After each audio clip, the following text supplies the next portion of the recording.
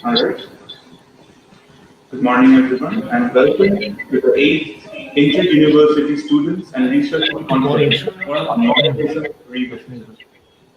And right now, we will have our welcoming address delivered by our principal, revered Maharaj.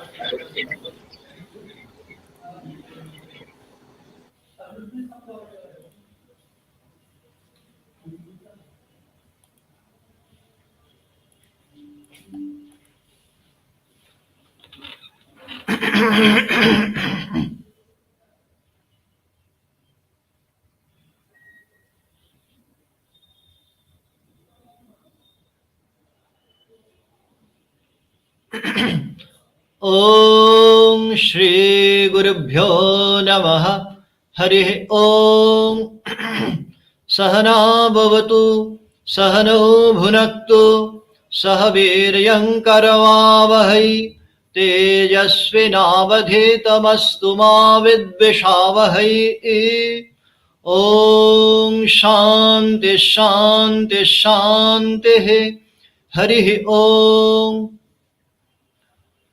Respected Professor Krishna Sen, Professor Ashok Sengupta will be joining us soon. Respected members of the faculty, Department of English of our college, and my beloved students, my respectful namaskar, love and good wishes in due places. So this one-day student seminar, though held in online mode, will definitely be a blessing to all the participants, all the students. Swami Vivekananda conceives of the total upbringing of the human being.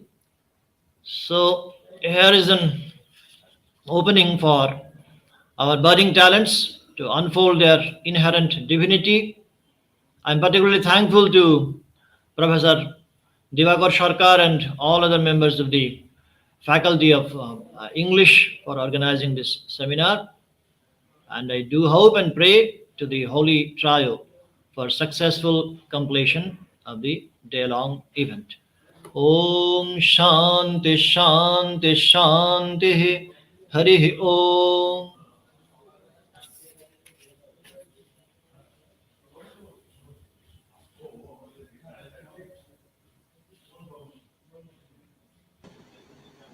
Thank you, Principal Maharaj, for your welcoming address. Uh, since our keynote speaker has not joined yet, we will have to wait for a while until she joins. Until then,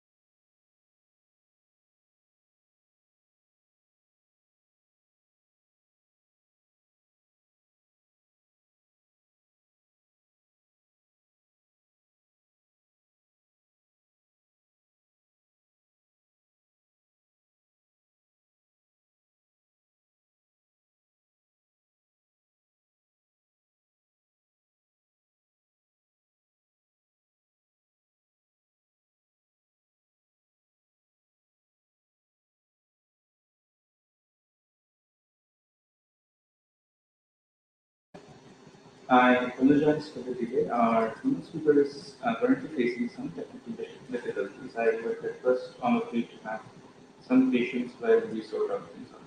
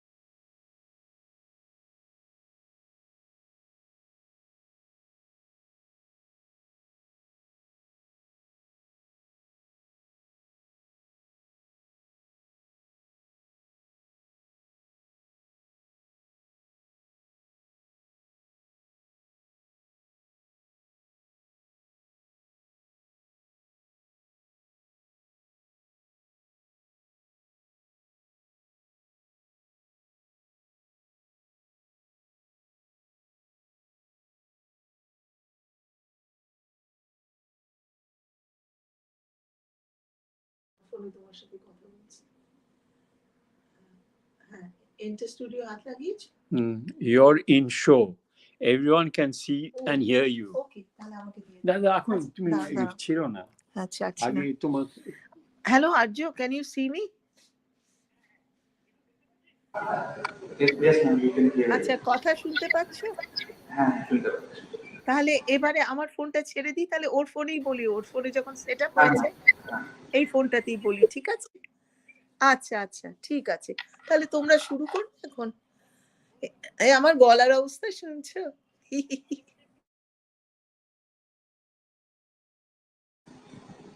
We apologize for the delay here. Our keynote speaker, Krishna Singh, has arrived. Before she begins, I would like to read out a short history of her career. Professor Krishna Sen was educated at the University of Calcutta and the University of Kent. He is professor and former head of the Department of English, University of Calcutta, and a founder member of university's Women's Studies Research Center, and was conferred the University of Calcutta's Eminent Teacher Award in 2020. She went to the University of Kent on a British Council scholarship in 1975 and to the University of California at Los Angeles, UCLA, on a Fulbright Fellowship in 1993. She was Leverhulme Professor of English at the University of Leeds in 2008, visiting Fellow at the University of Korea at Seoul in 2005, and visiting Professor at the University of Vermont and Nippon Fellow at Salzburg Seminar, both in 2002. She has delivered invited lectures and keynote addresses at several universities, including Stanford, Berkeley, and School of Oriental and African Studies at the University of London. She has monographs, edited volumes, and some 100 articles in national and international publications by publishers such as Routledge, Blackwell, Amsterdam University Press, Penguin, Noiki, and CEP. She is an editor of Orient Blackstone's Literary and Cultural Theory series, general editor of its Literary Genres series, and consulting editor for Feminist Studies in English Literature, published by the University of Korea, and Journal of Transnational American Studies, published jointly by the Universities of Stanford and UC Santa Barbara.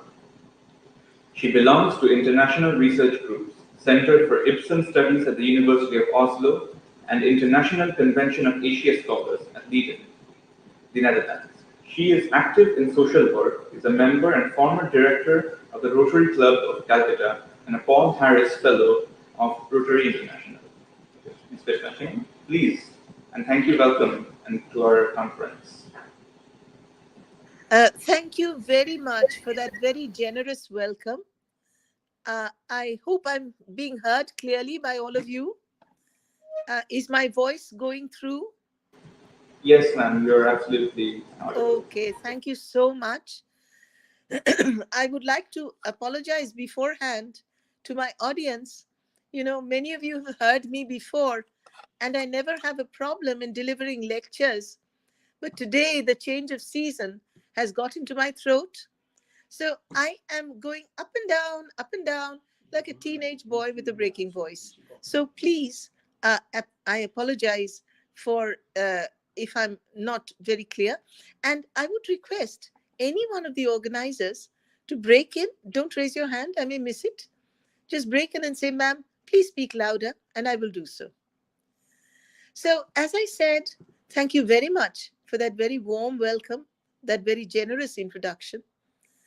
I would like also to record my appreciative thanks to the Department of English, Ramakrishna Mission Residential College, Narendrapur, and especially to its faculty member, Professor Arju Ghosh, for facilitating this keynote address at this seminar.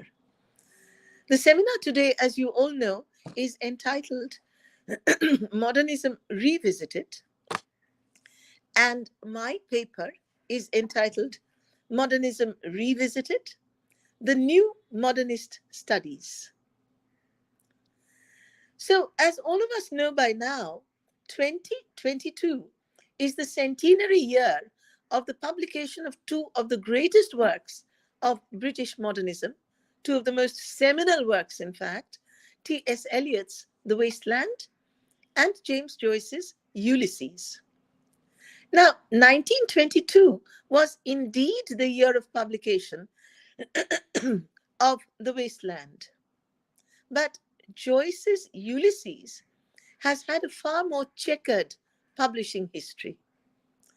The novel was initially published in serial form between March 1918 and December 1920. That is quite a while before 1922. But what happened was that in February 1921, this novel, which had been published in serial form by a Chicago-based literary journal named The Little Review, this novel attracted an obscenity case in a New York court. And the results were disastrous. The judge censured the novel very heavily for being obscene. It fined the editors of the Little Review for publishing it $50 each, which was quite a large sum in those days. And then, the worst thing of all, it banned the publication and circulation of Ulysses in the United States. So that was the first appearance of Ulysses, a very fraught appearance, as you can make out. But very luckily, through the good offices of some friends of his, Joyce succeeded in getting the novel published in complete book form in Paris through a small publishing house attached to a bookstore in Paris named Shakespeare and Company. And this publication in Paris in complete book form was 1922. So that is the year of celebration that we are, and the centenary year that we are celebrating here. But of course, the American saga continued, and I'll just round it off. The novel was quite popular in its Paris publication in 1922. So some intrepid publisher in America decided to bring out a pirated volume of the complete work in 1929. Sure enough, in 1933, once again the novel attracted an obscenity case in a New York court. But this time, thank goodness, there was a different judge. He absolved Ulysses of obscenity. And best of all, he said the novel could be freely published and circulated in the United States. So now Ulysses could be widely read above board in both continents. And this is the centenary we are celebrating. And it is not just us, it is departments of English and literary societies around the world. This is a kind of, shall we say, a global celebration. And I congratulate the Department of English, Ramakrishna Mission Residential College, Narendrapur, for becoming part of this august company by arranging the present seminar. Nevertheless, I need to point out something here. Ulysses and The Wasteland are not the only two major works of European modernism, or shall we say Eurocentric modernism, that were published in 1922. If we only celebrate their centenary, we are leaving out a whole host of other major works. So I would quickly like to run through some of them before moving on. So 1922 was the year of publication, if we look at England first, of Virginia Woolf's Jacob's Room and D.H. Lawrence's Aaron's Rod. So Jacob's Room and Aaron's Rod are also celebrating their centenary this year. Then if we turn to the United States, 1922 was the year of publication and also of the stage production of Eugene O'Neill's expressionist play, The Hairy Ape. Turning to the continent, 1922 was the year of publication of Marcel Proust's long philosophical novel, Sodom et Gomorrhe, which we who read it in English translation know by its English title, which is The Cities of the Plain. Now let's go to Italy. In Italy, in 1922, Luigi Pirandello wrote and published and had a stage production of one of his plays, which is ranked alongside the better known perhaps to students, Six Characters in Search of an Author, as one of his most seminal works on the ambivalence of personal identity. This is Pirandello's Enrico Quattro, which we who read it in English translation know as Henry IV, arguably his greatest work alongside Six Characters. And last but not the least, let's go to Germany. In Germany, in 1922, Hermann Hesse published his lyrical philosophical novella Siddhartha. And that was not all. In 1922, once again, Rainer Maria Rilke published two of his greatest collections of poetry, maybe the two greatest. One of them is the well-known Duino Elegies, and the other is the Sonnets for Orpheus, Rainer Maria Rilke. So all these great works were published in 1922 and have their centenary this year. Then there were a lot of minor works, of course, and I mean, the whole time will go listing them. So I'm not going to list them at all, except maybe just name one or two. For example, Eugene O'Neill also published a very forgettable play called The First Man. And then Luigi Pirandello had two more plays in 1922. One is called The Imbeciles, and the other is called To Clothe the Dead. And no one really remembers them. And there were many other minor works like this. But what I want to say to you as a prelude to my presentation is that 2022, this year, is not just the centenary of the Wasteland and of Ulysses, but it is the centenary of a year, 1922, which was like an annus mirabilis of modernist creativity. So we, scholars who love modernism, who work in the area of modernism, have much to celebrate this year. But now, the whole problem is, why do we have to have a seminar called Modernism Revisited? We don't get seminars entitled Shakespeare Revisited, do we ever? I mean, Shakespeare is always there, always known to be a great author. We don't need to recollect him and his greatness from time to time. Now, I'm not thinking of the Indian academic response to modernism that borders on hagiography. Indian academics, many Indian academics, I should say, put T.S. Eliot on the same pedestal as Wordsworth and Shakespeare. But I'm thinking of the Euro-American, the entire white Western response to modernism. And maybe some students who think that T.S. Eliot and Joyce are among the greatest people who ever wrote might be a little shocked to know that the reputation of modernism has been very problematic, even from its own time. Many, many people have doubted the greatness of these modernist works and, in fact, have subverted them, have criticized them, have actually pulled them down, if they could, to the lowest level. They did not think modernism was any good at all. Let me give you a short summary of some of the responses to modernism. To begin with, its own time contemporary critics. And I'm just taking one or two as representative examples. In 1921, for instance, 1921, Desmond McCarthy published an article in The Guardian where he severely criticized Eliot and Ezra Pound for, and I quote here, writing in at least 5 languages. What McCarthy was saying, of course, in a polite way, was that they were showing off their erudition, but ended up only being pedantic. So this is Desmond McCarthy on Eliot and Pound.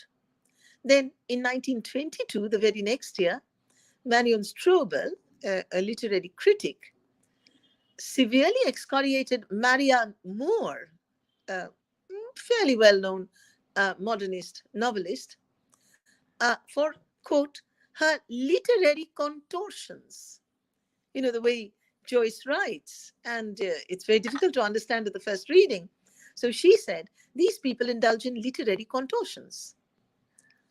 And in 1923, there was an article in the Times Literary Supplement that said that the wasteland was, and I quote here again, a blend of impressive language and jargon. There, jargon. So modernism was much looked down on, and I'm only talking about British modernism. Let's turn to France, and let's go to some other genre. Let's look at artists, art, sculpture and painting, for example. The French modernist sculptor and painter Marcel Duchamp. Well, people could not stop being horrified at what he was doing, and they simply could not stop criticizing him.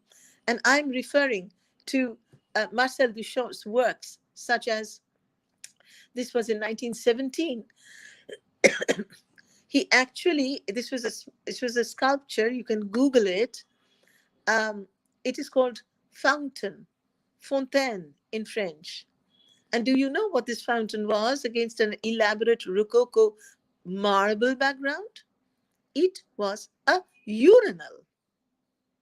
And then in 1919, well, Marcel Duchamp continued to shock, and I'm just giving you another example of the way he shocked. In 1919, he painted Leonardo da Vinci's Mona Lisa, and it was an exact Mona Lisa, but with mustachios, a mustachioed Mona Lisa, and he gave the mysterious title of LHOOQ, whatever that was supposed to mean. So you can understand that too many people were aghast at what the modernists were doing. But at least they were just criticizing. We have come to the point, excuse me, I'll just have a sip of water. We have come to the point where we are beginning to wonder, is modernism dead? And therefore we have to revisit it? Of course, the severest critics of modernism, well, the postmodernists, as you know. Now, postmodernism is supposed to have officially begun in 1966 with a very young and a very radical Jacques Derrida delivering a lecture at Johns Hopkins University entitled Structure, Sign and Play in the Discourse of the Human Sciences, where he said that norms did not exist, there were no centers, everything was fluid, nothing was fixed, sorry, and therefore literary movements could not be said to exist. The word postmodern, however, actually came into being when it was coined by Jean-François Lyotard, as many of you know, in the title of his 1979 seminal work, The Postmodern Condition, A Report on Knowledge. This was 1979 by Lyotard. And all of you know how in the preface, Lyotard condemned modernism along with things like organized religion for worshipping puerile, quote, grand narratives. So modernism was no good. It was passé. It was obscure. It was defunct. I mean, that is what Lyotard was trying to say. To give you an idea of how strongly the postmodernists condemned modernism, I would actually like to quote from an article by an American postmodern novelist named Cynthia Ozick. Cynthia Ozick published an article in the New Yorker magazine dated 20th of November 1989, and it was titled T.S. Eliot at 101. This is Cynthia Ozick publishing an article in the New Yorker magazine in November 1989 titled T.S. Eliot at 101. And this article was nothing short of a diatribe. I mean, it wasn't even a criticism. It was a diatribe against T.S. Eliot, who was taken as a symbol of all modernists. I just want to quote one or two sentences, maybe not the strongest ones. Ozick says, "We no longer live in the shadow of T.S. Eliot. Tradition is equated with obscurantism." Remember tradition and the individual talent? Tradition is equated with obscurantism. T.S. Eliot's poetry is too false. False, mind you, false. It is too false. It is like false coinage. I'm quoting. It is like false coinage. Too aristocratic, too obscure, too difficult. So this is Cynthia Ozick. T.S. Eliot's poetry is false coinage. It pretends to be great, but it is actually arcane. I'm using another word. I'm taking another word from her article here. It is actually arcane. And then you might talk about Paulo Coelho. Many of you will have read his book, The Alchemist. So Paulo Coelho says about James Joyce's Ulysses, one of the novels we are celebrating here, that, and I'm quoting, "Ulysses was a bad example to later authors. It was pretentious," unquote. So there you go. Modernism is arcane, it worships false gods, it is false coinage, it is pretentious. Well, you might say, these things happen in literary history. You remember how Wordsworth severely castigated the Augustans for not writing the way he wrote. So it keeps on happening, When a new movement comes, they always try to devalue what has gone before. But it's not just the postmodernists. You say, okay, they had some reason for pulling down modernism. But what is even more surprising is that critics after 1960, whom we have always known to be very good critics of modernism, suddenly begin to turn against modernism. For example, let me give you a short list of this.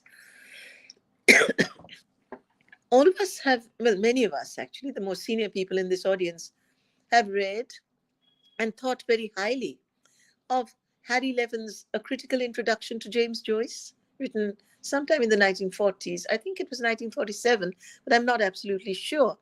But many of us have recommended it to our students when teaching a Joyce novel. This same Harry Levin, who in the 1940s wrote this excellent book called A Critical Introduction to James Joyce, in 1960 publishes an article titled, "What Was Modernism?" Can you imagine that? What was modernism? Like, who on earth was T.S. Eliot and Joyce? Who on earth were people like Virginia Woolf? What was modernism?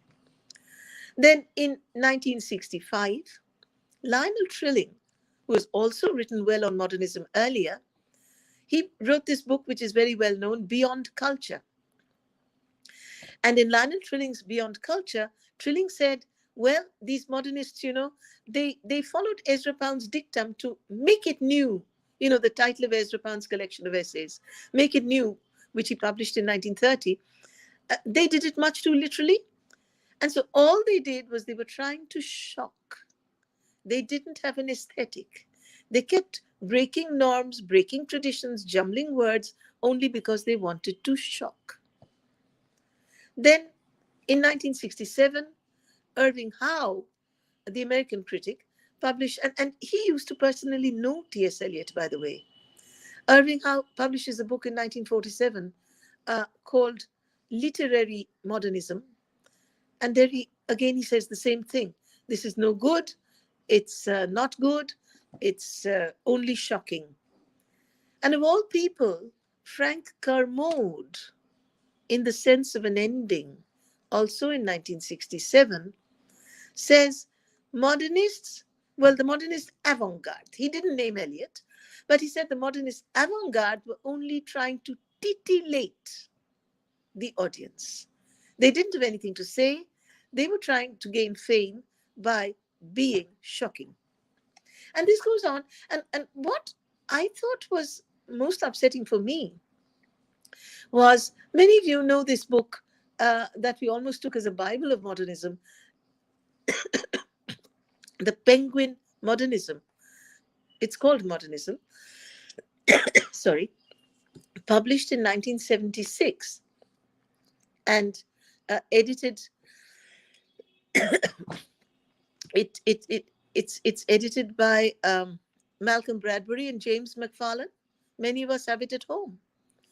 And there too, in their introduction, Bradbury and McFarlane say modernism is less than great because it tried too hard to be novel. And then you have so many more things like that. For example, Robert Hughes writing The Shock of the Modern in 1981. And this goes right up to the new millennium. You have Peter Gay writing The Lure of Heresy. The modernists only tried to be heretical. They did not have an aesthetic. They were not artistic. They were just heretical, breaking norms and preening themselves for doing something new. But in the new millennium, or close to the new millennium, modernism is clearly pronounced as dead. So in the late 1990s, Rod Hackett publishes an article, much circulated article, in the journal Echistics, which is titled Modernism is Dead. In 1997, we have, for example, Stephen Best and Douglas Kellner writing The Postmodern Turn, saying the modernist turn is over. And then in the new millennium, there is an article in The Guardian written by Peter Gay. This is dated 2007, November 2007. And Peter Gay's article is titled, Is Modernism Dead? So Rod Hackett's was Modernism is Dead. Peter Gay, writing in 2007, says, Is modernism dead? And again in 2007, there is an article by Morgan Mays in The Guardian. The Guardian is very widely circulated, as you know. Sorry, Peter Gay was in The Guardian and Morgan Mays was in a London journal called The Smart Set. And I'm just quoting to you the first sentence and the last sentence. The first sentence of this article by Peter Mays says, the end has been a long time coming, but it is here now. We have to look again at whether modernism was worth it. Please note, whether modernism was worth it. And this is the last sentence of Morgan Mays' article in the Smart Set. Modernism is dead. Rest in peace, modernism. And of course, along the way, people like Raymond Williams in 1987 published an article called When Was Modernism? As though it never really existed. So there has been a lot of this.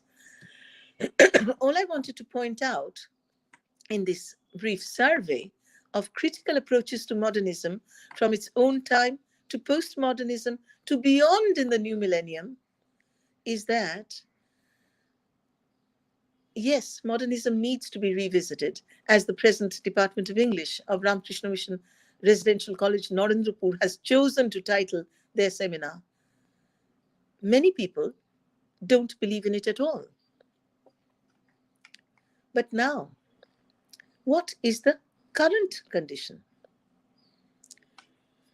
Is modernism dead as a dodo, as many have claimed and I have listed for you? Or has modernism risen from its ashes like the phoenix in all its glory once again? Well, I'm very happy to share with my audience here that if we have to choose today between these two mythical birds to identify modernism, the dodo and the phoenix, well, the bird of choice is the phoenix. Modernism has risen from the dead. and has become a very, very important academic pursuit today. Now, how did that happen? When did that happen? Why did that happen? That is what we are going to look at today, and that is the second part of my presentation, which is called the New Modernist Studies. Well, the initiators of what has come to be known today as the New Modernist Studies are two American professors, Professor Douglas Mao, MAO, and Professor Rebecca Walkowitz. Professor Douglas Mao is currently a chair professor of English at Johns Hopkins University, and Dr. Rebecca Walkowitz is currently distinguished professor of English at Rutgers University. Now, in 1994, Professors Mao and Walkowitz succeeded in persuading Professor Mao's university, which is Johns Hopkins University, where he still teaches, to do the following things. And the date is 1994. Johns Hopkins University, at the request of Professors Mao and Walkowitz, agreed to initiate, sponsor, and also fund a new literary society called the Modernist Studies Association, MSA. That is number one, starting a new literary society which they would fund called Modernist Studies Association. Along with this, they also decided to sponsor and fund an annual international conference on modernism to be held every year at Johns Hopkins University. And believe me, it has been held every year from 1994 onwards. Thirdly, Johns Hopkins University also agreed to sponsor and fund a new journal dedicated to new publications on modernism titled Modernism/Modernity. And last but not the least, fourthly, Johns Hopkins University agreed to fund a literary prize for the best book on modernism published every year from 1994. And there would be a panel of judges, and they would select the best new book. So in 1994, Johns Hopkins University started, and remember, they also agreed to fund it. All of us in universities know how difficult funding is from a university or a college. So they agreed to fund all of this. The Modernist Studies Association, the annual International Modernist Conference, a new journal titled Modernism/Modernity, and a book prize, a literary book prize on the best publication on modernism every year from 1994. And believe me, all of it is still continuing. Now, what happened was that there obviously was a need for academics to go back to modernism. Maybe, people were tired of postmodernism or whatever it was. And modernist studies associations spread like wildfire all over, shall we say, the white academic world. They spread to Europe, to England. It was already there, but many new chapters opened in many other universities in the United States. And it also spread chapters of MSA, Modernist Studies Association, to Australia, Canada, and New Zealand. So within a decade from 1994, by 2004, there were Modernist Studies Associations in all Euro-American countries, either privately done or sponsored by universities, mainly sponsored by universities. Now, a Modernist Studies Association, a very active one, opened up also in the University of Edinburgh in the British Isles in Scotland. And in 2005, Edinburgh University decided to follow the lead of Johns Hopkins University. And they decided to sponsor and fund the following items. Number one, an annual international conference on modernism at Edinburgh University, now based in the British Isles, the Johnson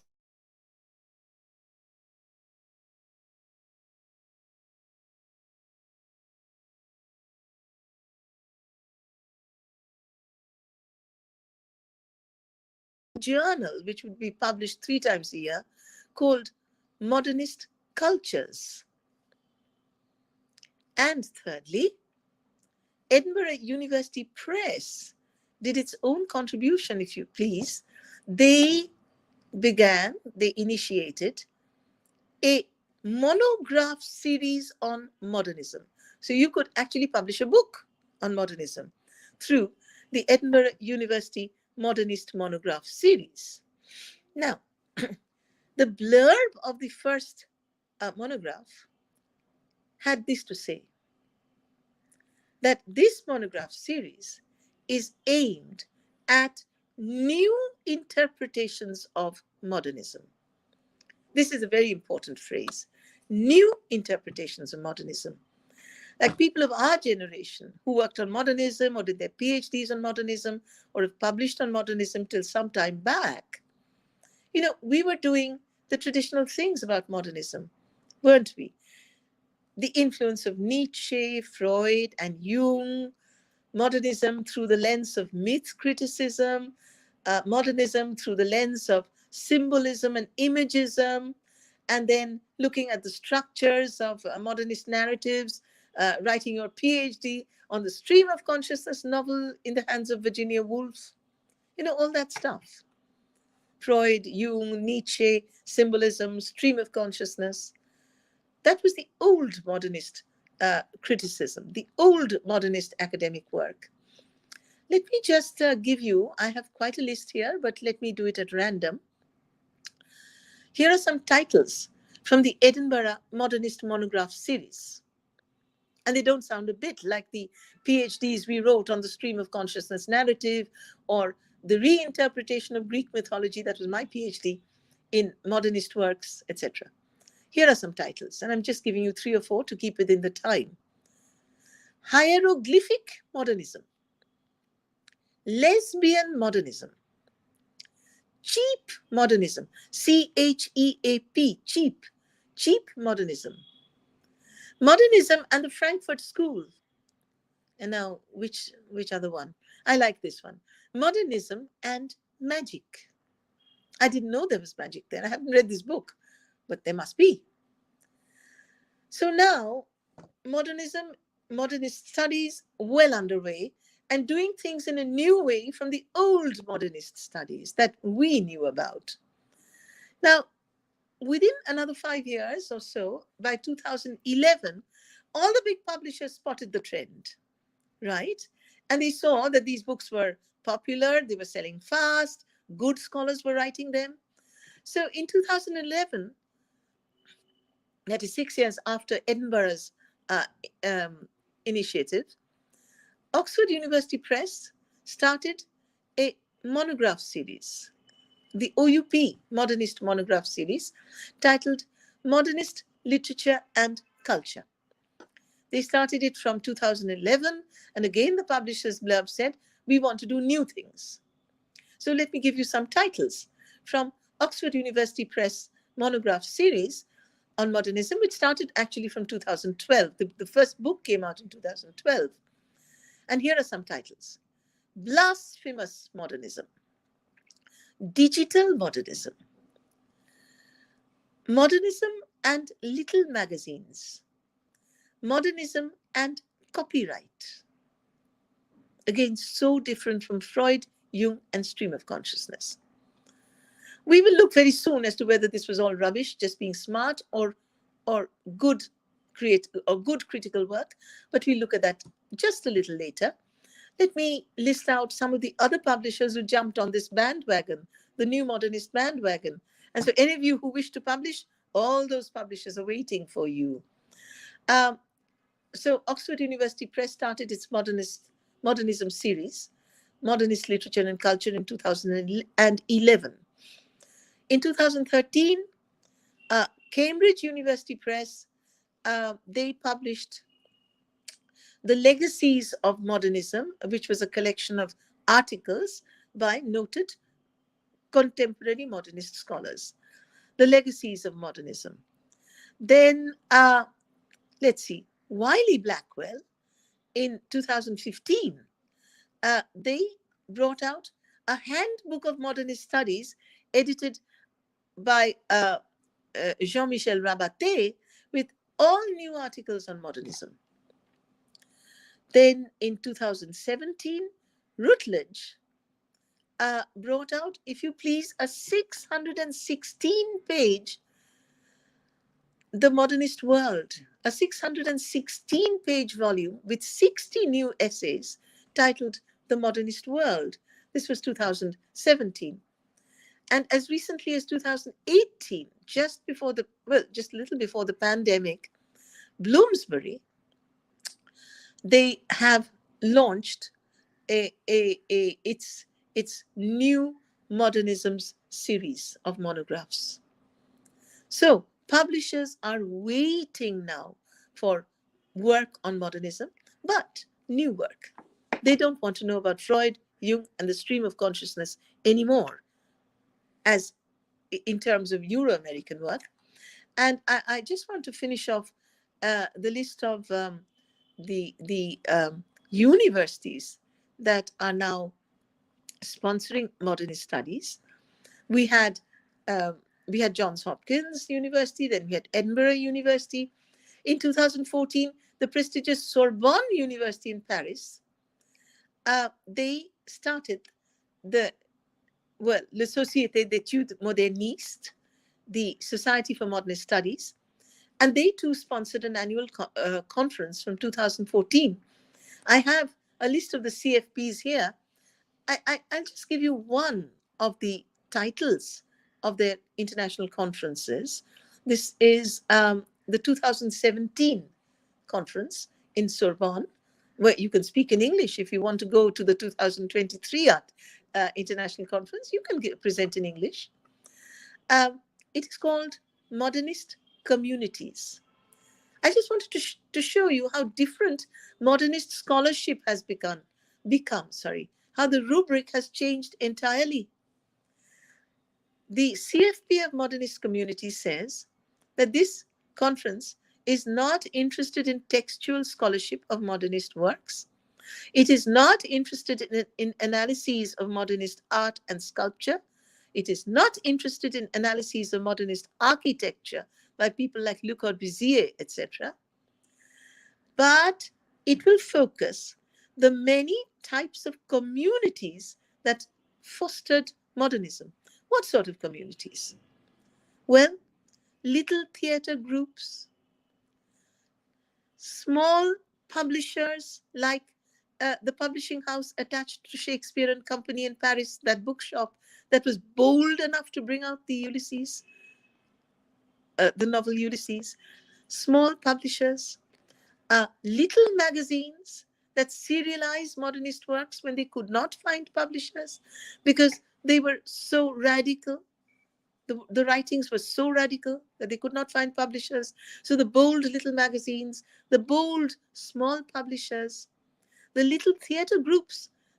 We are very familiar with little theater groups in Kolkata, how in the Academy of Fine Arts they acted out plays which would not be even touched by places like the Star Theatre. So little theater groups are very important. I mean, most of Eugene O'Neill's early plays were brought out by the Provincetown Players in Provincetown in New Jersey, in America, and they were hardly known. And then bohemian groups, okay?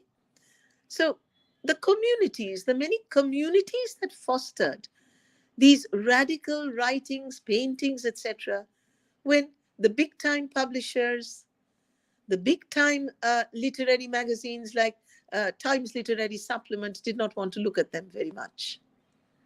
That T.S. Eliot actually had to defend Joyce's Ulysses in the Times Literary Supplement in his essay, Ulysses, Order and Myth.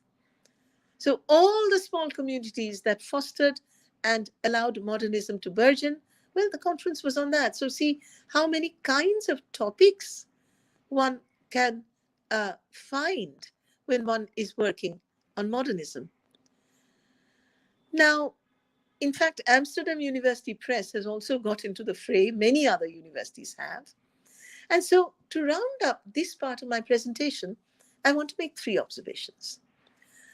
Modernism has had from a problematic press to a bad press, right through from its own time, through postmodernism into the new millennium.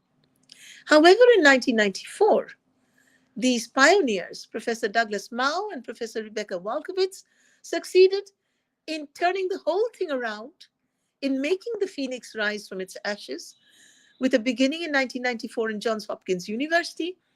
And then I have showed you how this has progressed, and the new modernist scholarship has become a very important part of the current literary landscape.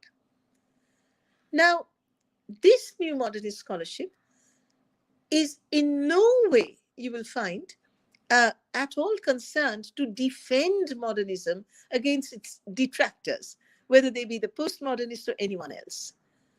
They don't have a chip on their shoulder. These new critics of modernism do not have an inferiority complex. They boldly say modernism is good and we have new things to say about it. So that is the first thing I want to say.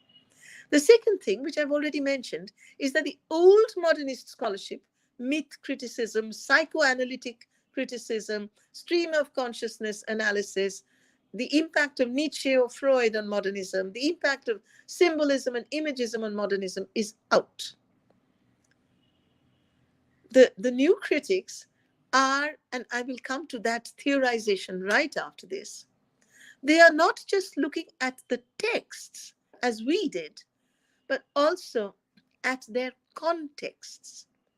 And I'll try to show you how these contexts have become larger and larger and more complex and even more interesting.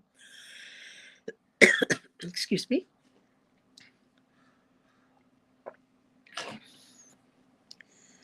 So, no apologies for modernism, no going back to the old scholarship of psychoanalysis, myth criticism, etc. And thirdly, the application of new rubrics to the reading of modernism. For example, a book like Digital Modernism. I mean, nobody knew about digitization in the 1920s. Or, for example, in the entire era of modernism. The period of modernism is normally taken to be the 50 years from 1890 to 1940. Who knew about digitization then? I'm afraid I have not read this book, but it's available on Amazon. You might be interested. So, we now come to the new modernist studies. That is Modernism Revisited, actually. It's not just going back and rereading The Wasteland or Yeats or Joyce or, for example, Jean-Paul Sartre, once again in the old way. It is a completely new rubric. What is it? Now, the title of this new endeavor, New Modernist Studies, was given by Douglas Mao and Rebecca Walkowitz in an article which they published in PMLA, but I will come to that by and by. Let me go systematically now. Douglas Mao and Rebecca Walkowitz started embarking on their first theorizing of the new modernist studies. One can even call it their first foray in an organized manner, not just in the various literary journals, separate articles in literary journals, but in an organized manner in 2006. Together, they edited a book provocatively titled Bad Modernisms. That's right, B-A-D, bad. Bad Modernisms, with an S, plural. It was published by Duke University Press in my mistake. It was published by Duke University Press in 2006. So, the first foray into new modernist theorization was Douglas Mao and Rebecca Walkowitz's jointly edited publication with a collection of about 13 or 14 essays titled Bad Modernisms, Modernisms with an S, published by Duke University Press in 2006.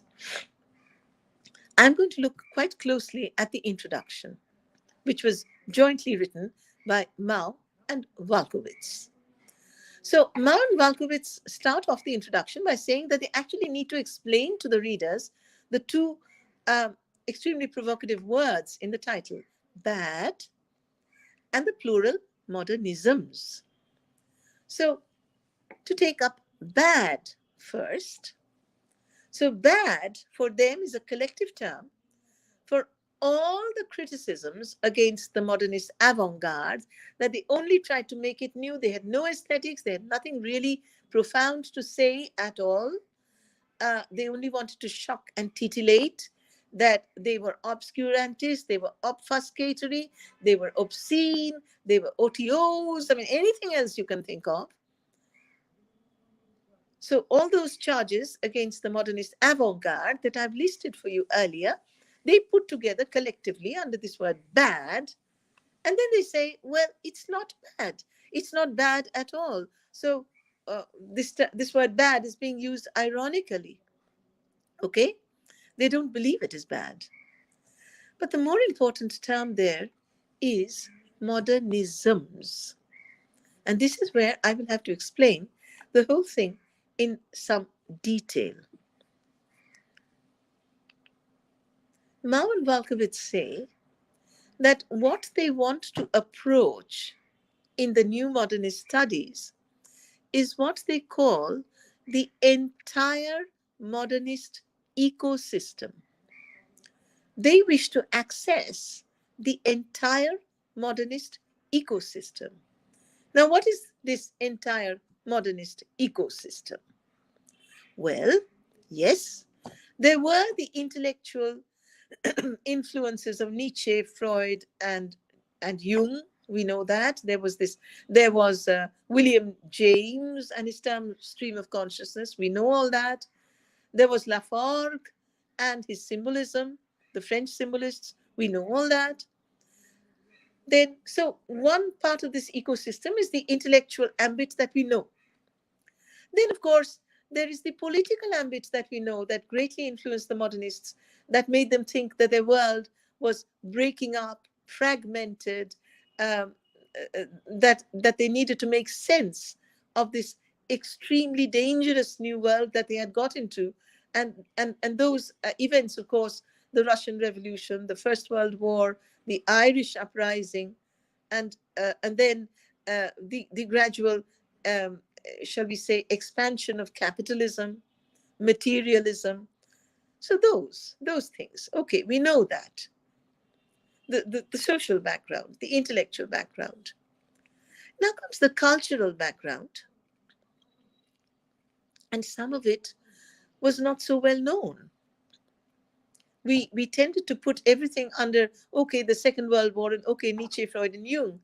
But this whole cultural matrix of the little magazines, the manifestos, the little theater groups, the whole backbone of the modernist movement, that had not been explored in any great detail.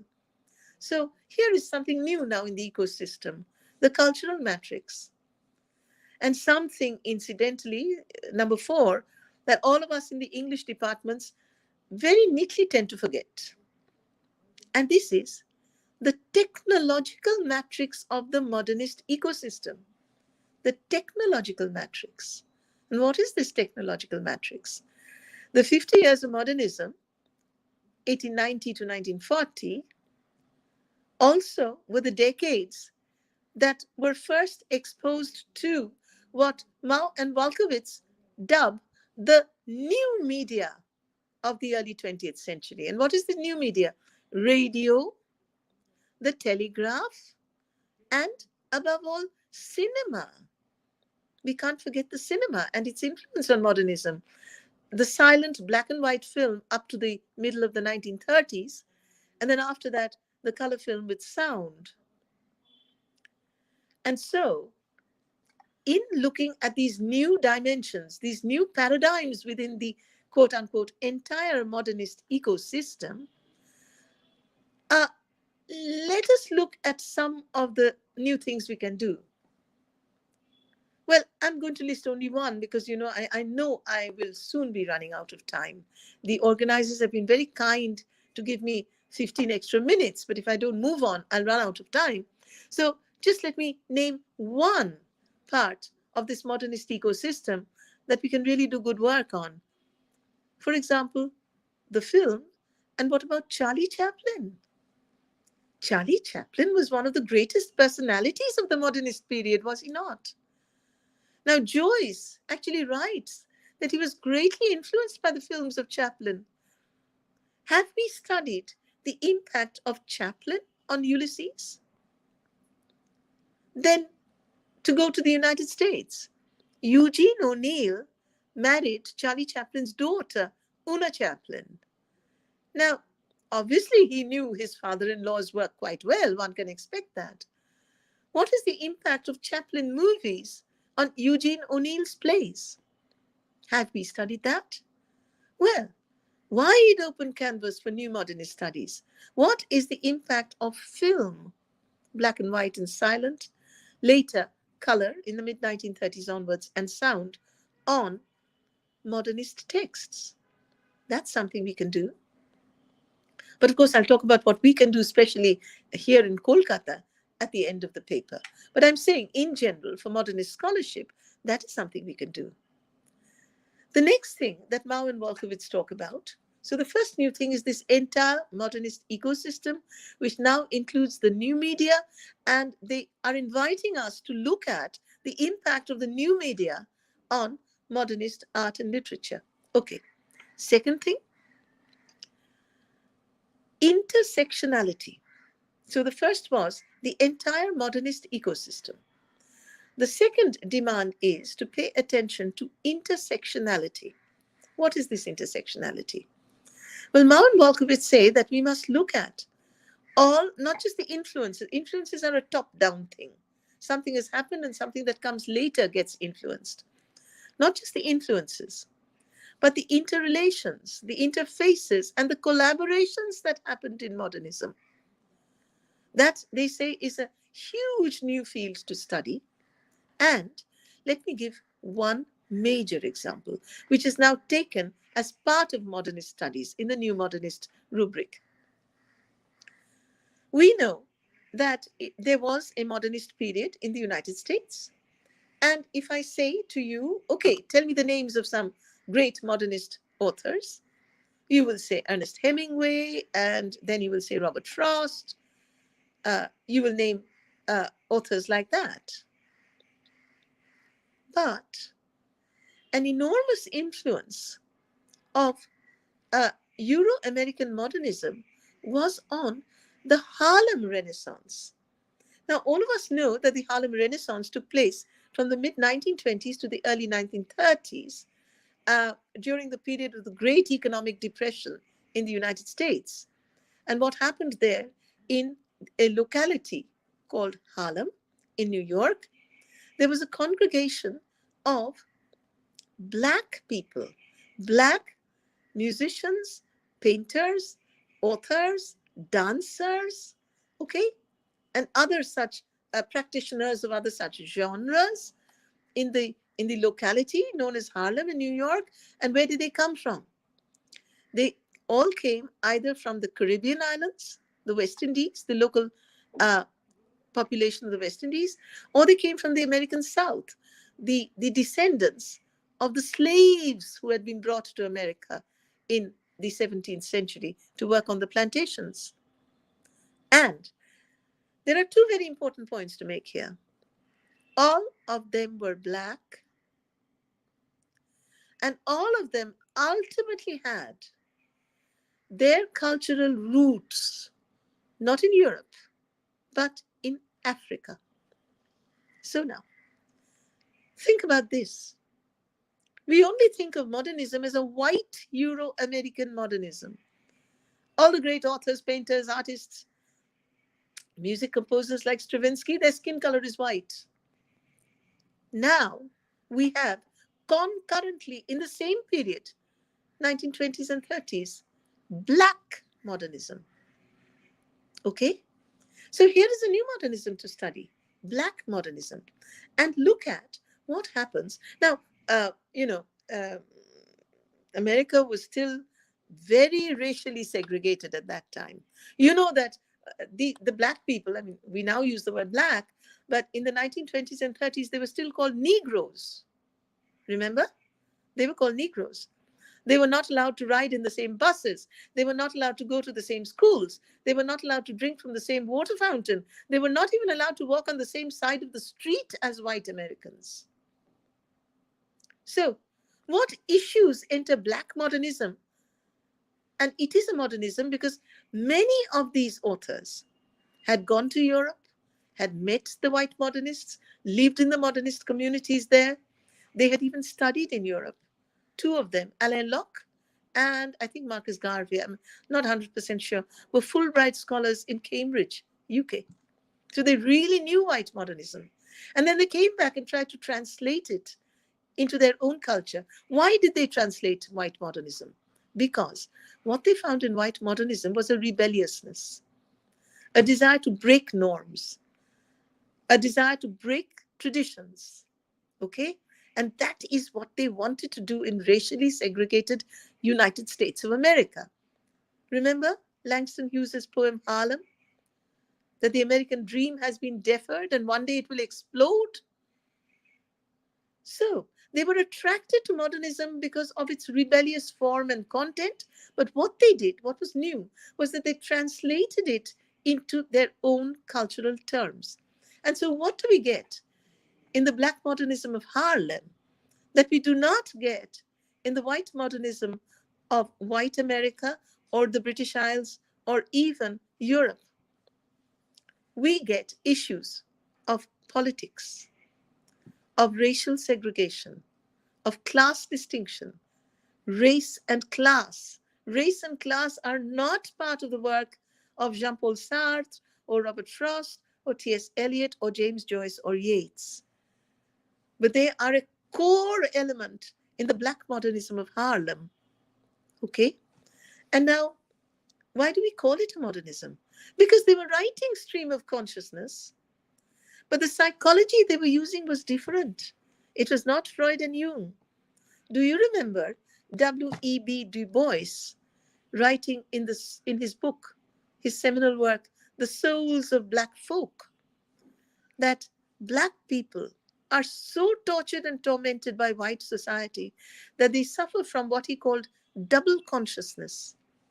W.E. Du Bois's psychological theory of Black double consciousness.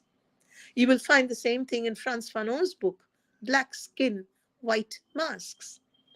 So, the Black modernism of Harlem is psychological, like white Euro-American modernism, but a different psychology.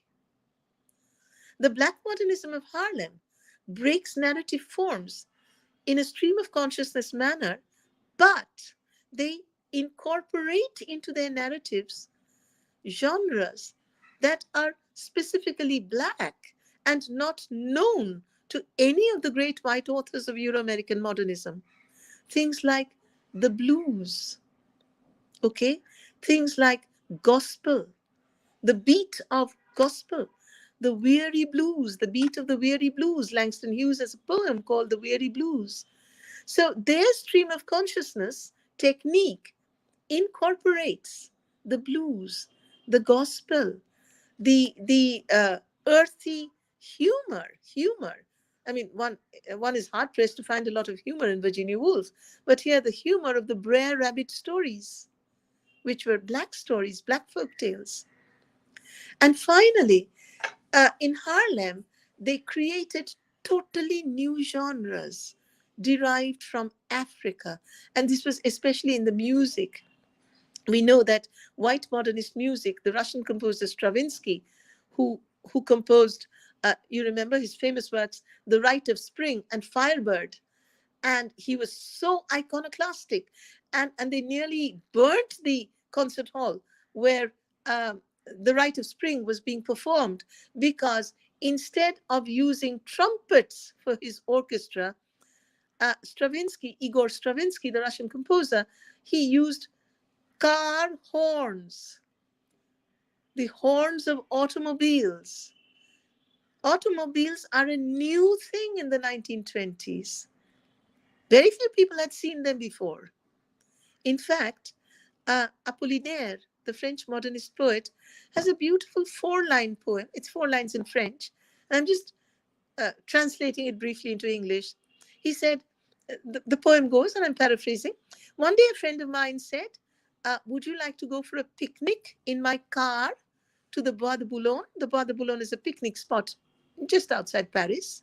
And I was very eager to ride in the car. And the last 2 lines of this 4-line poem are, and then I got into the little car and drove away straight into the future. Not to Bois de Boulogne.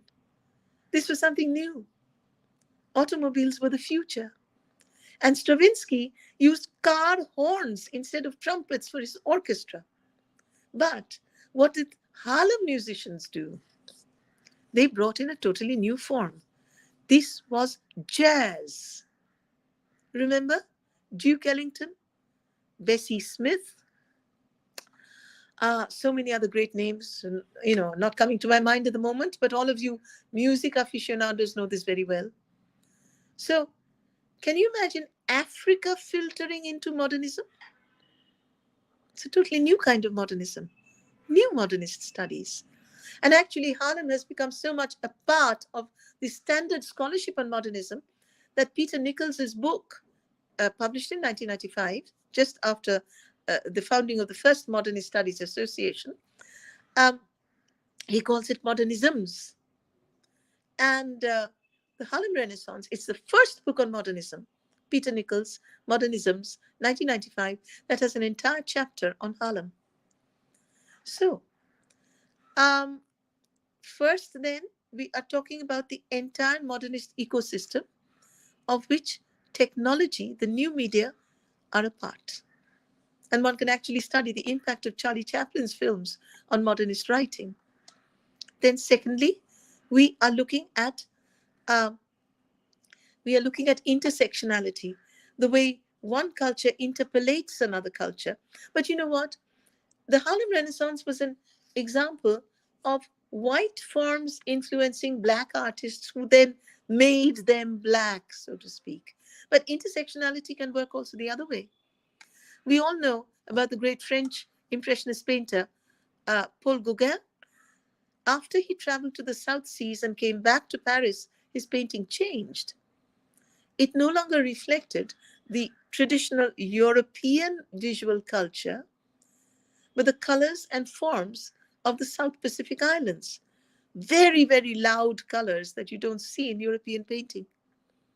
So here is the margin impacting the center, as it were. Another very good example of the margin impacting the center is Ezra Pound. As you know, Ezra Pound has a book on his travels in China. And I would like to point out to you that there is a book. It was published in 2003 by Michigan University Press. It is titled Ezra Pound and China. It is edited by Xiaoming Qian.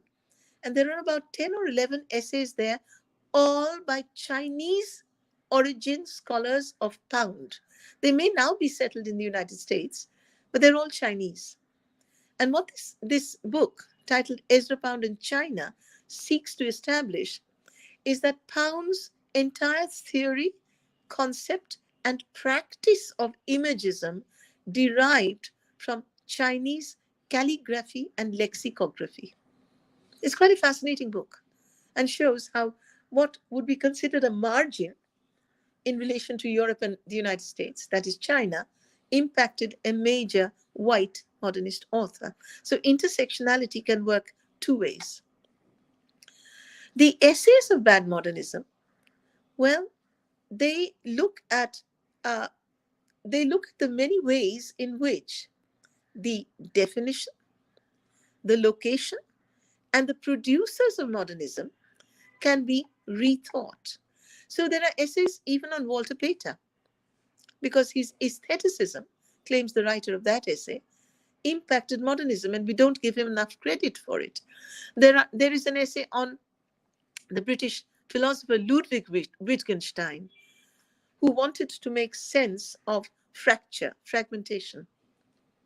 What else? Okay. Rebecca Malkovich has an essay on Virginia Woolf. So you will say, oh, that's standard. But it's not on her stream of consciousness narrative. It is on, the essay is titled Virginia Woolf and Cosmopolitanism. And it is an essay on Virginia Woolf's participation in the Bloomsbury Group, another modernist community, of which a major participant, as you know, was Mulk Raj Anand, our very own novelist Mulk Raj Anand, who has a book on his Bloomsbury experience and what Virginia Woolf learned from these cosmopolitan members of the Bloomsbury Group. It's a fascinating new light on Virginia Woolf. So that is Bad Modernisms in 2006. That's a book. And then in 2008, Mauen Volkowitz published an article in PMLA. This was in 2008. And they titled it The New Modernist Studies. And that's the name, the nomenclature that is stuck to this new academic work. I'll be moving a little fast on this, since I have till about 20 past or 25 minutes past 12, and I'm nearly there. And they say in this article, The New Modernist Studies, that the New Modernist scholarship is marked, first of all, by expansion. And expansion along what parameters? Temporal, the time axis; spatial, the space axis; and vertical, the class axis, the social hierarchy axis. Now, temporal, to make it very brief, well, we can look at people who have influenced modernism before 1890 and people who are influenced by modernism beyond 1940. So that 1890 to 1940 period is stretched both before and beyond. And the temporal expansion reperiodizes modernism. It goes on earlier and it goes on later. To go to the expanded spatial axis, the expanded spatial axis re-territorializes modernism. How? I'll give you a quick example because I'm really running out of time. Let's take the language Spanish, for example. Now, continental Spanish modernists like Federico Garcia Lorca or Miguel de Unamuno, they have been the subject of many works on modernism. But let us look at Spanish language Hispanophone modernism in Latin America. How about same time, within 1890 to 1940, same period? How about Pablo Neruda and Gabriela Mistral in Chile? How about Octavio Paz in Mexico? Modernists. Somewhere else, in Latin America. A different spatial axis altogether that widens out the modernist world. Or another direction, if we move in another direction, Eastern Europe. How about Emil Isaac in Romania? Now, of course, the problem is that most European and American critics do not access all these languages. They only know, they're Anglophone, they only know English. So that also opens up a space for people who know languages other than English to write in English and show these new paradigms of modernism, as those 12 Chinese scholars did in the book Ezra Pound and China. So there is the spatial axis. And then the vertical expansion. Mauen Volkowitz say that the vertical expansion is the most radical expansion of modernist scholarship in current times. It completely obliterates that high art, high modernism, low popular culture distinction that even Eliot made and that was attached to modernism. And it looks at the impact on modernism of things like popular culture, the music hall, the masquerade, Tom and the cartoon film, the black and white silent cartoon film which had started. So popular culture becomes a part of the modernist academic purview. Now, I'll just skip a bit of this article because I'll go much beyond time and come to the two last portions.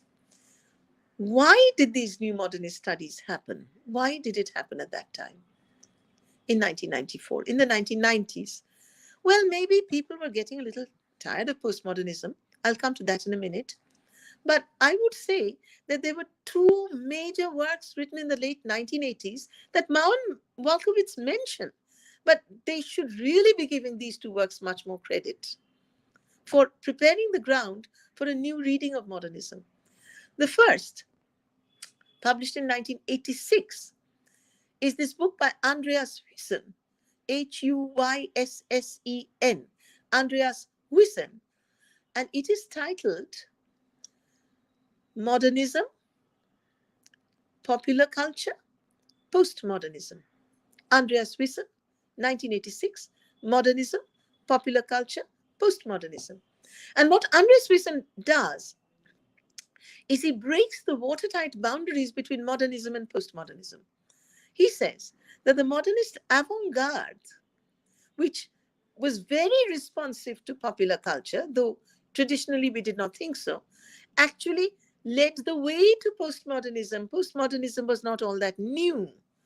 That is the argument of Andreas Huyssen's Modernism, Popular Culture, Postmodernism, published in 1986. And the next book was by a Black American scholar.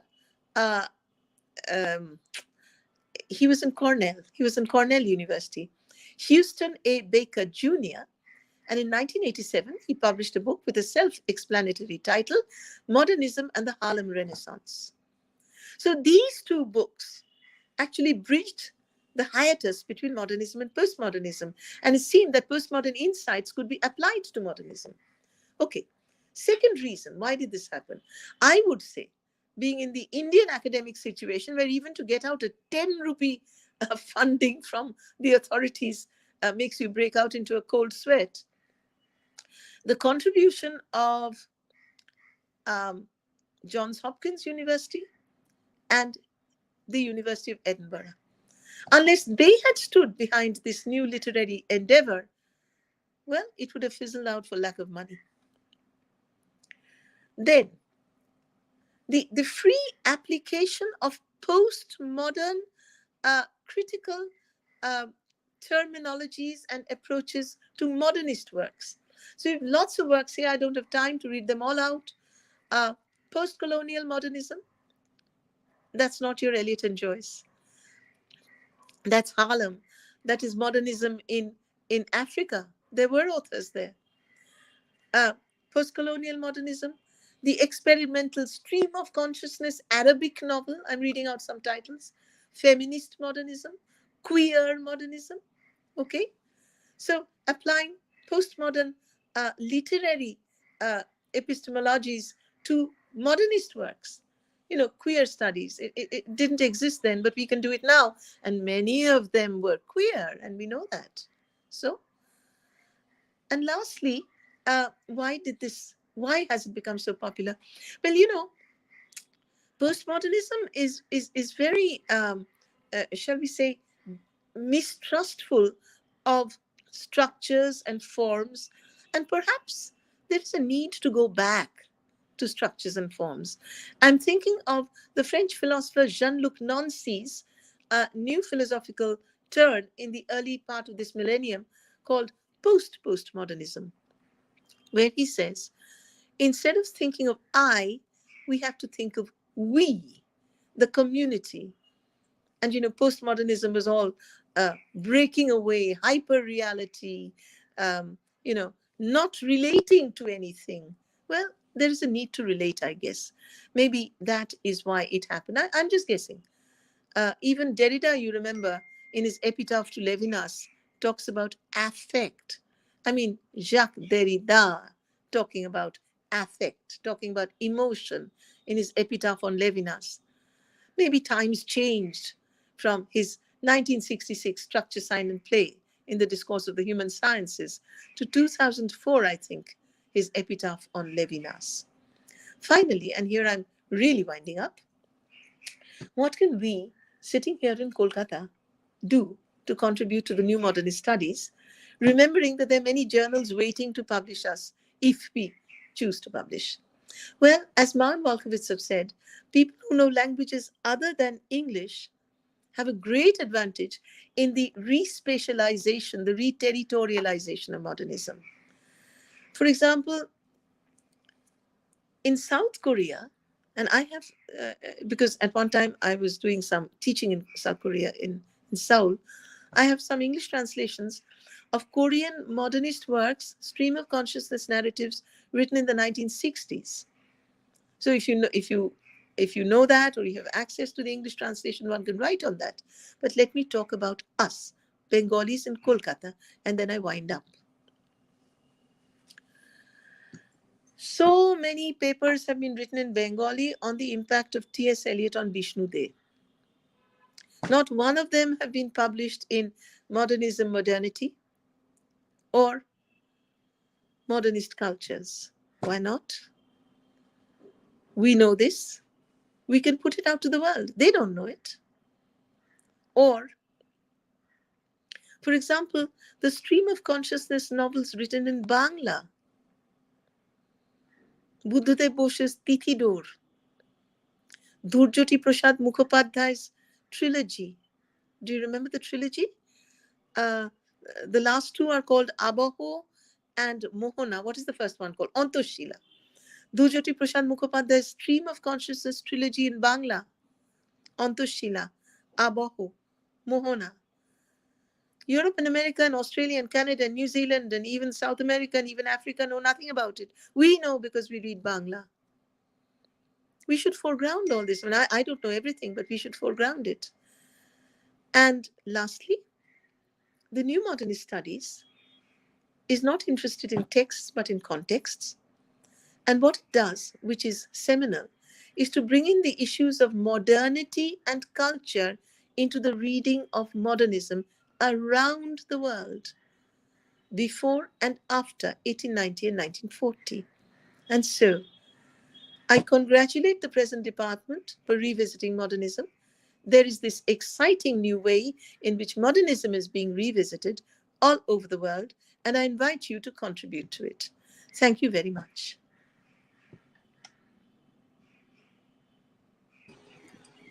Thank you so much, Dr. Krishnan, for such an enlightening and wonderful keynote to our seminar. It's truly wonderful to see how many different ways modernism can be pursued even in the modern time after the so-called death of modernism. We can see that modernism indeed is not dead as a dodo, but rising out of its ashes like a phoenix. Thank you again, Doctor. We come to a close of the introductory keynote of Dr. Krishna Sen. Now we'll begin the presentation section with the first section chaired by Devaritya Mukhopadhyay, Assistant Professor at the Manikchand College. Thank you. না তোমরা বের করে দাও তো আমাকে হ্যাঁ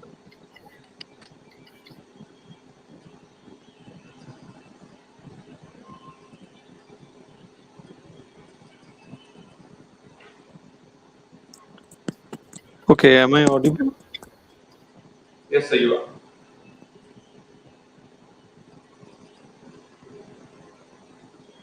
Okay. Thank you for the invitation. Shall we start? Yes, sir. Okay. The first So, yeah, as per the schedule, there should be 4 presenters. I can see Shoham, I can see Shumon, I can see Omar, and there should be Monami. Yeah, thank you. Okay. So now we begin the session. I clear some basics for the presenters.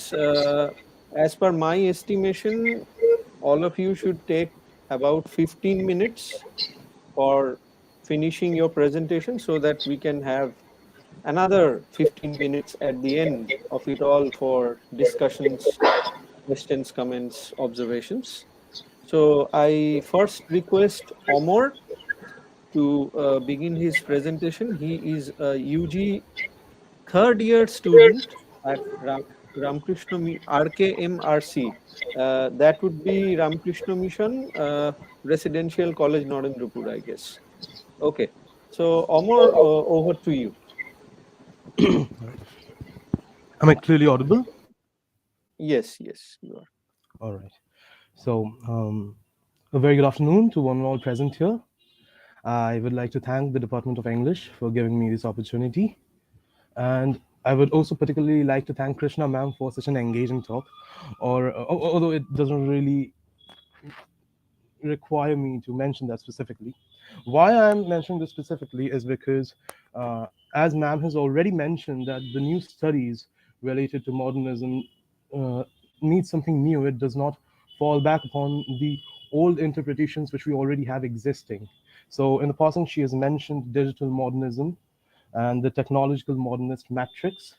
And we'll see how, of course, we'll refer to texts by Wolff and Freud in this paper, but we'll see if we can reach a point that is yet not been explored um, adequately. So we'll quickly move to the paper.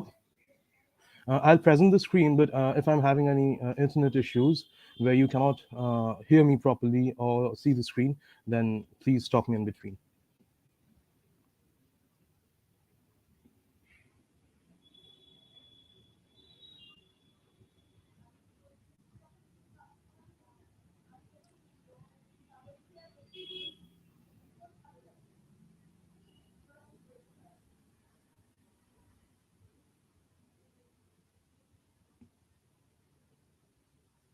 Um, is the screen visible?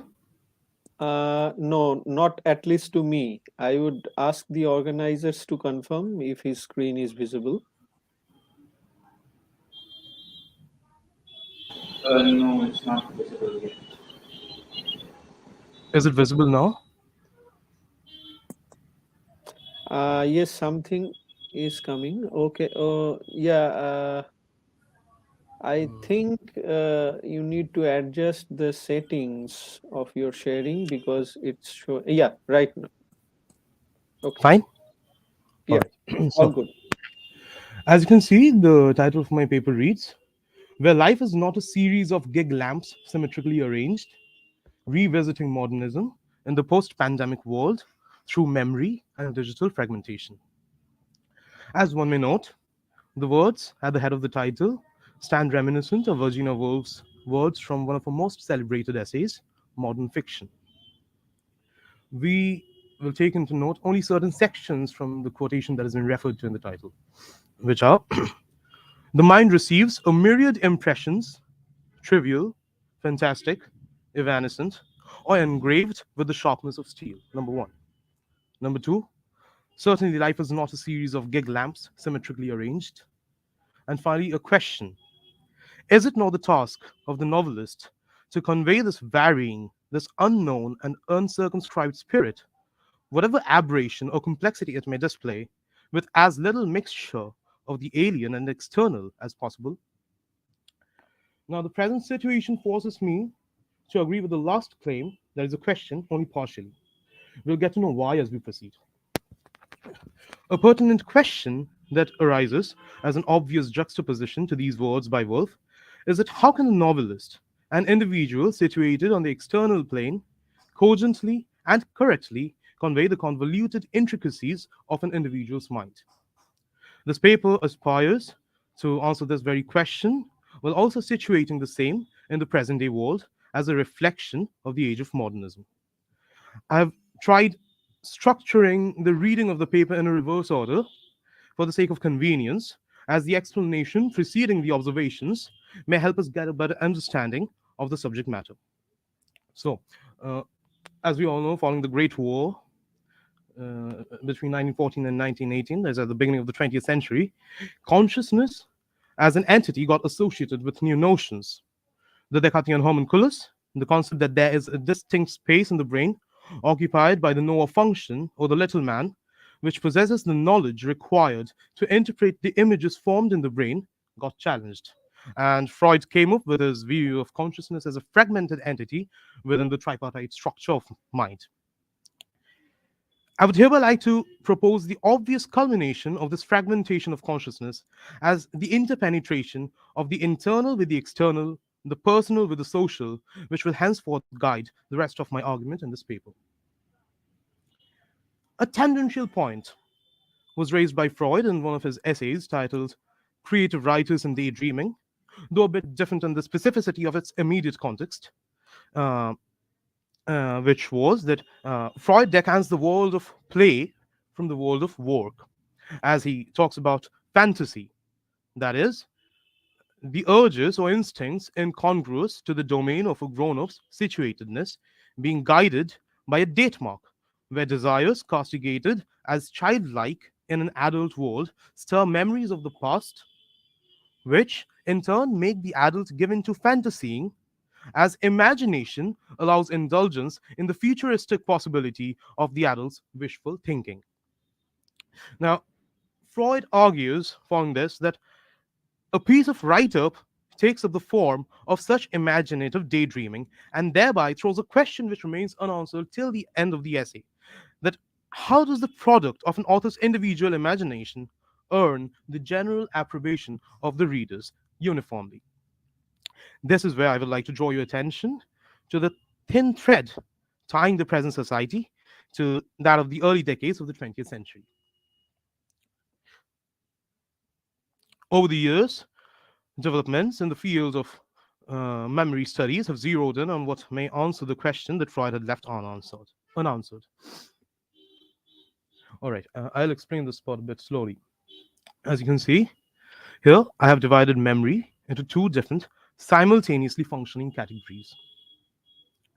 The conjunctive memory, which is basically the record of particular object or event, and which hence varies in the proportion of matter that can be remembered in relation to the given context. And it is a factual record, which varies from time to time in the context of a particular event or object that is to be remembered. And then we have the situated memory, which I have used to depict the kaleidoscopic fragments that collectively constitute the manipulated memory, which in turn steers our actions as the mind itself leaks into the culture and the culture leaks into the mind. Both these categories of memory combine into the shape of the transitional zone of conflict. Here in the middle, as you may see, I'll just zoom in a bit. Yes, here. Both these categories of memory combine into the shape of the transitional zone of conflict, which I have put as the core self, where come into play, number one, the individual interpretation and its resultant approach, how recorded events are primarily reconstructed with the Candelian imagination, as Eric Kandel depicts memory as an integration of recollection and imagination, uh, and how this is remembered as a modified memory that stands more representative of who we really are. So it's basically the primary imagination that goes to and, that goes to a domain of exploring the desires or the way we want to remember things within a personal domain, while while not situating ourselves in the society, not being guided or manipulated by the social constraints, or the various the factors that act as a culmination of us being situated in the society. Note this, that both the Candelian imagination and the Hoskinian emergence, which I will be explaining just now, work simultaneously. So it is very difficult to separate both while they're functioning together. So number two, the other category which works in this transitional zone of conflict. What Andy Clark and David Chalmers, in the essay titled The Extended Mind, term as the situated brain, functioning in a couple tie with an active externalism, where the human organism is linked with an external entity in a two-way interaction, thus creating a coupled system that can be seen as a cognitive system in its own right. Andrew Hoskins further talks about the emergence of a modified memory as a result of manipulation by society, and hence you have the Hoskinian emergence over here. Now, note that it is this very zone of conflict where imagination meets pragmatism, where the microcosm meets the macrocosm, where the self meets the society. Before I proceed any further, necessity calls for for a little bit of digression. Digression, sorry. I'm not sure if Professor Shataki is listening to this, but I must thank him personally for helping me behind the research related to this paper in the strangest possible way. So basically, we were present in SP's class, and due to certain unavoidable circumstances, we had to share the text with SP, the text that we were studying. And I remember him refusing to take the text that I had offered by claiming that this is not the edition which he is used to reading. And eventually, he asked us to think about it, like, uh, how a different version of the same book may make the reader feel inconvenient or uncomfortable or perhaps even incongruous about the structure of the book itself. I now wonder what else could be a more obvious cause behind the event than familiarity. The mere structure of the book, the arrangement of the pages, the familiar feeling of the fingers, the usual experience of eyes, what else could have possibly been the reason? Taking this as a cue, we may reach a more cogent answer to Freud's question and hence a more accurate explanation of the fragmented consciousness. Readers find familiarity in the words of authors, and from familiarity we derive pleasure. Uh, just a second.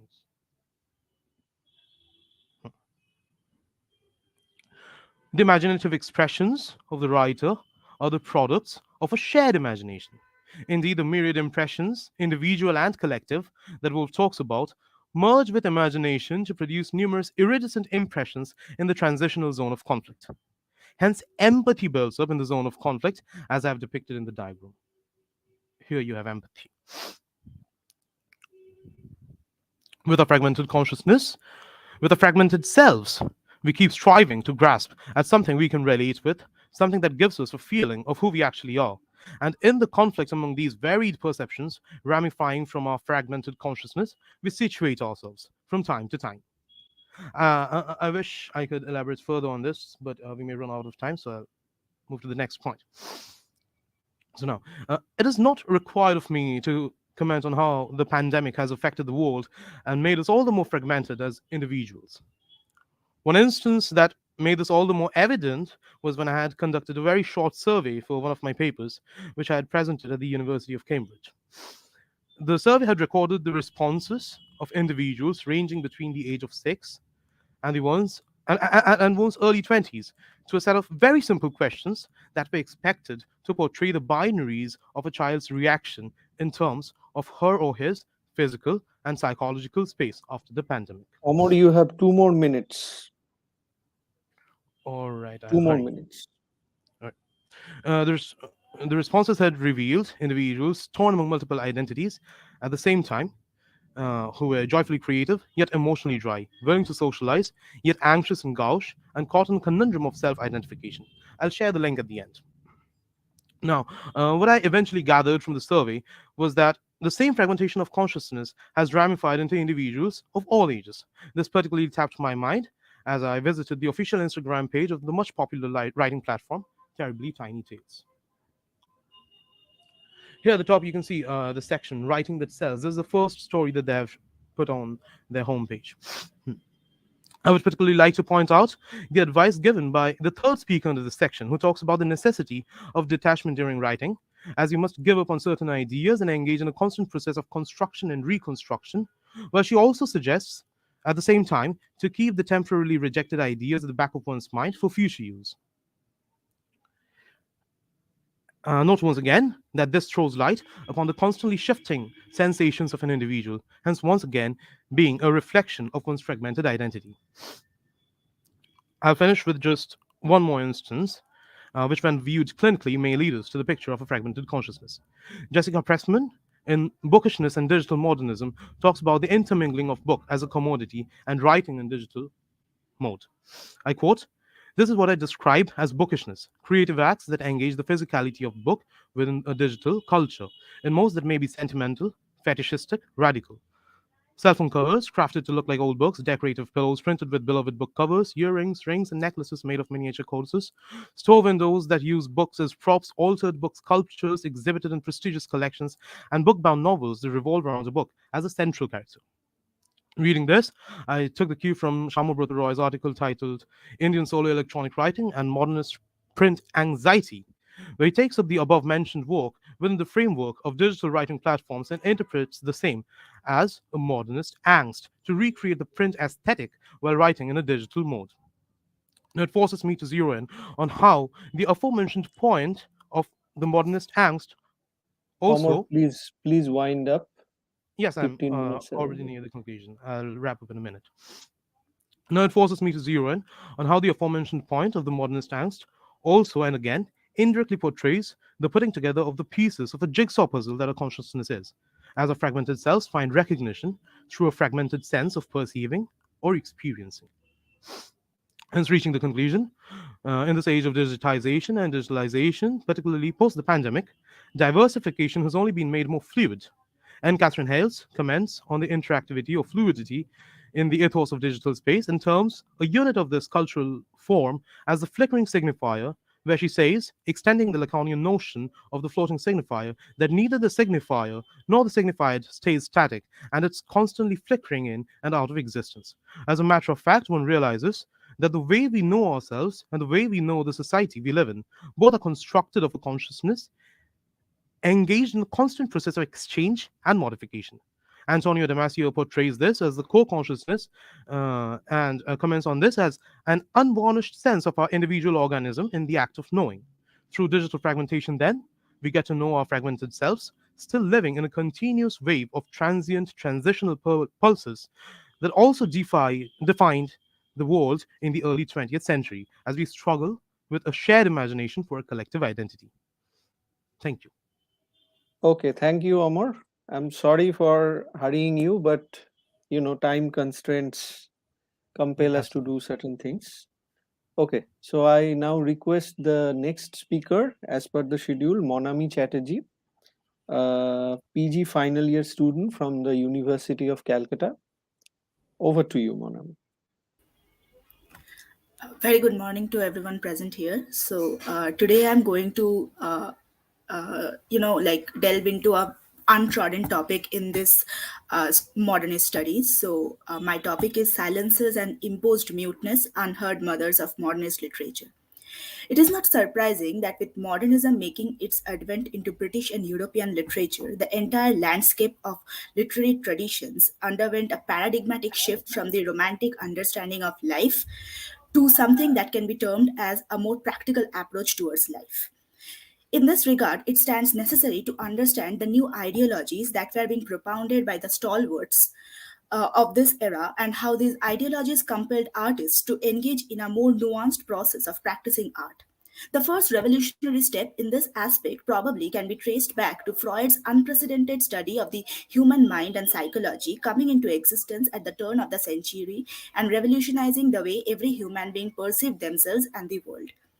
One might argue that even in the Romantic era, one finds Coleridgean masterpieces talking about metaphorical journeys into the depth of the subconscious. However, it is necessary that we identify that when the Romantics made only poetic references to the layers of human mind, Freud's theoretical and scientifically proven facts consolidated the ground based on which artists could further their ideas. Malcolm Bradbury and James McFarlane, in their essay The Name and Nature of Modernism, point out that we have to see modernism in a quality of abstraction and highly conscious artifice, taking us beyond familiar reality, breaking away from the familiar functions of language and conventions of form. I argue that it is this sense of unfamiliarity that enabled thinkers, painters, and writers to create better art forms. To think about it in a very postmodern and post structuralist sense, meaning is always born out of absence. Hence, it is the absence of the familiar which ensured the development of path breaking art during the era of high modernism and afterwards.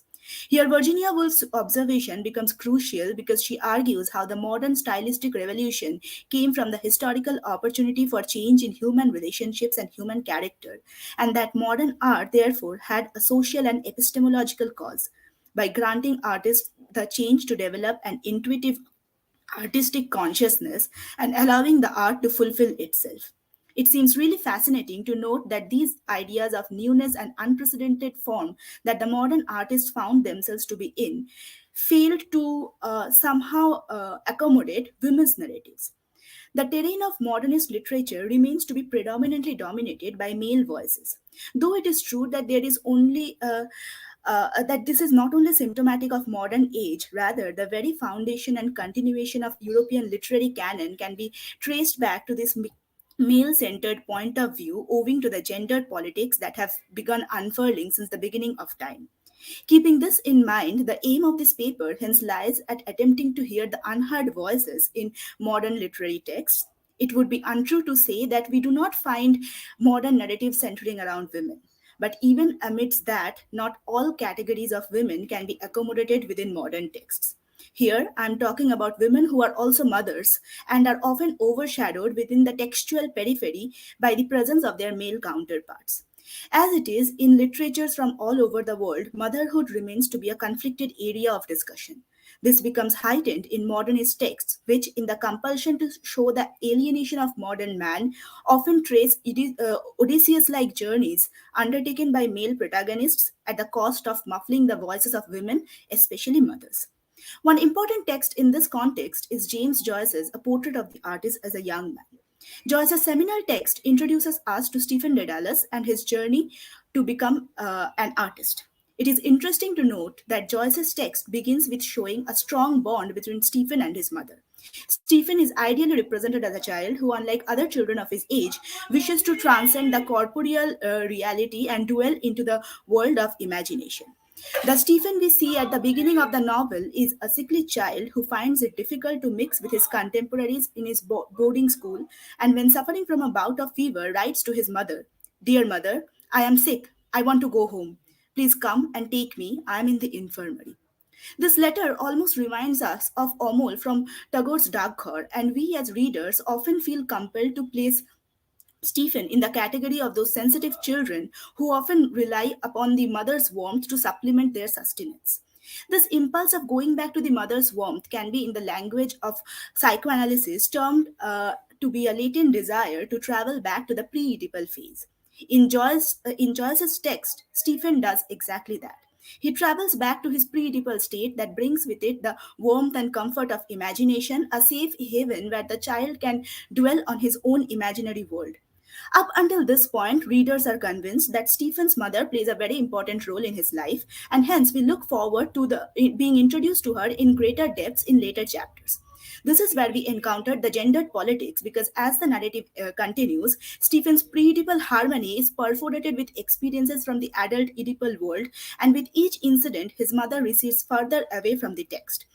The question that arises in our mind at this juncture is that, did the modern male writers consider mothers only as individuals fueling the growth of their male children at the cost of their own existence and identity?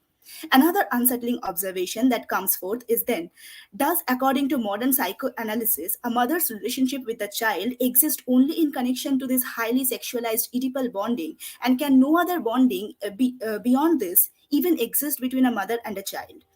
Though it might often be considered to be a rather harsh and unnecessary criticism of such a brilliant text like Joyce's, we cannot deny the fact that the text and its treatment by the author somewhat adds essence to the questions posed above.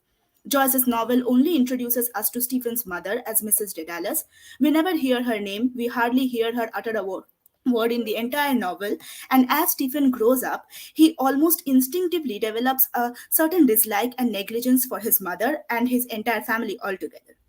One crucial point in the novel is Stephen's encounter with a prostitute, which thrusts him completely into the phallic stage of adulthood, resulting in his pronounced understanding of his own self and his initiation into the journey as an artist.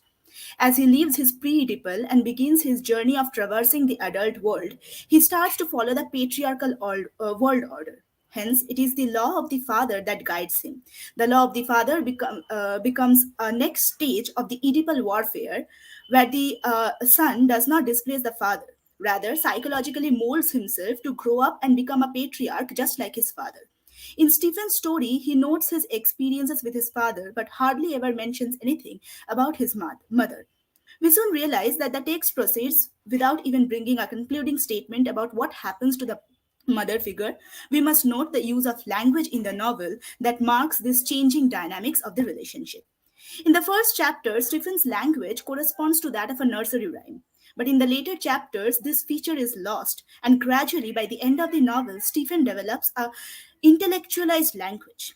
If we read this as what Freud suggests to be the method of embracing sublimity, by using it as a diversion of sexual instinctual forces from sexual aims and their direction to new ones, then we have to notice the interplay of words and the use of formalized language. Then, what Stephen does corresponds to what Anna Freud refers to as the hyper intellectualization of language to escape his true emotions. Julia Kristeva, in this regard, noted the use of two different kinds of languages: the symbolic or the unsensualized language, and the semiotic or the sensualized language. The novel begins with this sensualized language and then gradually transforms into the formal language, thereby marking Stephen's shift away from his childhood to an adulthood guided by his patriarchal father. Mark Morrison once noted that for Stephen, anything related to his mother comes with pain, which results in his prolonged silence. Even though this can be considered true to some extent, what one needs to observe here is then the phallocentric pattern of the society that normalizes the erasures of mother's identity and presence, to the extent that a sensitive individual like Stephen finds it difficult to even talk about it. The imposed muteness that we see in Joyce's text is found in other texts of the times as well. For example, The Late Colonel's Daughter by Catherine Mansfield, where even the title of the text does not involve the mother's name. It refers only to the children as the father's children. Interestingly, one might argue that even another important text of the modern age, D.H. Lawrence's Sons and Lovers, aimed to produce a different view by letting the mother assume a central role. But I argue that even that is not appropriate because here again, what we get is a sexualized picture of the mother in terms of the Oedipal complex and an appropriated representation of the mother son relationship.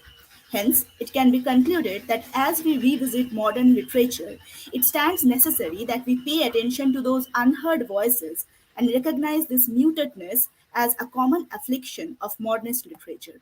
Thank you. Okay, thank you, Monami. Thank you for being on time. Okay, so now we have Shumon. I'm not commenting anything on the presentations because I intend to do that at the end for all of you. Okay, so Shumon, I invite you to please take over. Shumon is a PG first year student at RKMRC. Shumon Haldar. Thank you. Hmm.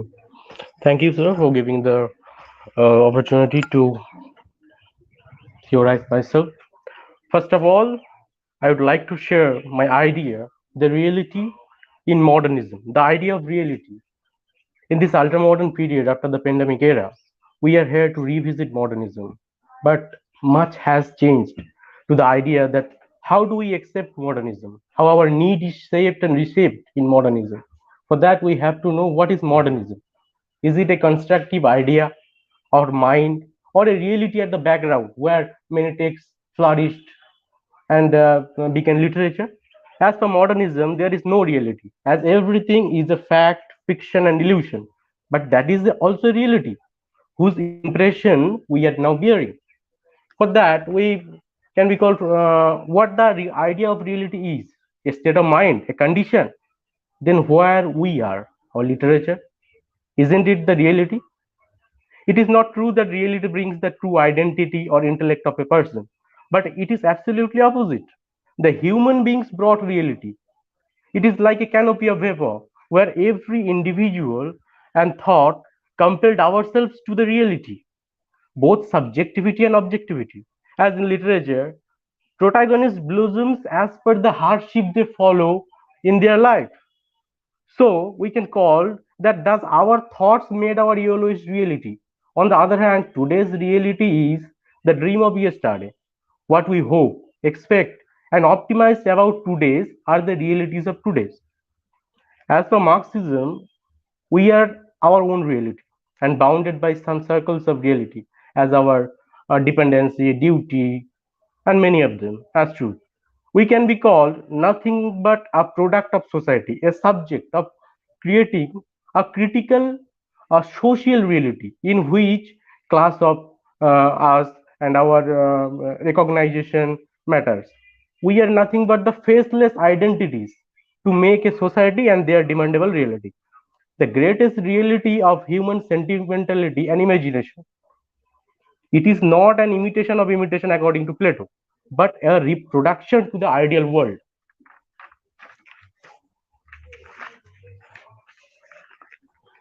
This sentimentality made reality.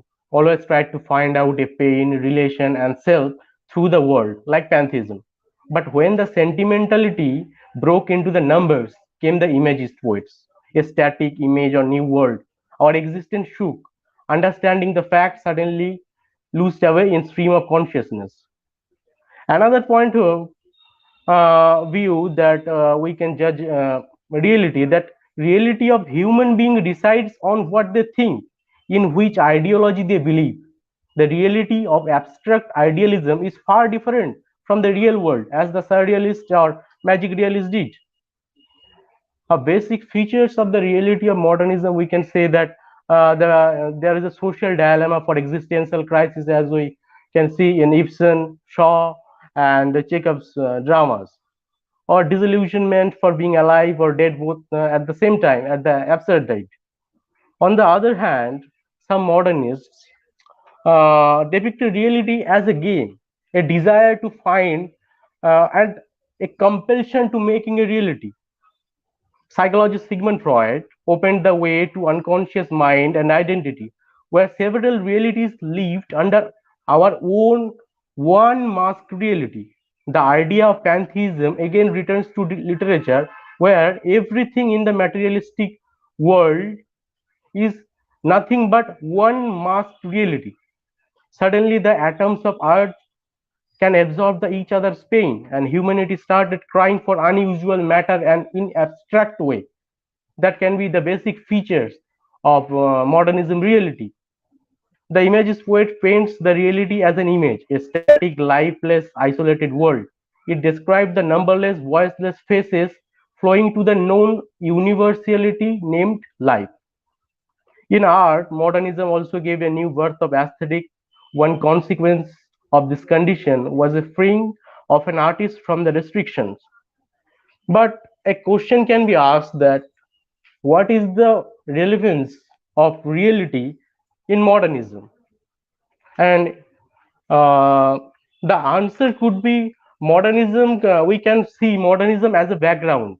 The idea of reality is uh, a change in itself that came into us when as our background, at our background, the reality, we can stand on that and walking on the way to literature. We are standing still. The background has been changed. The reality, the modernism reality changed our background, our thinking as reality always been changed. We cannot think as romantic things or Elizabethan poets, but we are compelled to think as modernists did their past, because modernism as a reality compelled us to choose a fixed reality of literary theories. We can't go before that. We can call reality an atmosphere, where modernism began to make images, situation, and reality, which became reality forever. Like, for example, under the naked blood, rotted blood fresh and beneath the fragile bone, self want to hide in the abstract darkness. To love, crimson love with self, one have sexual relationship with own. That can be called the realities of modernism. We can find these images in romantic poetries, or dustbin, coffin, where took human shapes and stares voluptuously. Okay, modernism can be called more a situation than a state of mind. Similar, as an example, when we judge James Joyce's stream of consciousness, we can call it it's merely a theory. But we have to understand what was the state of mind, what was the reality behind writing the technique stream of consciousness. In James Joyce, there was a dilemma where he was overwhelmed by the reality, who stood blank to hear every murmur in his mind. He has enough time and the darkness to see his own and his frail existence. Every single stroke made him shook and had to shift his identity by the past or supportive nonsenses. So we can call the stream of consciousness is nothing but a dilemma and escapist disease. While Conrad wagged his mind river again and again to know the mysterious wild of his own wilderness. Every time bushes or the veil would sprout over his stability towards barren self.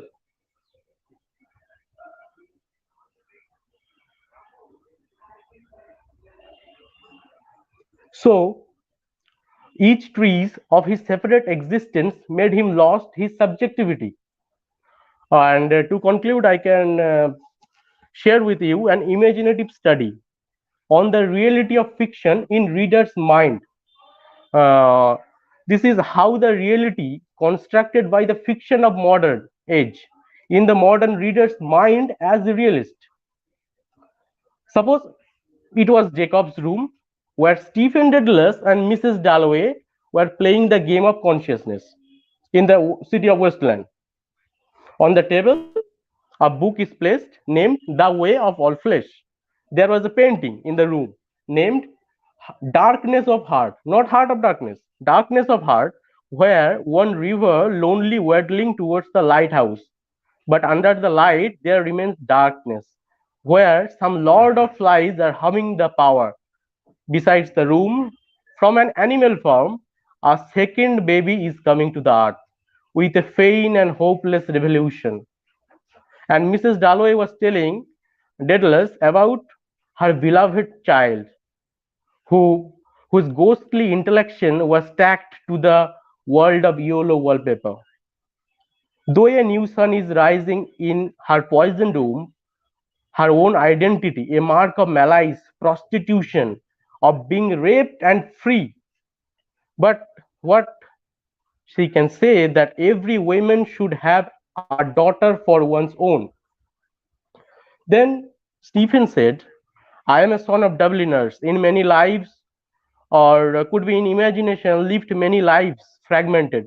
Now I am not one but numberless thoughts live in me and makes my identity. What I can tell you to give death to the new coming baby, the sweetest.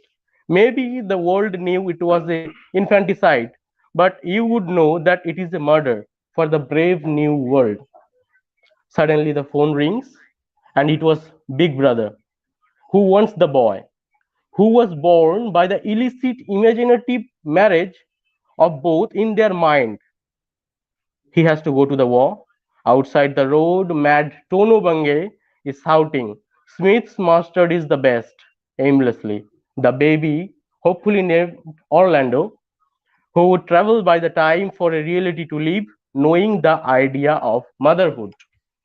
And to conclude, I want to say that modernism is nothing but a background that make lots of literature that sprouted a lot of literature to our mind. And we have different phases of reality as we when we read one novel, that is the reality set in our mind, and thus little realities by book make us a large reality about modernism, that is as a background is walking on our back. We cannot remove this reality of modernism. So we want to revisit the modernism as a reality. Thank you, sir. Okay, thank you, Shumon. As I said, I will reserve my comments till the last presentation.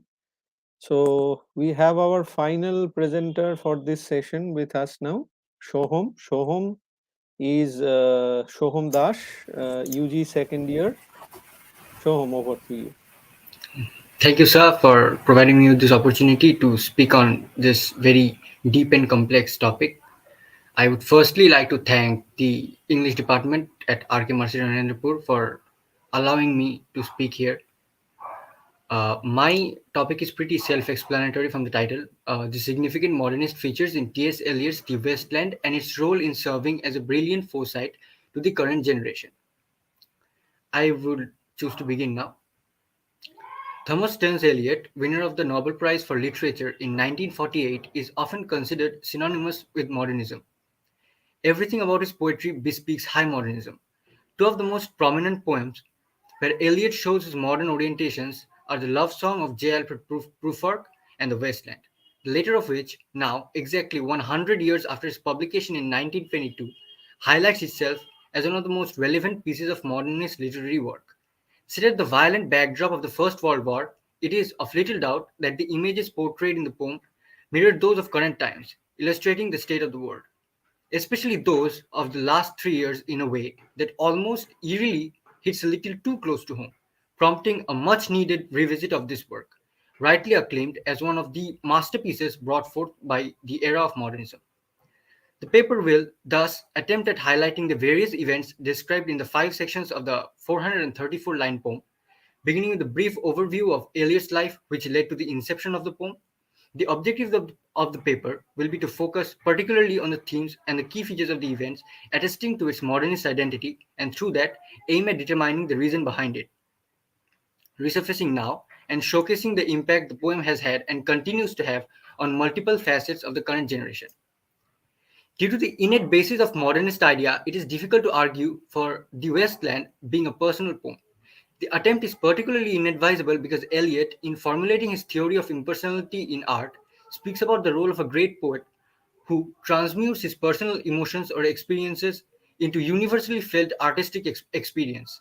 Eliot observes the poet and the man as two separate roles.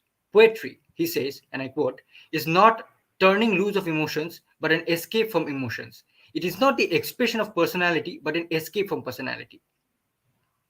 This notion of impersonality, although manages to dampen the argument in favor of the poem being a personal one, it is, however, similarly difficult to completely refute. A quick look at the history of the poem's genesis reveals that not only is the poem largely self-personal, but to a certain extent even interpersonal. In fact, one could construe a persuasive point of view on the basis of many biological details of his life from 1914 to 1921, suggesting that in the West End, Eliot unfolded his own very self. His travel to Marburg, Germany in 1914 was impeded by the outbreak of the First World War. He was forced to go to Oxford. The same year, he chose to pursue poetry rather than philosophy and settle in England. His endeavors were further encouraged by Ezra Pound, fellow modernist poet and critic whom he met the same year. The next year, 1915, he married Vivian Highwood. Both the marriage and his pursuit of poetry were disapproved by his parents. However, what marred his happiness was Eliot's personal relationship with Vivian. The gloom arising initially from the war, obstructing what perhaps was his ideal life, ultimately culminated in his incompatible marriage.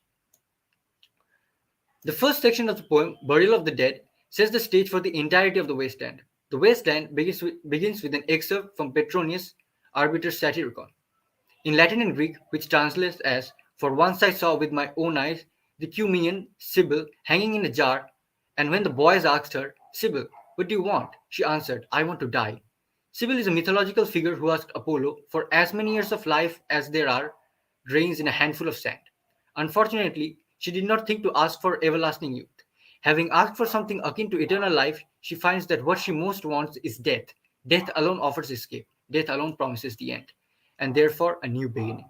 The theme of the first section says, Clint Brooks is, and I quote, "the attractiveness of death, or the difficulty of rousing oneself from death in life in which the people of the Westland live."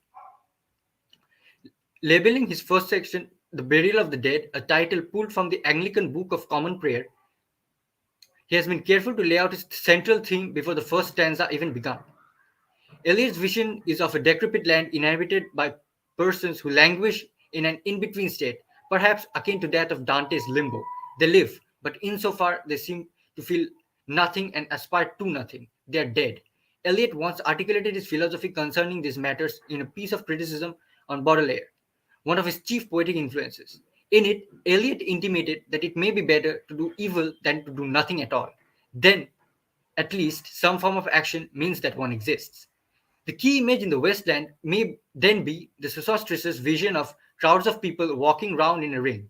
They walk and walk, but go nowhere. Likewise, the inhabitants of modern London keep their eyes fixed to their feet. The destination matters little to them, and they flow as an unthinking mask, bedecking the metropolis in apathy. Only with a slight glance around, it would be clearly evident how people are content only to exist and not live. The world, ever so busy and on the rush, providing leeway for nothing but a state of living death. The state of the world doesn't seem to have changed much since the wasteland, at least for the better. At the very beginning of the is the line, April is the cruelest month. Setting aside its prophetic implications, considering the events of April 2020 in hindsight, it is also paradoxical. Shouldn't it be the kindest? The lovely image of lilacs in the spring is here associated with with the dead land. Winter was better, then at least the suffering was obvious, and the forgetful snow covered over any memories. In spring, memory and desire mix. The poet becomes acutely aware of what he is missing, of what he has lost, of what has passed him by. Ignorance is bliss. The knowledge that better things are possible is perhaps the most painful thing of all. Eliot's vision of modern life is therefore rooted in the conception of lost ideal. The second section once again ushers in the issue of biographical interpretation. It is tempting to read the woman on the burnished throne as Eliot's wife, Vivienne. The passage then becomes a dissection of an estranged relationship. Some of the details point to failed romance or failed marriage. The golden Cupidon, who must hide his eyes behind his wing, the depiction of Philomena's rape, an example of love cascading into brutality and violence. There is also Lil, the poor working class mother from A Game of Chess, the second section of the poem, whose friend gossips about her in an East End pub, even reporting that she told Lil, her supposed friend, that if Lil didn't sleep with her husband Albert, she'd do the honors for her. And in the Fire Sermon too, there's the typist whose boyfriend, a spotty young house agent's clerk, comes around her flat to have mechanical, passionless sex with her before leaving straight afterwards. Even she is glad it's over. This encounter is followed by an allusion to Oliver Goldsmith's song When Lovely Woman Stoops to Folly, from his novel The Vicar of Wakefield, in which a woman's reputation is ruined by her dalliance with the cad and womanizer. Women, married and single, ancient and modern, are fairly put upon the wasteland, and this is a continual theme throughout the poem. Every other day, we observe news of manic lust, loveless marriage, leading to emotional and physical domestic abuse flood our eye. Us, as dead as we are, move on with the momentary reaction of a raised eyebrow at most. The central theme of this section, that is, the second one, the Fire Sermon, is, to put it simply, sex.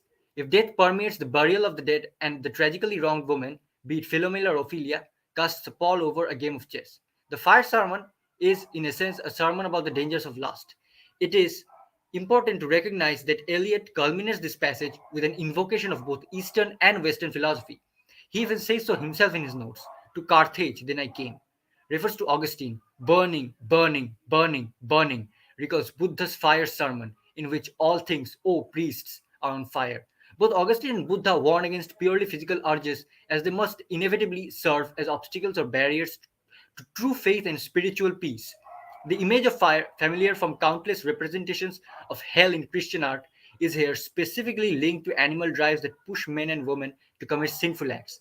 Eliot offers a voyeuristic glimpse of a young woman's home, her sexual liaison with a man, and her moments alone afterwards. Ironically, he presents these peeping Tom's accounts from the narrative perspective of the blind Tiresias, the old man with wrinkled female breasts.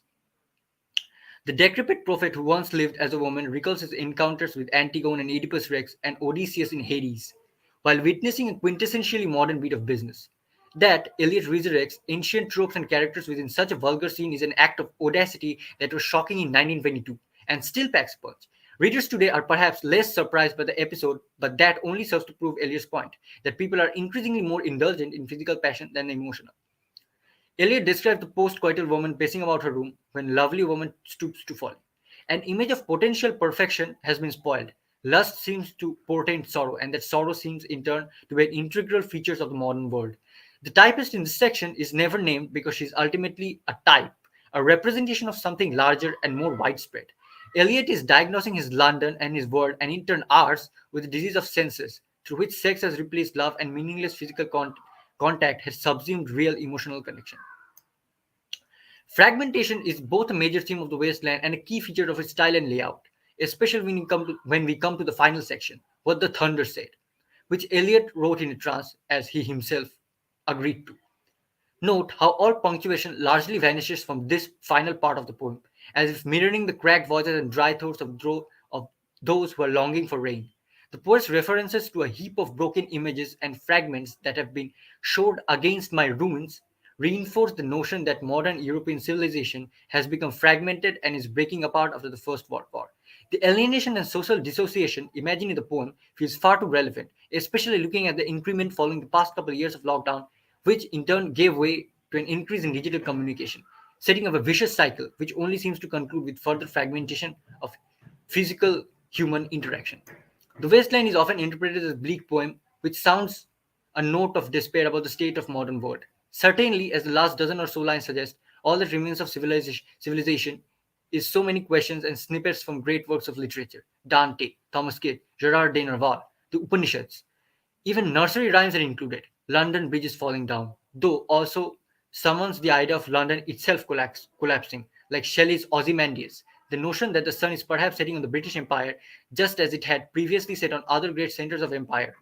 People are trying to make sense of it all, such as Tiresias, the blind prophet, or Madame Sosostris, the fortune teller. Through the use of a mythological figure such as Tiresias and a fortune teller such as Madame Sosostris, Eliot not only references civilizations declining in the past, but also foresees the same happening in the future. The presence of Tiresias in the poem, a prophet who has lived both as a man and woman, raises further issues. His role in the poem is in simple terms to link the distinct sections, but his presence itself is nigh negligible. In the purview of current time, his lack of impact in the poem, combined with his change in genders, could perhaps, by a stretch, be interpreted as the lack of voice and representation of the queer public. Within what the thunder said, Eliot allows the emergence of rain, hence providing society with a degree of salvation, and emphasizes on the purifying properties of the elements, fire and water, therefore indicating that society is no longer tainted. However, references to the legend of the Fisher King remind us that we have to continue this process of salvation and purification, as the succumbing to temptation, society will revert to the wasteland that formerly prevailed.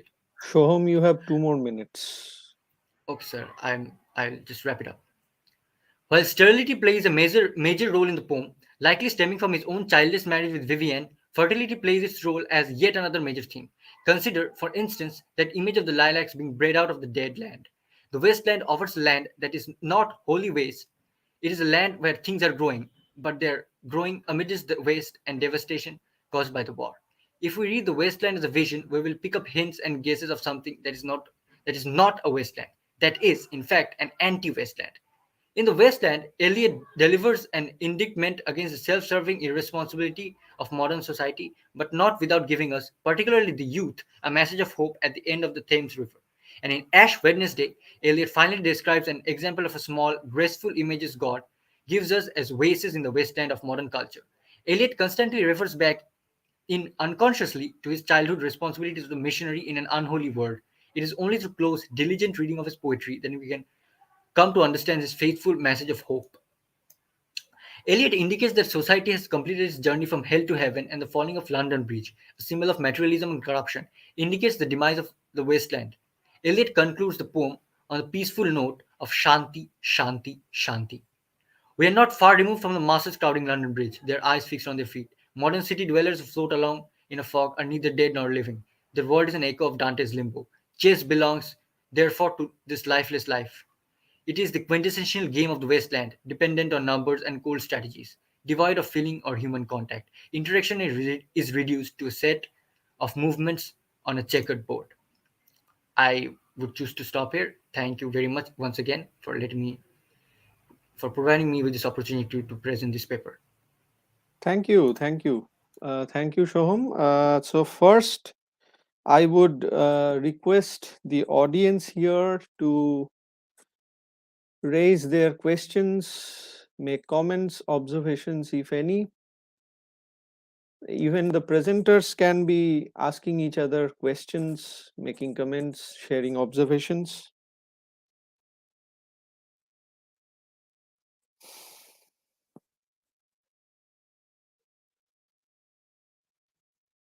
Okay, I guess we either have to wait for questions to arrive or there is no question. But anyway, as the chairperson, it's my duty to share a few words with the presenters, I believe. So I will do that.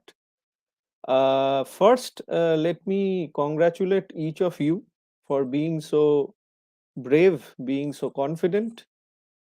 To be very honest, when I was young as you, I would probably not be able to present the way you did. It really feels nice to see young minds very confidently sharing their thoughts with us. And it is definitely a wonderful following up of the keynote session where we heard one of the most esteemed veterans of our academic circle sharing her wonderful observations. But with that, let me advise each of you uh, to be a little more alert as a presenter, because you see, and please, I should make this request to each of you that I do not intend to belittle you at all. Please don't take my words personally. I will just be sharing some observations, and maybe you will benefit from it a little. I myself have many faults as a presenter, but I would request you all to revisit Professor Shane's lecture. It is getting recorded, so you will have the opportunity to revisit it. Uh, During the very brief span of her presentation, she covered so many things, and yet uh, her presentation was always crystal clear. She never sounded like she was rushing, and more importantly, the arguments followed each other very smoothly. Now, this is where I think each of you need to work on. I will be making some comments individually.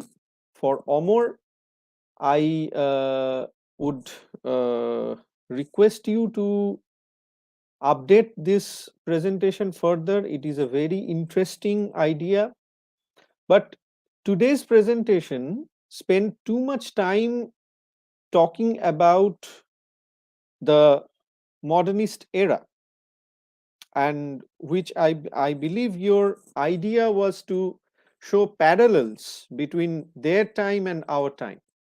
So that parallelism probably should have been given more space in your presentation, but your presentation definitely has novelty. It should be developed further, and I congratulate you for uh, coming up with such interesting observations. Thank For you, sir. thank you. For Monami, I uh, to be very honest, Monami made a very brave attempt. It's not easy to go do an against the grain reading of canonical texts, and you did it so bravely. But Monami, I have a question for you. Why did you not talk at all about Virginia Woolf? Honestly, am I audible? Yes, yes, yes. Yeah, honestly, I did not on I mean, first was time constraint. I mean, I was very concerned about putting everything I wanted to say within the time limit. Second thing is, I wanted to like, whenever I as a woman I have read literature, I always felt that uh, canonical, right, like whenever we say modernism, Joyce and Eliot are the first people coming to our mind. So yes, definitely there's Virginia Woolf, and I mentioned that of course there are narratives revolving around women, but I wanted to come to this point that even though these are like basic seminal texts. I mean, today if someone is introducing a course on English literature, they would first think of introducing James Joyce than like introducing Virginia Woolf, because there often exists such binaries. I'm not saying that it happens in every institution, but I am saying that, like, on the basis of popularity, on the basis of canon, I feel that often James Joyce is given a better position than Virginia Woolf. Again, it's a very conflicted saying, which I understand. But then my point was to highlight the fact that, yes, like, it's coming from a very stalwart person, but then what it's natural for a woman like Virginia Woolf to involve women's narratives. But when it's coming from a stalwart like James Joyce, where is the woman's voice? So that was my idea. Monami, what I would advise you is to narrow down your focus on this on this particular topic that you have chosen. Maybe your presentation could have specifically focused on Joyce and his deliberate omission, stereotyping, referring to women in an oblique manner. I think that way it could have been more logical, because you see, when you were talking about the canonization of modernist writers, I would request you to have a look at the existing research, because there are very few existing research works that altogether omit Virginia Woolf. I'm not disagreeing with you. Your idea is very interesting, and as I said, you are being very brave to do an against the grain reading of someone like Joyce. But maybe your focus should have been exclusively on Joyce, and maybe you could refer to people like Eliot, for instance. Whenever I discuss Prufrock with my students, I keep referring to the way he keeps on mentioning women. And I actually agree with you, but what I'm only advising you is that maybe you should reconsider narrowing down your focus a bit. But anyway, your presentation was very nice, and I particularly raised the issue of omitting Wolf because you actually had time left. Okay, so thank you, Monami. Okay, Thank you, sir. now, oh yeah, thank you. Okay, now I come to Shumon. uh, Shumon, can I have your camera and mic on for a moment, please? Yes, sir. Shumon, what I will advise you is, you need to think about what you are saying, because you see, the purpose of this student seminar is to help you people learn more about speaking well. Now, I'm not saying that your presentation was very bad, but it lacked clarity. For the rest of the presenters, I would definitely not be saying that their presentation lacked clarity. But you are trying to do too many things, you are trying to refer to too many ideas, and that made it look very convoluted. And I would also want to know what was actually the significance of that uh, fairly long section where you were referring to many modernist texts, many modernist writers in a series towards your Hmm. conclusion. What was the Hmm. significance? Hmm. If I was a modern writer, probably I am. But if I was in modern age, my library would be with James Joyce, T.S. Eliot, Woolf, and these books give me a clear idea of reality. When I am reading Dubliners, in my mind there was a reality for Dubliners where I can relate the characters with my life. That is our reality. When I am reading T.S. Eliot, there was one another reality which I can relate, and thus the little realities make my mind an atmosphere of reality. If when I am recollecting the modern age, these characters, Stephen Dedalus would definitely come, Mrs. Dalloway would come, and that would make a understanding of reality in my mind. And when a modern reader has to be called recollected, revisit the idea of modernism, he would definitely speak about the Stephen Dedalus, the Big Brother, and that's why I want to tell you that the idea of modernism, the reality is that under on which we are reading the literature. When James Joyce is writing in the stream of conscious technique, it is possible that he might be little up underconfident because the war is going over, and for this condition his identity would shook, and for that he again and again went back, and he gave his personality a backdrop with such nonsenses. So my opinion is that idea of reality in modernism is an state of mind. Modernism cannot be called an age or movement. Modernism is not a blessing but a curse that was imposed on us. Well, that is a bit too harsh, I would say. I mean, if we straight away call modernism a curse, that would require that would require further explanation for sure. But Shumon, what I advise you is, maybe you could have what you just said now. Maybe you could have begun with that. That way, your Hmm. presentation would have looked more interesting.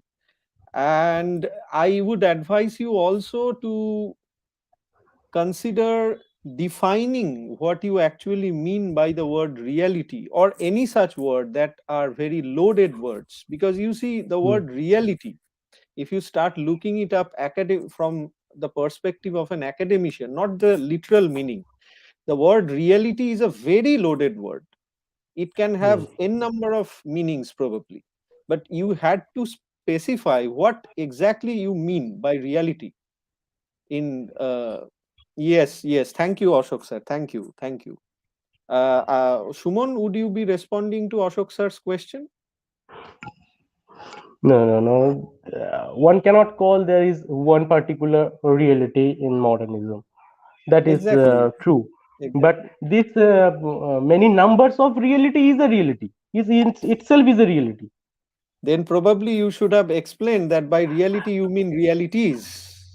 That way, Reality. that way, Hmm. that way your logic would have been more sound. So, Shumon, Hmm. my advice for you would be, if you are using a loaded term like reality, real, anything like that, you first define what it means for your particular presentation. So your arguments look more focused.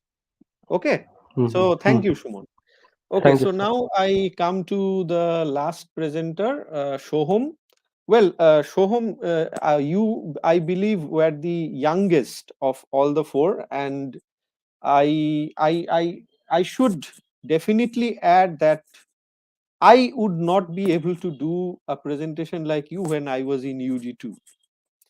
But Shoham, your presentation looks like a cataloging of information. I would say you please revisit Professor Shane's lecture, and definitely Ashok sir is here. He will be mesmerizing all of you with his wonderful elaboration shortly. So I would request you that you revisit these wonderful eminent speakers' way of processing information. And another thing that I would request you, Shoham, Shumon, and even Amor, and to some extent Monami, is that maybe we need to distinguish between presenting something and reading something. Because what I found in today's presentations, where most of you were reading out your ideas, and the problem with this is that, you see, when you are presenting, when you add that bit of spontaneity, continuous thinking, and constantly sharing those ideas that are coming to your mind, you allow that bit of magic that forms in your mind to be shared with the audience. And if you just read your lines, they look they look like a broadcast. So that way, uh, it would be more interesting if you could all probably add a bit of spontaneity, maybe make a list of the points that you are going to use and then develop the points during your presentations. So I don't have much more to say. Again, I congratulate all of you. I thank the Department of English of RKMRC for this invitation. It was a pleasure chairing the session. And with that, I request the organizers to take over, please.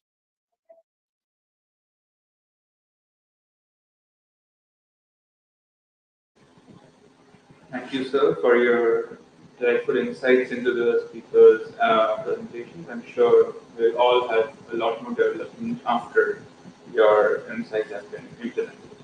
Now we move on to the second session of our presentation, which will be chaired by Dr. Vikranarayan Bhattacharya, Assistant Professor of the Government General Degree College, Kharagpur.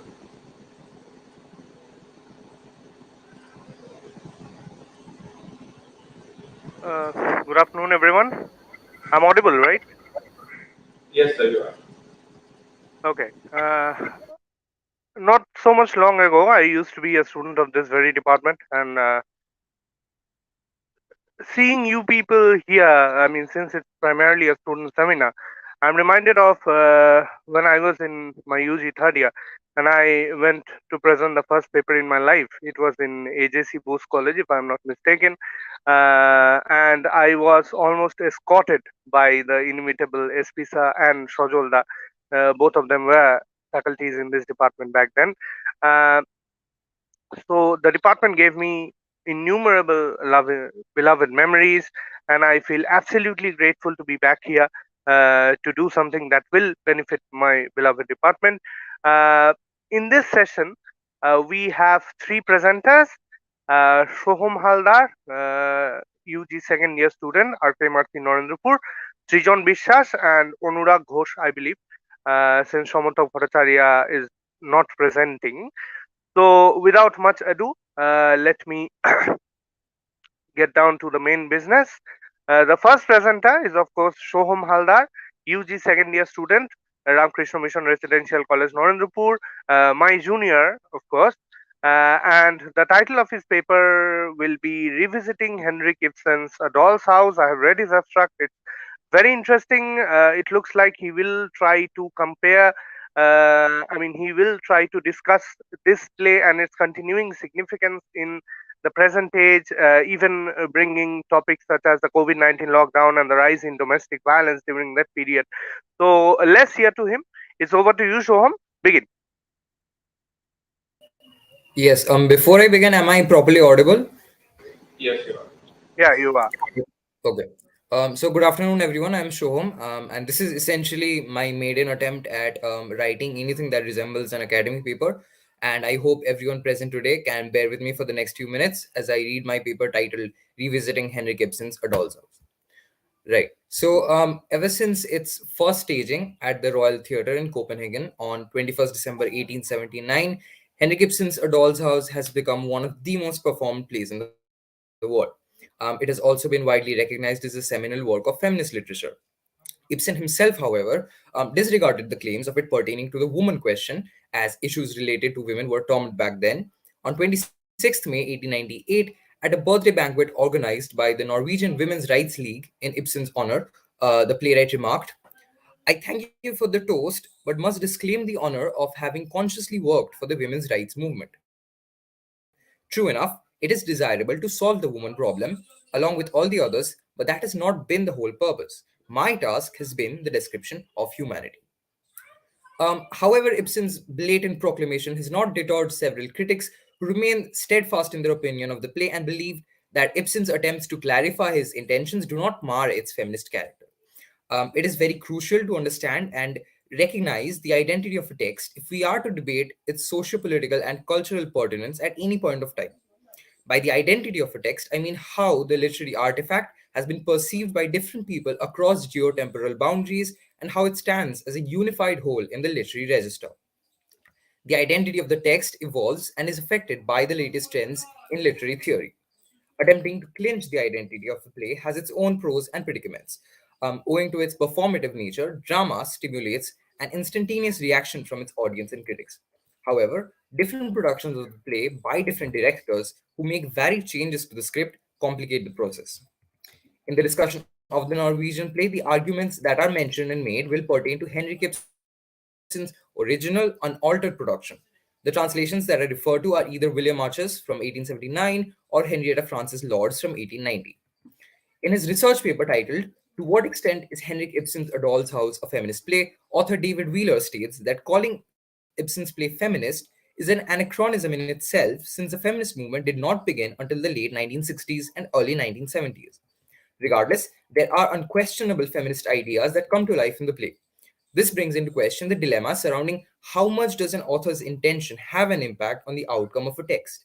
Raymond Williams, however, in his book Drama from Ibsen to Brecht, casually brushes aside any of this pondering. He says, although Ibsen rejected the ascription of support for feminism, in practical terms, this hardly matters. In her article, The Doll's House Backlash, Criticism, Feminism, and Ibsen, Joan Templeton dismantles critics who had targeted Nora's character as being inconsistent with the women who were involved in any feminist uprising, and other critics who believed that restraining the play to its feminist character hampers its ability to become true art. She asserts women's rights, it is claimed, is not a fit subject for tragedy or poetry because it is insufficiently representative to be generally and thus literally human. Now, if this is so, the explanation can only be that men who already possess the rights women seek are excluded from the female struggle, which is precisely a struggle for equality with them. In other words, because the sexes do not share in equality, women's desire to be equal cannot be representative. It is difficult to disagree with Raymond Williams' sentiments regarding the play's feminist character or Templeton's arguments against the fixated anti feminist critics. Thus, it can be concluded that the intentions of the writer or the attitudes of the characters do not oppose and overwhelm the obvious signs of an ideology at work in a literary text, which happens to be, in this case, feminism. However, the play is not just feminist. Ibsen has proclaimed himself to be a humanist, and humanism is a consistent aspect in the play where individuals struggle to find their identity inside and outside their homes. They grapple with the gender roles that were thrust upon them, while also suffering from blackmail and deceit, all indirectly engineered by society. A Doll's House is also one of the earliest plays that enforced modernism at a time when romantic drama was still the norm. It was also one of the major proponents of the realism movement in theatre that started around the 1870s. This is essentially the crux of how A Doll's House is known and recognized in the world today. This provides us the groundwork to probe into the pertinence of the play from today's viewpoint. At the heart of the play is the marriage between Nora and Torvald Helmer, which implodes in the final act. This breaking of a marriage raises questions about whether love can survive in a relationship that has been stained by society's adamant expectations after the legal union. It also reveals how fragile the institution of marriage is and how certain revelatory moments can tear down its very foundations. This is strikingly poignant at a time when the divorce rates throughout the world, including India, are at an all time high. Although India still ranks amongst the lowest in the world with 1.1% of its marriages ending in divorce, there has been a 50% rise in the number over the last 2 decades. High ranking countries like the USA and Sweden have an estimate of 54% marriages ending in divorce. Delving deeper into the data, one can find that while women initiate most divorces in the West, it is mostly men who initiate the separation in India. This also sheds light on how the process of dissolving a marital union is looked down upon in India, and how rarely it is a woman and how rarely it is women who come out and demand separation. In such a patriarchal society, it is husbands who decide whether he will relieve the wife of her familial duties. While the concept of breaking apart of a union may have negative connotations in the context of the play and of contemporary India, it is not the same affair. In the play, Nora slamming the door on her husband and her children signifies a release from society's claws. The action is hailed as one of the symbols of women's emancipation to this date. Like many Indian women who have divorced, Nora is highly likely to be socially ostracized. The reason Indian women do not seek a divorce is because they lack the financial resources. According to the World Bank, Indian women's participation in the formal economy is one of the lowest in the world. This resonates deeply with Nora's situation, as Norwegian women in the 18th century had no financial agency and could borrow money only with the consent of their husband or father. Having no economic autonomy stemmed from the lack of working opportunities that were available for middle class women in Norway. Jobs were limited to low paid clerical work. Women were expected to look after the children, the family, and the home after their marriage. This is one of the many disturbing similarities between 18th century Europe and 21st century India. While India's economy is set to grow from 3 trillion to 8 trillion in the next decade, less than one quarter of the women aged 15 or older have participated in the labor force as of 2021. In his adaptation of the play for Bay Area Drama Company, writer and theatre director Basho Pradhan places the characters in an Indian family living in the San Francisco Bay Area in our time. He explores the status of a capable and educated woman in a household where she has chosen to be the homemaker. Pradhan exploits the similarities between the two patriarchal societies, Ibsen's Norway and his India, to bring to life the subtleties of patriarchy that have been convoyed with the Indian immigrants to the United States. In the play, Nora becomes Nana, while Torvald is Tarun. The character of Linda, which is Charu in Pradhan's version, is a key factor in the narrative of the play. She questions the age-old tradition of Karwa Chauth, observed by Indian wives for the long life of their husbands. Charu says, I never really bought into the whole festival and its rituals. Why should the women have to go through the whole fasting and feet touching routine? There's no festival where the husband fasts for the long life of his wife, is there? Her words subconsciously have an impact on Nana, who discovers a myriad of misogynist rituals in Indian culture. Festivals like Tej, Bhai Dooj, Jhur, or even Raksha Bandhan all involve women partaking in tedious fasting or worshipping for the welfare of the men in the family. Tanika Gupta, in her 2019 production of the play, sets it in Victorian India in the same year that the play was first performed, which is 1879. Gupta turns Nora into Niru, a young Bengali wife, and Torvald into Tom, her British husband and a chief of tax collection in Kolkata. This introduces colonial dynamics, exoticism, and patriotism. Tanika's aim was to show the tyrannical attitudes of the British during the rule over India in that period to the modern audience. She says in an interview, "It is about looking at colonial history. I feel very strongly that that kind of history isn't taught in schools. I certainly wasn't taught it, and my kids weren't either. We never ever learn about it in history lessons in Britain, and so for me, that is a big message in a doll's house." In Prodhan's adaptation of the play, Tarun plays the stereotypical misogynist even more aggressively than Torvald. While Nora is a victim of perpetual emotional and, and psychological abuse, Nana has to experience physical abuse as well. In the final act of the play, when Tarun accuses her of singing on stage to earn money for Tarun's treatment, he grabs her by her wrists while she flinches and writhes. The disturbing scene is played out by two strong performances from Sindhu Singh and Dinesh Chandrasekhar. Domestic violence remains a perturbing reality in the Indian society while also being a major reason for divorces in many Western countries. Intimate partner violence, or IBV, a more relevant strand of domestic violence, saw a striking upsurge after nations imposed lockdowns during the COVID-19 pandemic. On April 6, 2020, the General Secretary of the UN called for a ceasefire and asked the global leaders to address the horrifying global surge in domestic violence. In India, 69% of the population still lives in the rural areas, which are more bedraggled by patriarchy than cities and towns. In the play, Torvald calls Nora by a bunch of different names like Little Lark, Little Squirrel, and Little Miss Extravagant, dehumanizing and denying her of any self worth at all. He also says things like, "Has Miss Sweettooth been breaking rules in the town today?" Or, "Ah, is my stubborn little creature calling for a lifeguard?" In the final act, he vulgarly abuses her when he finds out the letter. These evidences go a long way to portray the emotional and verbal abuse that Torvald inflicts to restrict his wife to boundaries that he sets. In the 2020 Hindi language movie Thappar, the protagonist Amrita Sandhu, played by the indomitable Tapsi Pannu, undergoes a similar dynamic as Nora when she is slapped by her husband in a public space. Just like Nora, Amrita decides to leave her husband immediately after the event and starts to realize his subtle condescending behavior that she had allowed to fester and project upon her. A Doll's House continues to resonate with the audience because of the sheer gravity of the final act of Nora slamming the door on her family. However, this hallowed act that has become an emblem of women's emancipation is more symbolic than realistic. This act is, in reality, staged by Ibsen to signify female agency.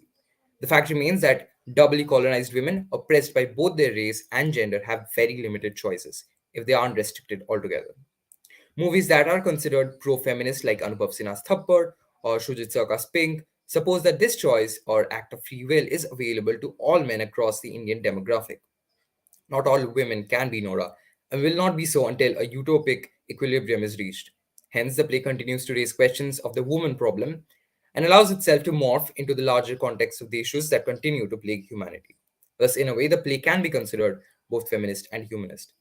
Considering critical reevaluation is a key feature of modernist writing, then the aforementioned argument prompts one to revisit modernism with respect to A Doll's House. Thank you.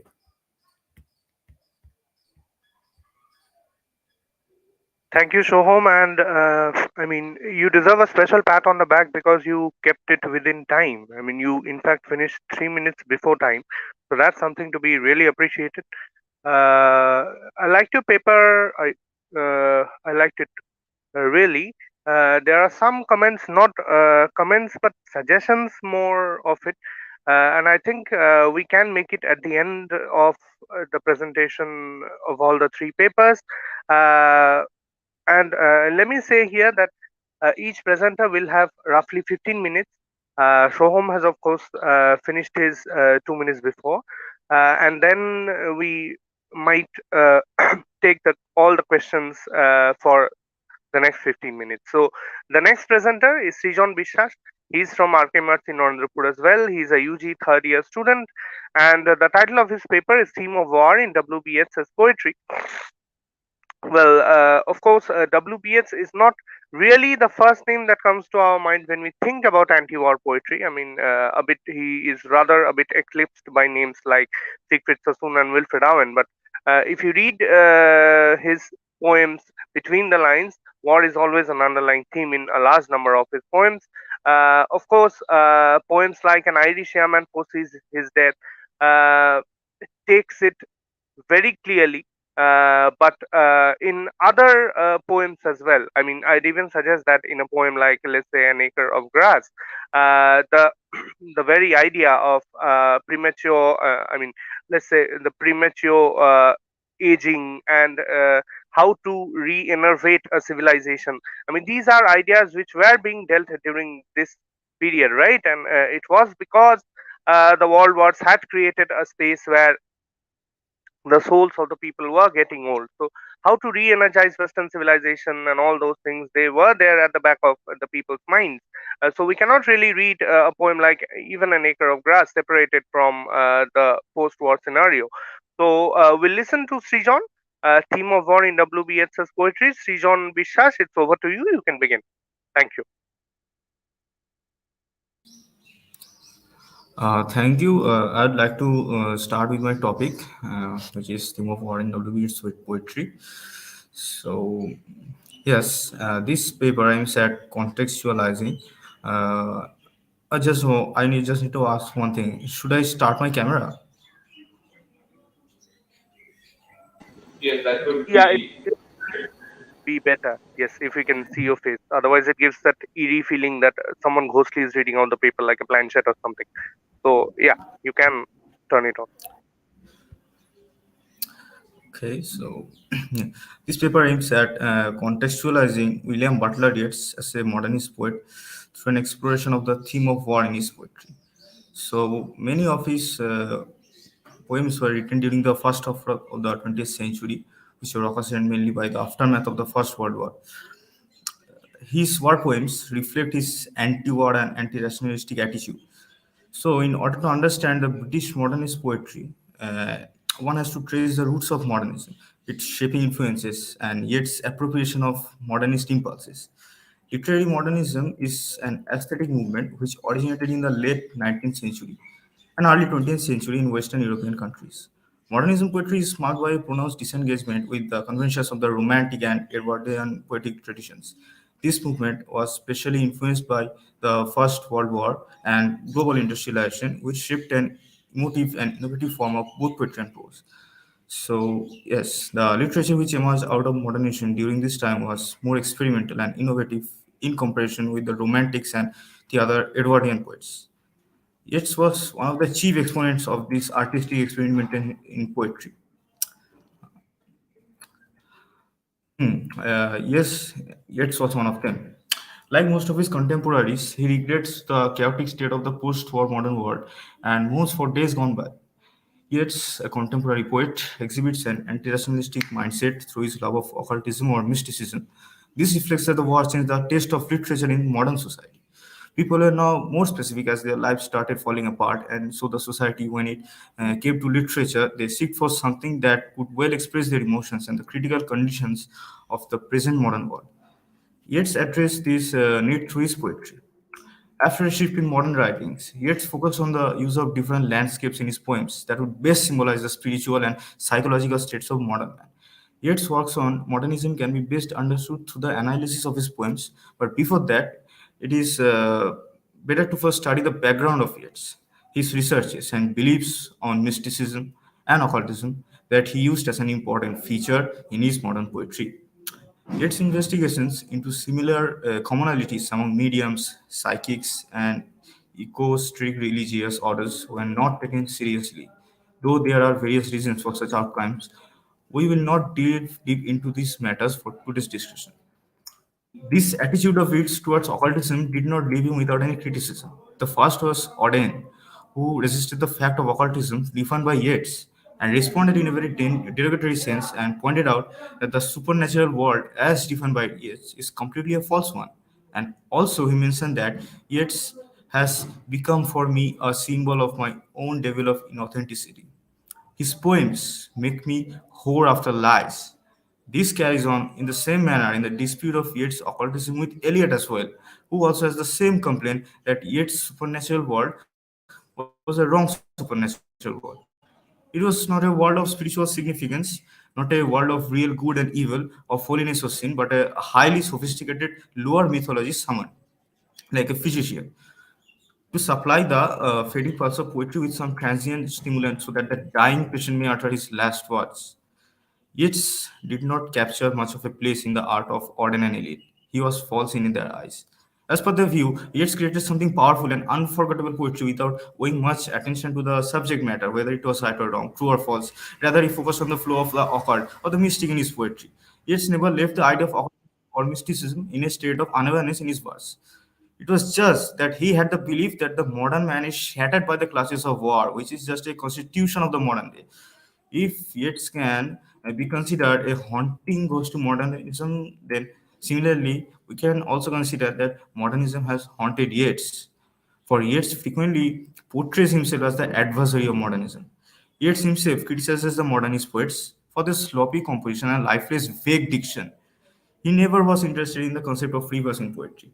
He believed that if any concept useful that can be used for composition of a modern verse at the times of war, when the world is in a dismantled situation, then the best way, according to Yeats, is to introduce the readers with occultism in his verse that would be strongly accepted by the readers, as his sense of the mystic suggests that it would likely provoke a greater sense of spirituality.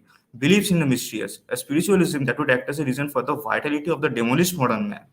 Hence, the fact that occultism and spirituality was being aspired the most by the readers that the present work scenario portrayed. This highlights how much Yeats was opposed to the modernistic concepts of rationality, as he strongly believed that rationality does not work in a society that is demolished due to the responsible factors like war itself. This also points out that Yeats was very much anti-war in approach. He was rather a radical poet when it came to the question of his war poetry. So these are some of his ideas regarding war reflective poems related to war that will expresses the disasters of war brought upon humanity. But these concepts of occultism and anti-rationalism have always put up a way to create poetic conflicts between these two, Auden and Eliot, which cannot be ignored. There has always been a test of dislike and conflict among the two, the focal point of which lies in the concept of occultism in terms of modernity. Even in his occult, a vision, Yeats expresses its tension as an everlasting and opposition among objective, that is factual and ugly and subjective, which is very symbolic and beautiful, and always dull into each other within the peculiar association which he referred to as a double gyre. Yeats forwarded his argument about the modernist writers where expresses his opinion that modernist artists had been a failure to point that their work highly indicates a gruesome floundering among sensible and mystic elements. This can be considerably accepted as something very needful in the modern times in works like poetry on the basis of the perspective that the symbolism in verses are the best platforms that are able to express the critical scenario of the modern world, the world of fragments. Yeats therefore decided to work on with the concept of occultism in his verse, maybe because it seemed to him, or it might be that he understood the vagueness generated from modern life that have encircled this era, which is filled with the sense of absurdism and the absurdist ideas and facts related it that tears away or say rips the community apart. From Yeats' research on works and his poetry, the conclusion to the point can be possibly drawn is that Yeats wanted to make poetic justice with his readers by focusing their attention to the area of the mystic, spirituality, and symbolism. Because he feels that in the dying age, if anything great can exist as a hope of survival among nations and his readers, it is none other than the best, which is spirituality, symbolism, mysticism, a world where even mysteries can ponder and affect upon the lives of people to give them a point, lose control from the clutches of the harsh scenario of modernism, and gain an easy entry to the world of oblivion through his words, which should be enough for a spiritual upliftment, as Yeats thinks, where Yeats strongly affiliates and agrees. Therefore, Yeats is always contained when it comes to the point of symbolism, occultism, and especially when symbols are drawn from a traditional stock of conventions rather than symbols from modern life. Yeats considered modern life as vague, hollow, and purposeless mode of journey that is void of representing life at all.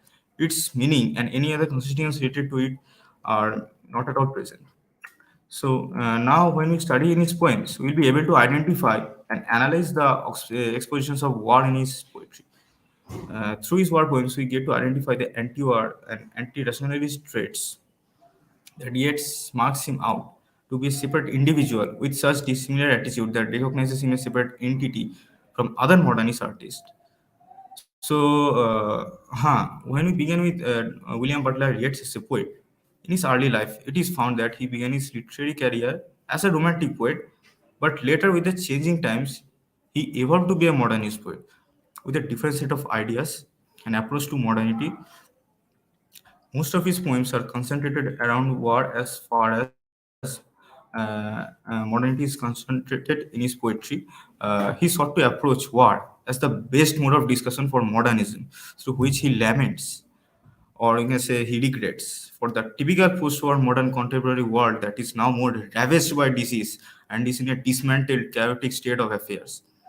Yeats therefore aimed to use his poetry to describe the typical world. Now, there is a common belief that Yeats is the seed of modernism and is contemporary poet. Eliot is the tree of that seed, yes.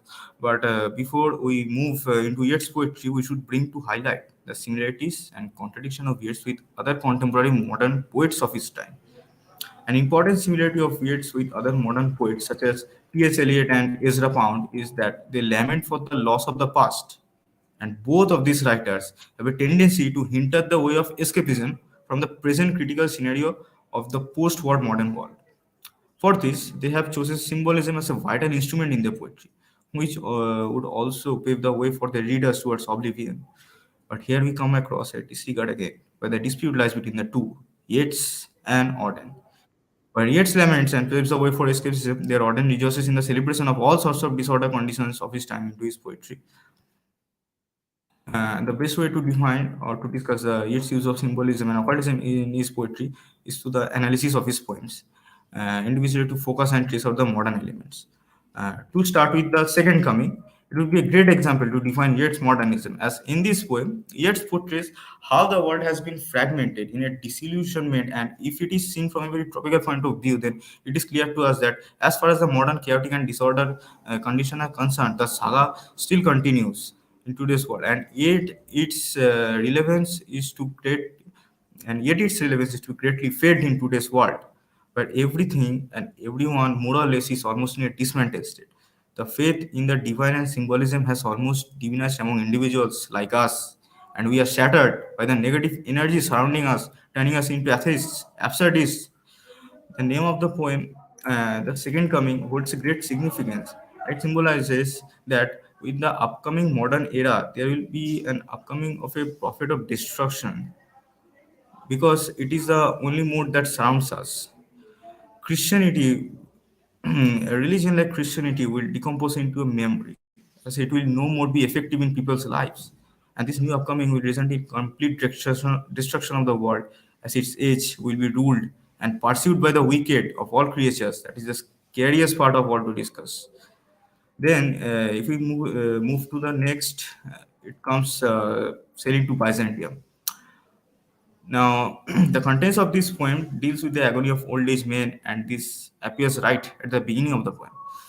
This poem by Yeats also holds an important relevance in today's postmodern world, which discusses about the pain, the suffering, and the agony of old people who have to undergo through hard times, even at a life-ending stage where death is just a few steps away. This can be stated as nothing more but a tyranny of time, but whose struggles even the old timers are not relieved. The old people nowadays cannot live a peaceful and a happy, stable life until death chooses to snatch away everything from them, for whatever they have left to lose. The rage against the limitations of age and society upon an old man frequently occurs in this poem that describes the same problems that he too faces. So, another great example of Yeats' modern poetry is Prayer for My Daughter, where Yeats shows every possible reason to worry about the upcoming dangerous future that is very next generation, that is very near to the next generation. Nowadays, people have normalized by the ways of living in the critical, modern, chaotic, disastrous situations of the modern world, which defines the extremities of wildness of modern day that they have to undergo and their upcoming generation will have to suffer. The poem clarifies the point without any confusions that the new generation will suffer through the extremities and vices of the modern world, and even their parents have this idea for which they bend towards a prayer for the wellness of their children and wishes to the for some abstract qualities with which the new generation people will be able to face the upcoming challenges of the future. This poem is in the form of a prayer, where Yeats, being an elderly guardian, has wished the same for his daughter, which reflects a very common feature in people or the Srijan, parents. sorry to interrupt you, but you have 2 more minutes, okay? Okay, sir, fine. Or the parents to the modern society. No doubt, the parents wish for the welfare of their children. Then there comes Yeats' sense of humanism, which is best described, or which can be best described in his poem Eastern 1960, which is another modern literary trait. The terrible results of war have a somber influence on modern poets' artistic sensibilities. The tragic realities of life pave the way for the humanitarian aspect in modern literature. Humanism abounds in Yeats' poetry. This is where Yeats found his place on occultism and spirituality and mysticism to be the instruments of complete utility. He expresses sympathy even for his rival in this poem. He claims that he had done most bitter wrong to some who are near my heart. Yeats' poetry is dense and deep, and one of his modern characteristics is the use of symbols. So, in a way, we can end with the conclusion that he serves as the symbolist movement's principal representative. So, yes, that's it for me. Here, I'd like to end up my discussion on its modern poetry. Yes, thank you. Okay, Srijan, it was a really nice presentation. I liked your paper a lot. Of course, there are some points to which I would like to get back later, but that's a thing for the near future. At the present moment, we will move towards our third and final presenter of this session, Anurag Ghosh, UG first year student, RKMRC Narendrapur. And here, let me add that I really think it's a matter of extreme bravery to present a paper in a conference when you are in your UG first year. I mean, I remember when we were first year students, our throats will dry up even when we had something to ask in the classroom. So we were that kind of cowardly people. So I think it's, we need to give a hand of applause for Anurag to attempt this thing in the first year of his undergraduate itself. So big congratulations to you, Anurag. He's from RKMRC Narendrapur, of course. And the title of his poem is The Wasteland and the Question of Living. I was going through his abstract. He seems to say that uh, the situation which T.S. Eliot describes in The Wasteland, the condition of the world which he describes there, the world ravaged by war and widespread killing of human lives, it is prevalent now as well. I mean, his poem is as significant as it was in the early 20th century. It's almost as significant, if not more, 100 years after, because we are still passing through that phase of widespread war. Of course, the Russia-Ukraine war had been raging on even in the midst of the COVID-19 thing. And then what he seems to ask in his paper is that what is the way out that we have? Because, of course, Eliot, after describing that the Western civilization is going through a deep crisis, he seems to end on a hopeful note, and he chants the Upanishadic words. Anurag says that so ultimately this is a question we need to ask ourselves, that what is lying in future for us. Should we accept that the world is falling apart and celebrate its death, or should we continue to be hopeful and anticipate a new future, a new dawn to arise from the ashes? Over to you, Anurag. We are hoping to hear a number of interesting arguments. You can begin. Thank you, sir. I would like to present my screen.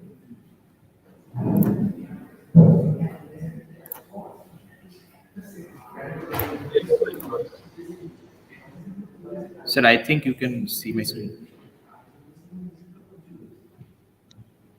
Yeah, we can. Please go ahead. Okay. Good afternoon, everyone. I'm Anurag Ghosh from UG first year. The title of my paper is The Wasteland and the Question of Living. And I'd like to start my presentation with a particular statement of a renowned philosopher. If there were no eternal consciousness in a man, if at the bottom of everything there were only a wild ferment, a power that twisting in dark passions produced everything great or inconsequential, if an unfathomable, insatiable emptiness lay hid beneath everything, what would life be but despair? As readers, we are always fascinated by the aesthetic. Beauty and illusion always mesmerizes us. Thus, when we read Chaucer's description of the month of April and its riches, it suits us. The exquisite description of the spring season by Thomas Watt, Shakespeare's obsession with the summer's day, and Wordsworth and Keats' praises for nature and the celebration of its grandeur casts an enchanting spell upon our mind. But is it the reality? The exaggeration of nature and human beings' addiction to its illusory beauty.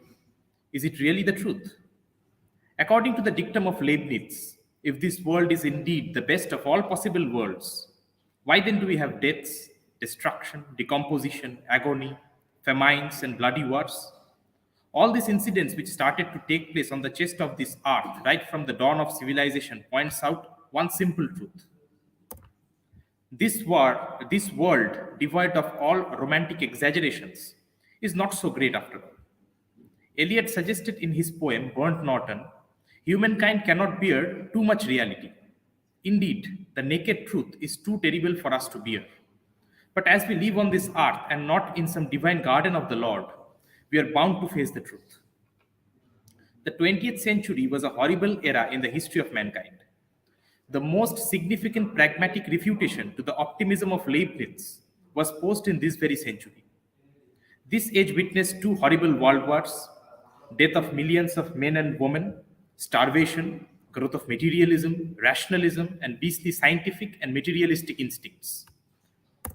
Like Voltaire's Candide, we human beings started to realize in the 20th century that optimism is the obstinacy of maintaining that everything is the best when it is worst. Thus, the literature of this period started to question the idealization of this world and began to point out the limitations of traditional optimistic literature. Thomas Stearns Eliot was a modern poet whose magnum opus, The Wasteland, is a landmark of modernist poetry. Eliot uses obscure, fragmentary structures and several allusions to classical literatures from all over the world in order to create one of the greatest poems of English language. The beginning of the poem raises a serious question before the Chaucerian and romantic idealization of the world. April is the cruelest month, breeding lilacs out of dead land, mixing memory and desire, steering dull roots with spring rain. These lines show how the aesthetic essence of traditional literature is a mere illusion. Then he states, winter kept us warm, as the memory of hopelessness and the futile desire to rise above nihilism was enveloped by a thick blanket of snow during this particular season. Thus, he deviates from traditional literary conventions, as he states, and the dead tree gives no shelter, the cricket no relief.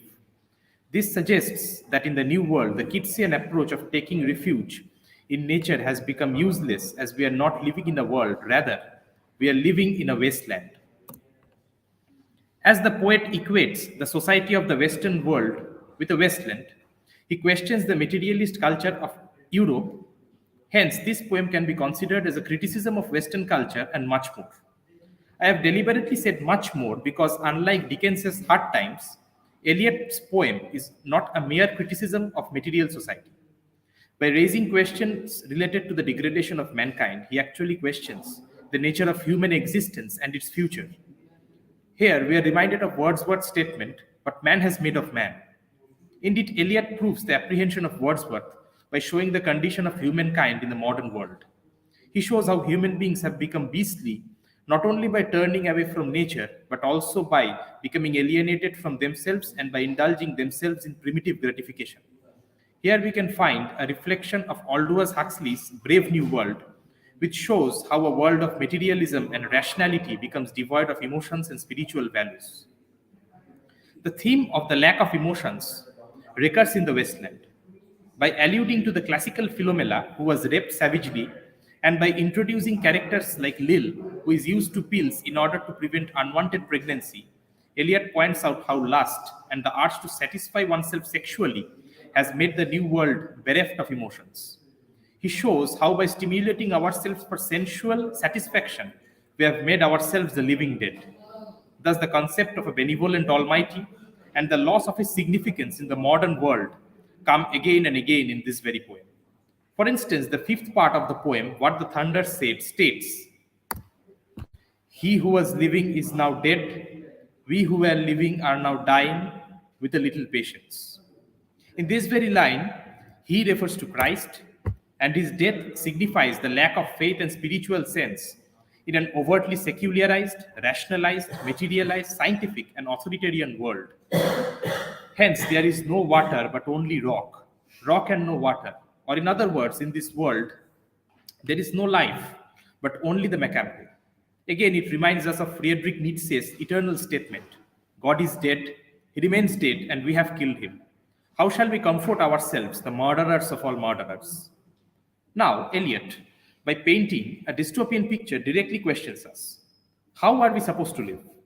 The question asked by him in the poem is not entirely a question.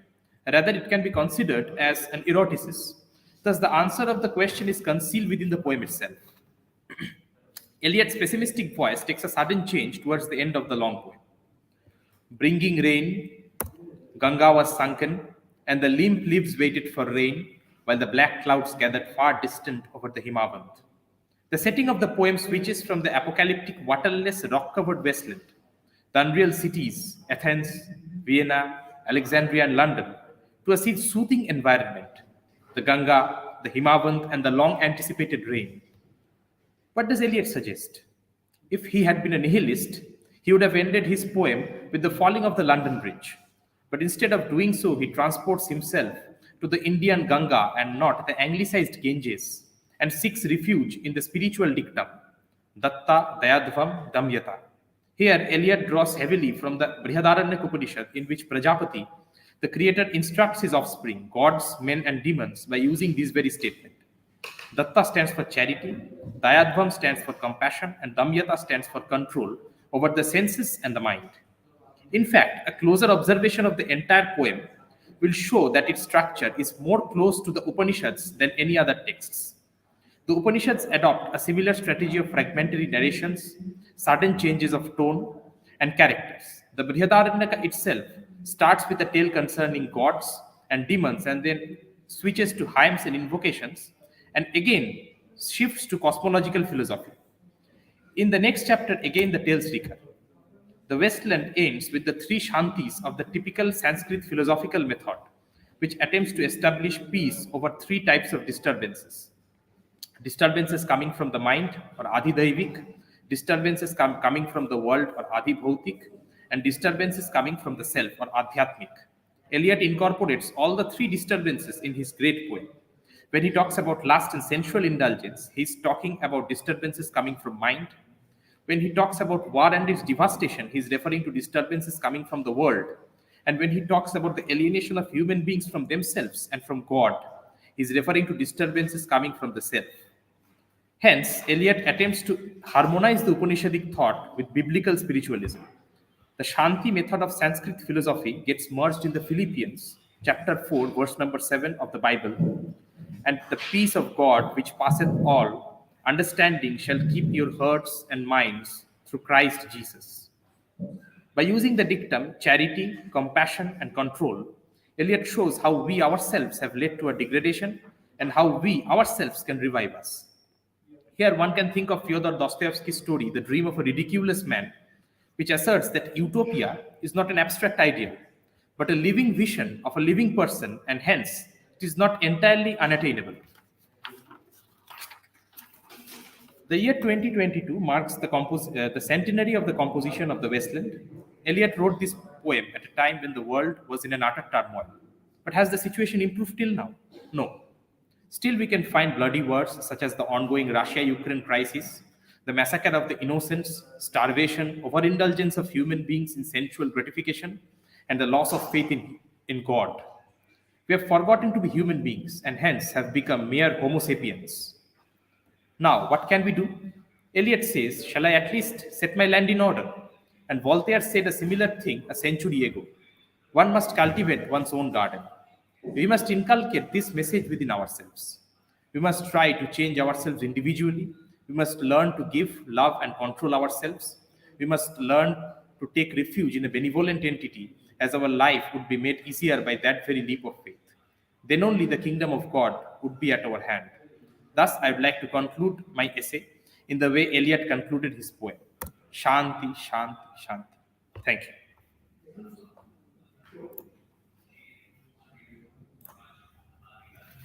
Yes, sir.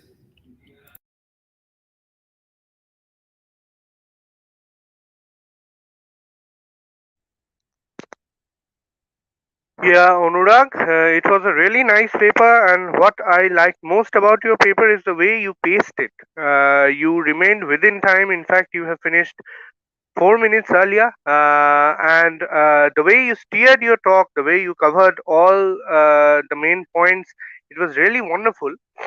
So, I think this is the time for taking questions. Everyone here who have been listening to these papers, any query, any question, any suggestion, if you have, you're free to write them here in the box and we will take them up one by one. So, yeah, anybody with questions?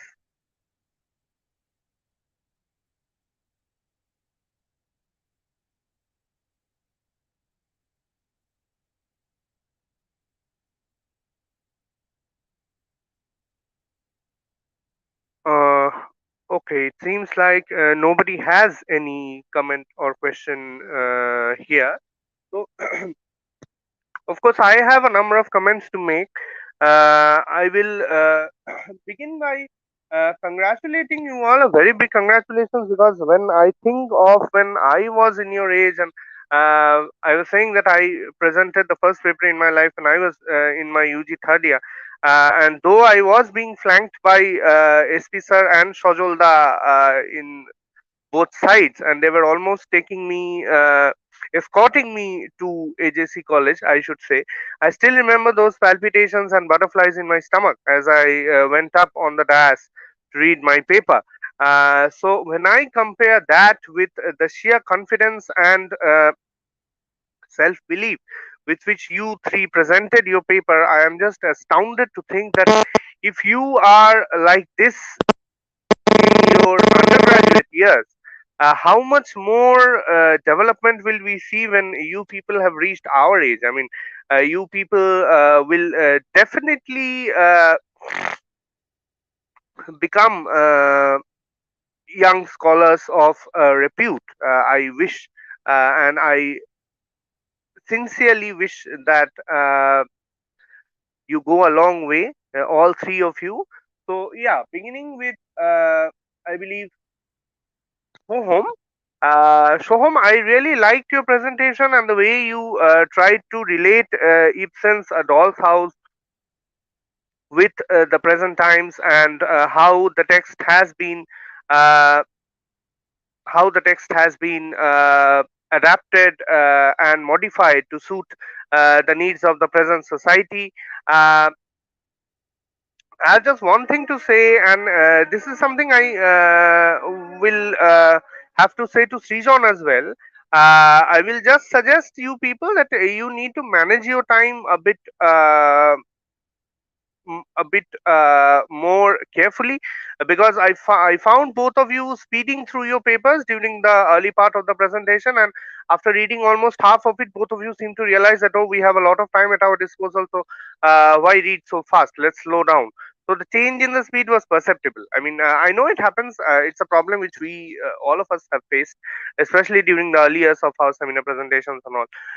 You really, I mean, it's really tough to keep one eye at the clock and one eye at your paper, and what you uh, generally tend to do is speed through the first half of your paper, so that you have this playing at the back of your mind that if I finish the first half, I mean, it's almost like taking a double run in cricket. If I run the first one quickly, then I will have enough time to complete the second one. But as you'll proceed through the years, you'll realize that since the audience has only your voice to rely on, so it's really important to like articulate yourself very clearly. And I'm not telling you to read slowly.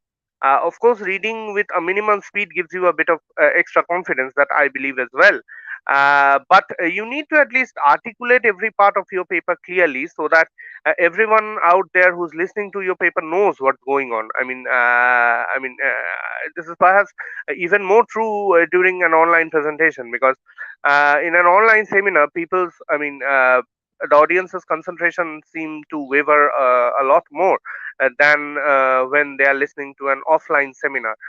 So this is something which both of you need to keep in mind. And Shoham, what I really liked about your presentation was the way you brought popular culture at the end of your paper. You seem to bring up the film Thappad, I have only one suggestion to make. Your paper would have been a bit more furnished, I guess, if you had brought a number of other texts into your discussion, which relate a lot, I feel, to A Doll's House. For example, a text like, let's say, R.K. Narayan's A Dark Room.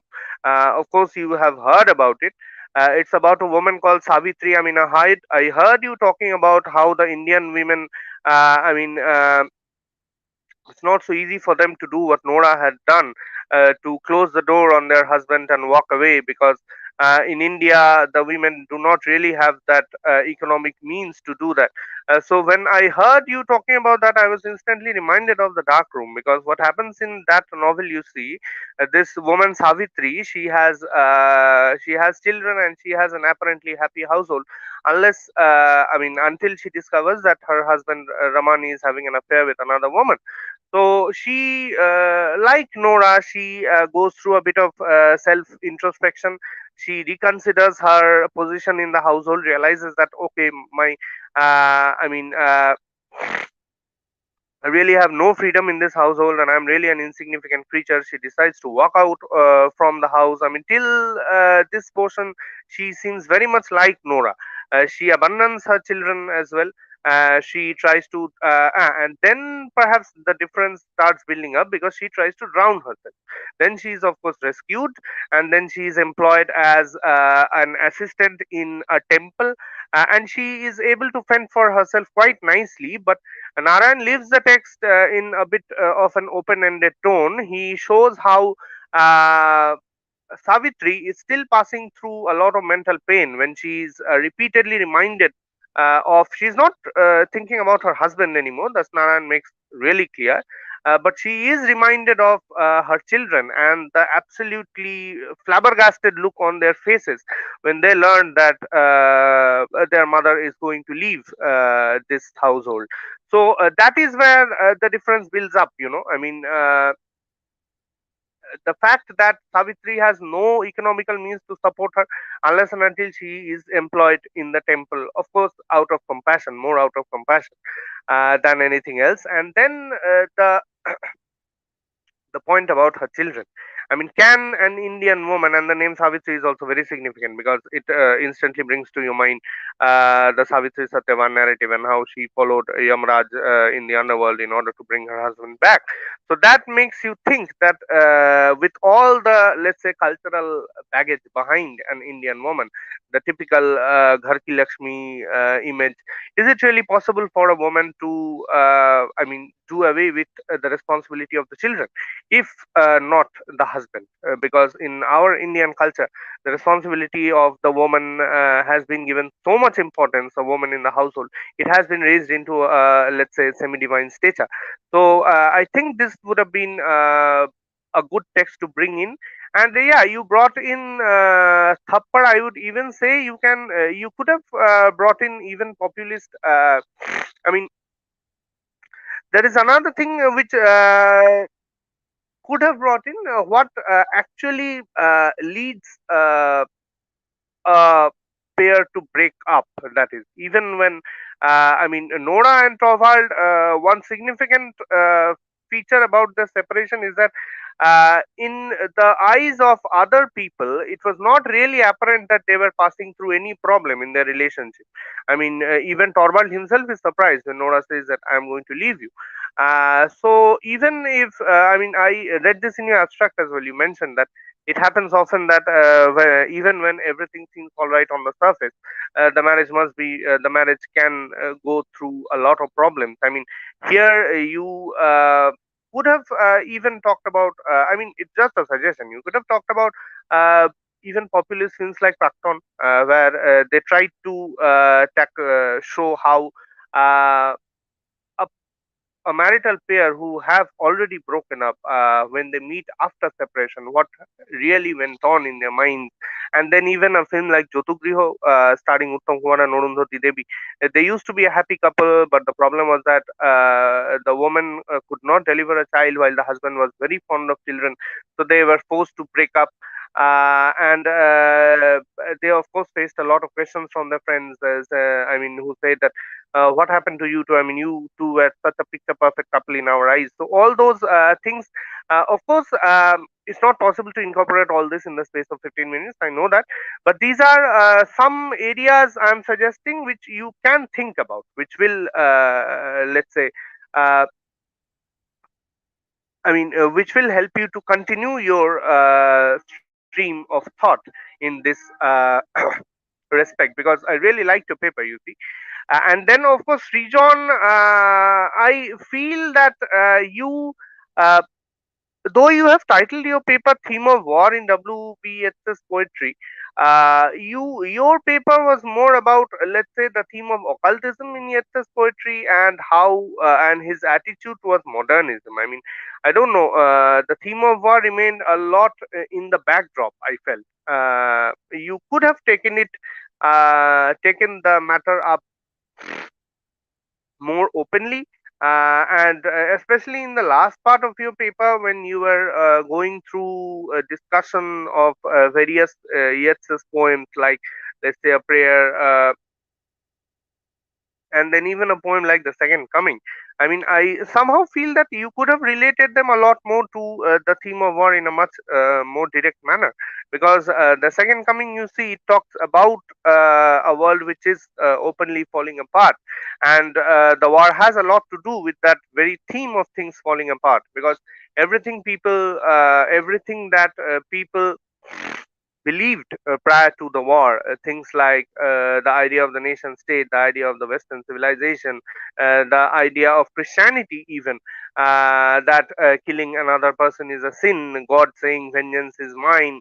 So we really should not. I mean, we should treat our neighbors as we will treat ourselves. I mean, I was looking for all these elements in your paper, but I really didn't find any, because I feel that the poems you took up, there were a lot of, let's say, more opportunities for you to bring in the theme of war.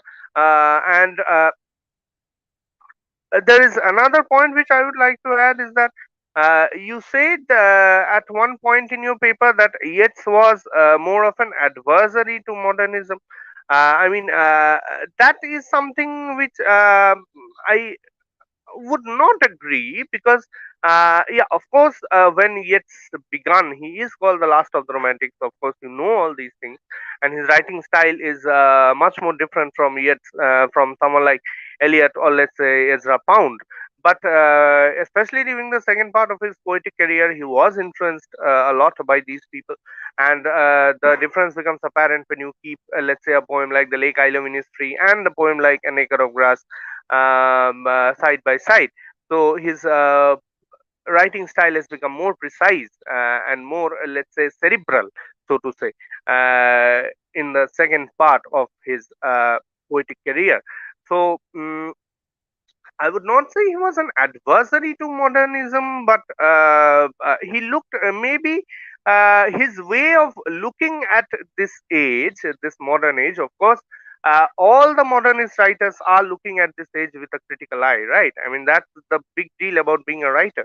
You look at everything from a critical point of view. That kind of separates you from, let's say, any Tom, Dick, and Harry.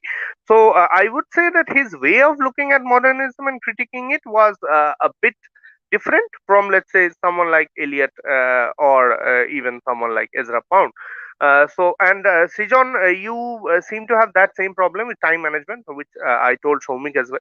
You hurried through the first half of your paper, and then you kind of realized that you have a lot more time at your disposal. So you started to slow down. I mean, I would tell both of you that if you, I mean, Devaditoda was talking about hearing to veterans like Krishna Maman or even Ashok Shah. So if you hear them and other veteran people, and if you make a habit of hearing to these senior professors, you will see that the way they steer their talk, I mean, it's almost a conversational one. The trick is, I mean, if you're reading from something, it was very apparent that all of you were reading from something. The trick is to read but not let people understand that you are reading from something, right? I mean, if it becomes very apparent that you are reading from something, it gives your reading a mechanical tone. So you need to build up that conversational tone, and you need to steer your talk more carefully, so that these apparent, let's say, inequalities of speed are not as pronounced as they were today. But of course, I'm aware that all these things will, I mean, they will develop in near future. I'm sure about that, because you people still have a long future ahead of you, and these are very minor faults which will naturally be worked upon. So a big congratulations to both of you. And then Onurag, I was really very impressed by your paper, Babu, because I mean, you're a first year student, and the way you maintained your speed through the presentation, you are the only one with whom I don't have any problem with the pacing of your talk. You paced it really nicely.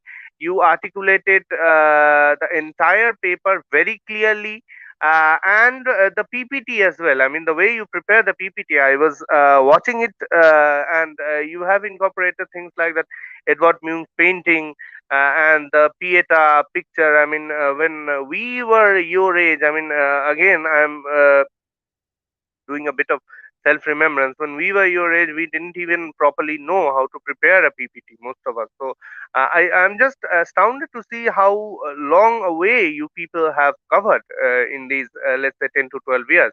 I mean, it fills me with extreme pleasure to be here. And of course, your paper, I don't have any major comment to make. It was very well chalked out. If I have to say something, maybe you could have added a bit more on how the wasteland is. How the situation described in wasteland is still uh, parallel to the present situation. I mean, you of course you talked about the Russia-Ukraine war and all that, but maybe a bit more on that would have given your paper a more, let's say, holistic approach. But again, to finish things off, I would say that I am very glad after hearing all these papers, and I am very thankful to this department for having me out here. Of course, I'm not in the best of shape. I'm suffering from a terrible cold. That's why my voice has an eerie quality when I talk.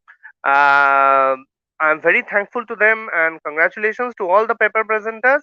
I had a really nice time out here. Thank you. Thank you.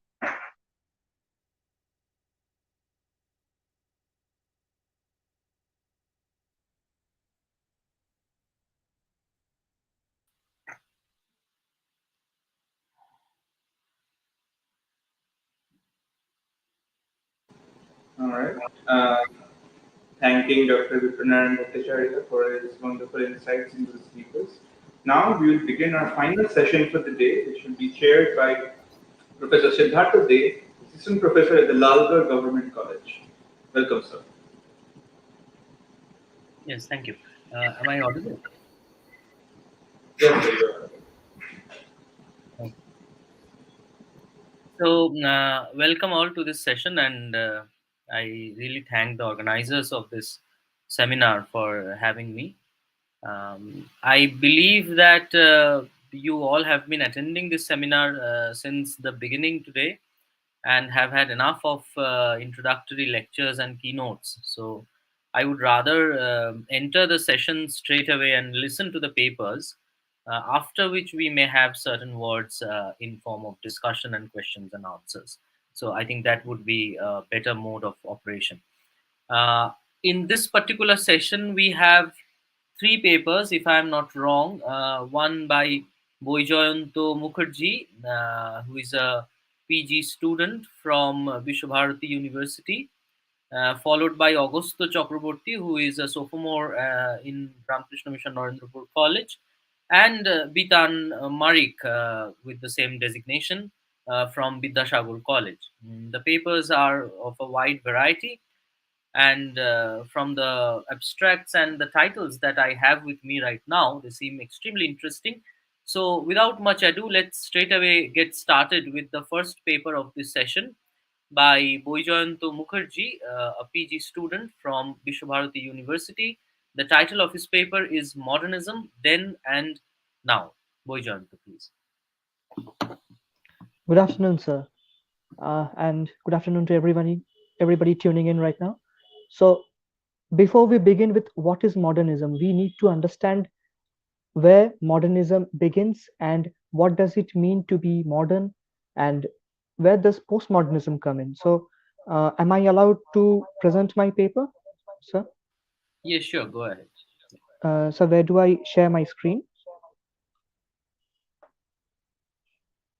I'm not sure about the settings of this particular platform, so I believe if There should somebody. be a button present your screen right at the bottom. Sorry. There should be a button which says present at the bottom of the screen. No, I think. No, actually not. So anyway, so let me just get into right of it. So to be modern is modern. To be modern, actually, modernity and modernism are two different things, right? So according to Habermas, modernity is something that is especially concerned with historical periodization, and Habermas is, as we know, a thinker from the Frankfurt School. Uh, So modernity is supposed to be a tenure, a continuous break, or a continuous time period which offers a break from the past. To be modern is to ensure a break from the past. So modernism is a conglomeration of idea referring to that period, and which is special to it. I mean, it's unique considering the age it is introduced in, and it encompasses political, cultural, psychological reactions to the period itself. So modernity is the bigger circle, and within modernity is the term modernism. So modernism is a style. If we were to differentiate between modernity and modernism, so the modernity becomes the bigger circle, set circle A, and modernism becomes the set circle B. So modernism is supposed to be a artistic movement which is concerned with modernity. To be modern is to be adapting a style. It can be avoided and it can be adopted. If I want to be modern, I adopt something that is new. And if I want to avoid something modern, I can be traditional, right? So where does modernity begin? What are modern writings? We say this is modern, his writing is modern, his poems are modern, his essays are modern, but what is, when does this modernity begin? Since its tenure is debatable, we tend to signify modern writings as literature techniques or writing techniques which are way ahead of their times, and emphasis on way ahead of their times because that's what makes it's modern, right? For example, Chaucer, Shakespeare, who were the representatives of their age, to be honest. So Chaucer with his Legend of Good Women, Canterbury Tales, and Shakespeare with his dramas and sonnets, they had this unique trademark style of their creators, right? Chaucer had this eye to identify the social structures and write about people that nobody else wrote about: the pardoner, the apothecary, the peddler, the cook, right? I mean, an array of people. Same thing with Shakespeare, who is a timeless creator. His dramas, his works are still relevant in the 21st century, right? So this was the early beginning of modernism, and the later beginning came with the avant-garde works of the decadents. We identify the decadents because of their unapologetic style of writing, right? Oscar Wilde, Flaubert, with their writings which were for art, which were especially for art's sake, right? Walter Pater's philosophy that art is only supposed to be a representative of itself. So why this sudden urge in modernist writings? I mean, we could have already tended to adhere to traditional ways of writing, pedagogic themes, cliche, hackneyed plots, everything. But why? Why do we need modernist writings? Modernist writings are nothing but a fruit of discontent, a product of hypocrisy, and a way to channelize the inefficiency of the governance of that age, right? So it was in no way sudden or abrupt. It was a very piled up sort of feeling which finally burst forth, right? This was exacerbated by the West's unbridled ambition. I mean, the industrial cities, Manchester, Liverpool, they popped up like mushrooms. London, city center.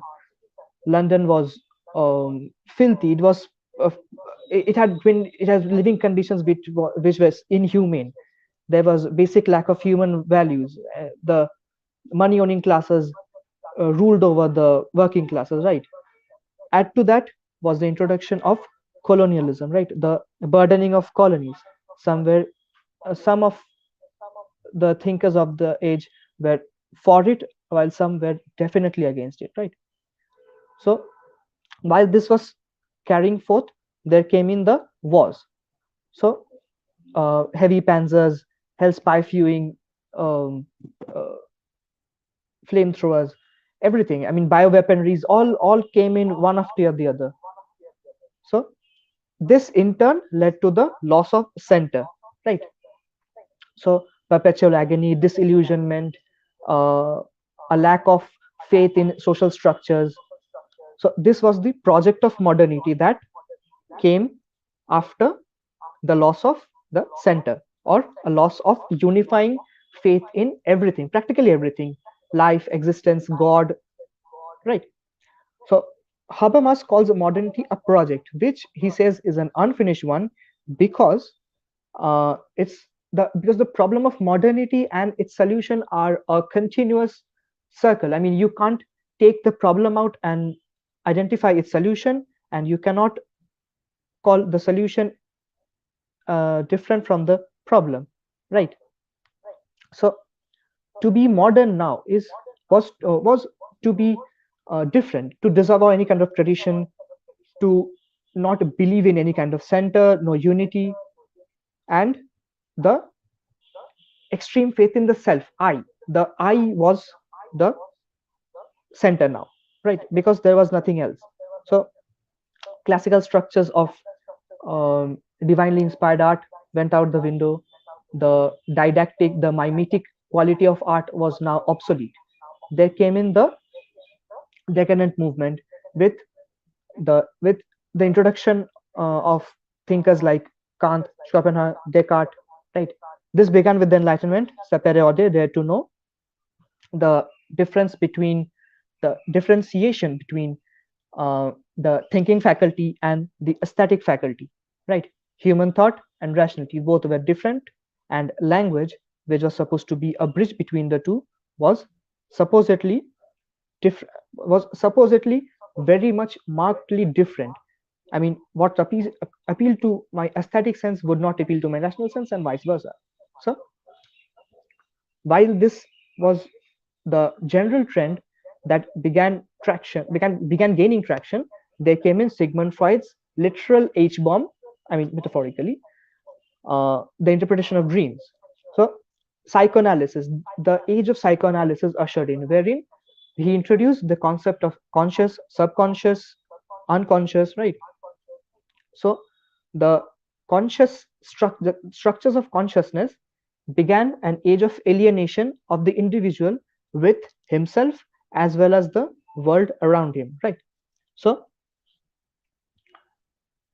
with the alienation began the rise of existentialism.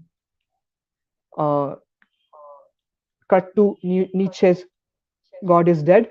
So the individual was now a lost entity.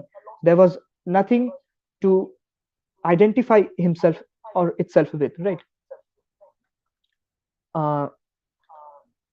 Now, when everything was in question, there came in Schopenhauer's modus operandi of human language. He questioned the purpose of language, right? So that's something that is different. He called human language obsolete because he aimed language to be more musical. So that's a different story. With this modernity, most of the writers, I mean intellectuals, I tend to say intellectuals because education was still an exclusive trait for most people. People like Virginia Woolf, James Joyce, Ezra Pound, Gertrude Stein, Stephen Spender, D.H. Lawrence, George Orwell, many others, they sensed the true arrival and true meaning of modernism. They welcomed it. While on the other hand, F.A.R. Lewis, T.S. Eliot were people who believed in modernism but sort of tried to remain traditionalists because they believed in the great tradition of English. Now, people like Flaubert, Pinter, Ionesco, Ataud, they willfully tampered with this tradition, right? What is tradition? If there is nothing to grab for, there is no center, then what do we situate tradition with, right? Now, this here is 2020, right? The last time Europe was at war, there was a madman who claimed the annexation of a neighboring state under the pretext of uniting people under the basis of similarity of language, right? So Russia invades Ukraine in the end of February. America assures help. This is just after the world has returned to a normalized, unquarantined life, right? So history is like a loop. It's a matrix which has its code pre-written into it, right? So we are in a loop. Now cut to postmodernism. These are times that we live in postmodernity, right? So postmodernism was supposed to succeed modernism, and Lyotard called postmodernism a revision of modernism. But why postmodernism? Because postmodernism is supposed to alienate the self from the center.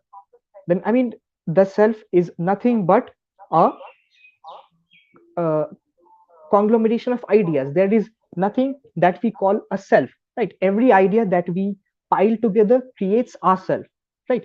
So Roland Barthes' Death of the Author, he took away the writer's hand, literal pun intended, right? So postmodernism and modernism would have achieved their goals if there was no interferences from the life world with the instrumental reason, right? So instrumental reason is what prevents us from connecting. Now, the modern man is supposed to be a prisoner in his own world.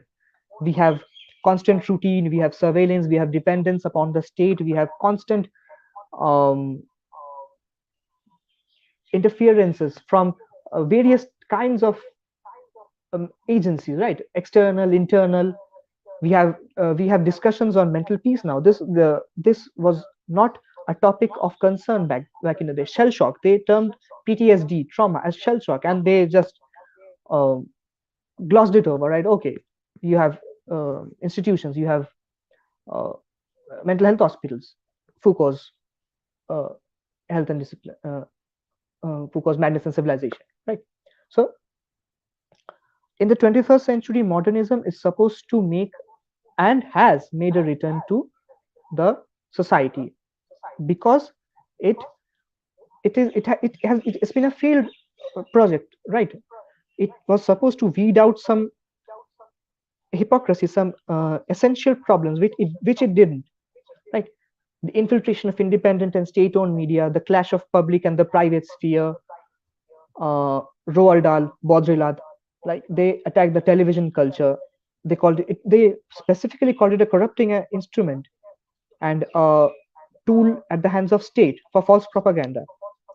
Last month, October, to be exact, Alan Moore, the creator of Watchmen, he called this adult craze of superhero movies a precursor to fascism, right? So the excessive and saturated influx of popular decentralized cliche art is not helping matters. It can never help matters, right? Too much of anything is bad. Extremes can never be answer to any problem.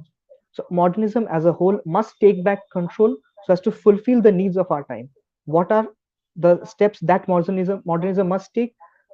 First things are compromises, and too much of political correctness, which was supposed to usher in an age of acceptance, is proving to be counterproductive. There are cancellations, there are controversies, there are debates, right? Overemphasis on single out narratives, victim shaming, uh, media trials, all these factors must end, right? And the most important thing is the independence of spheres. The individual must be different from his private sphere, right? The public and private must remain absolutely independent and must not have any kind of interferences from each other, right? So that's what I was uh, that's my main idea of modernism and how it can return to serve us.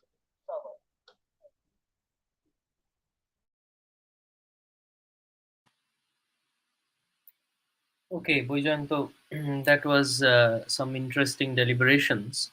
I have a few comments to make on your uh, paper, but I think I would hold them for the moment and let us hear the other papers.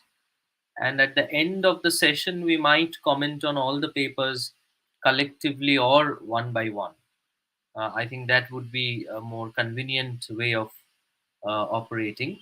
So, and thank you also for finishing right on time. So, the next paper that we are moving towards is by Augusto Chakraborty. Am I audible or I don't? Yes, sir, you're audible. Okay. Is by Augusto Chakraborty, who is a undergraduate second year student at Ramakrishna Mission Residential College, Narendrapur. His paper is on James Joyce's collection of short stories, Dubliners, and he will try to look at modernistic features and techniques in that particular collection. Augusto, you may please begin. Thank you, sir. And before I begin, I would like to clarify my name is Agastya Chakravarti and it is not Modernism Revisited. And with that, I will begin my paper. This paper will study the modernistic features and techniques in James Joyce's Dubliners and will at the end attempt to see if it has any relevance in today's world. The modernist movement flourished in the late 19th and 20th centuries. Modernist writers in general rebelled against clear-cut storytelling and formulaic verse from the 19th century. Instead, many of them told fragmented stories which reflected the fragmented state of society during and after the World War I. Novels during this time were unconventional, deviating from traditional forms of expression in search of new forms of the art. Modernist novels were not bound by any traditional standards or stereotypes, but reflected the contemporary consciousness and experience according to the author's own unique aesthetic principles. James Joyce is one of the most well-known authors of the early 20th century, and usually the first name that comes to mind when the term modernism is brought up. He contributed extensively to the modernist movement, developing a style of writing from the straightforward, simple style in Dubliners to the complex elusiveness and bewildering originality of Finnegan's Wake. In Dubliners, Joyce portrays the misery of the Irish who live in the capital city of Dublin, showing the tragic Irish paralysis which prevents his characters from breaking out of their stultifying conditions. Dubliners, written between 1904 and 1907, was published by Grant Richards, initially sending the original manuscript of 12 stories to Richard in 1905. Joyce later sent the story 2 gallons to him in early 1906. But the printer employed by Grant objected to certain passages from the story, which led Richard to reconsider aspects of other stories as well, notably an encounter and counterparts. The controversy delayed the publication of Dubliners. Joyce's correspondence with Grant Richards during this time provides valuable insight into the author's intentions behind the writing of Dubliners. Joyce writes, and I quote, "My intention was to write a chapter in the moral history of my country, and I chose Dublin for the scene because the city seemed to me the center of a paralysis. I have tried to present 4 aspects of this: childhood, adolescence, maturity, and public life." Dubliners was eventually published in 1914 at around the same time as The Portrait of the Artist as a Young Man, which began its realization in the English review The Egoist. James Joyce identifies the central concern of Dubliners in the quote mentioned earlier. Joyce is concerned with the paralysis that limits and frustrates the lives of the people of Dublin. While it may have had physical manifestations, Joyce makes it clear through the use of the phrase moral history that it was the moral and psychological aspects that primarily concerned him. In another letter, he acknowledges that the picture painted by him of Dublin and Ireland has not been a pretty one, and says, "It is not my fault that the odor of ash pits and old weeds and offal hangs around my stories." Joyce has made it clear that the work is ordered carefully and has a close structure. He first presents a series of stories dealing with the effects of paralysis on the lives of individual Dubliners, tracing its effects through childhood to adolescence and finally into maturity. The last 3 of the original 14 stories take politics and religion as the main focus for his studies on the paralysis that affects life in Dublin.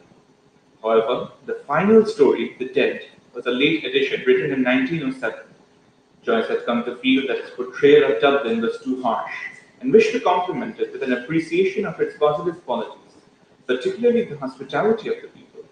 He placed this remarkable story at the end outside of the tightly knit structure of the others, and thus achieved his goal without detracting from the original purpose in writing Dubliners.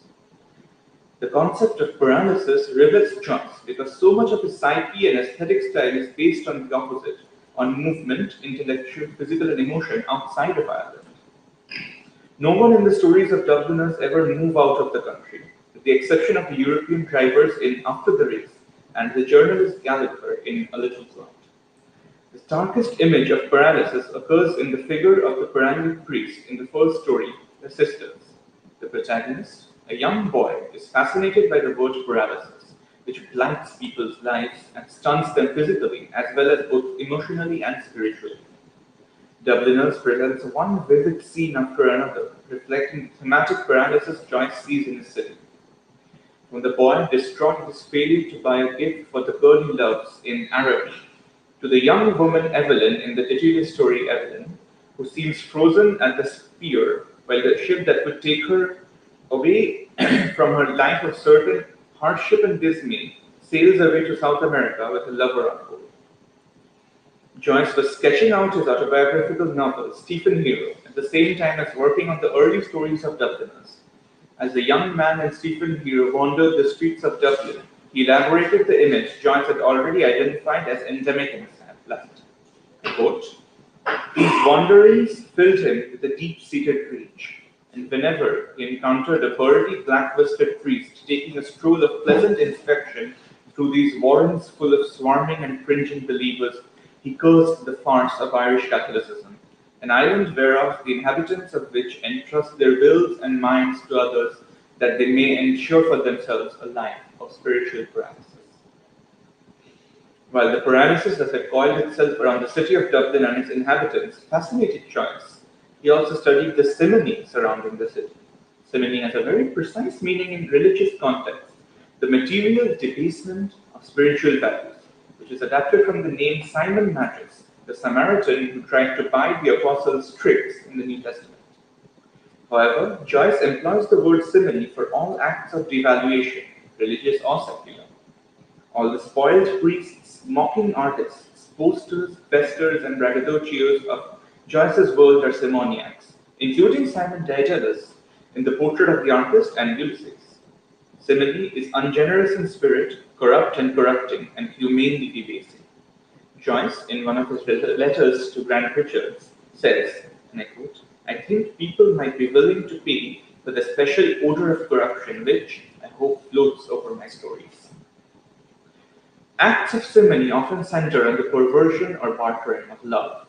In the story Two Gallons, which first caused the controversy which delayed Dubliners, a scene is presented in which love is bought and sold either too cheap or too dear by a pair of down-at-the-heel Dublin succubi.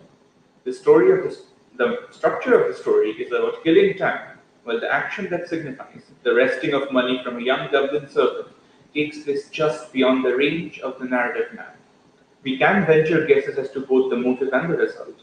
Two scoundrels extort money from a young woman, but we cannot be absolutely sure how they set up the scheme or whose money they get, the girls or the employers. What we can know is that we have experienced a violation. The unexplained action is, in this instance, literally an act of simony, taking money for the matters of the heart.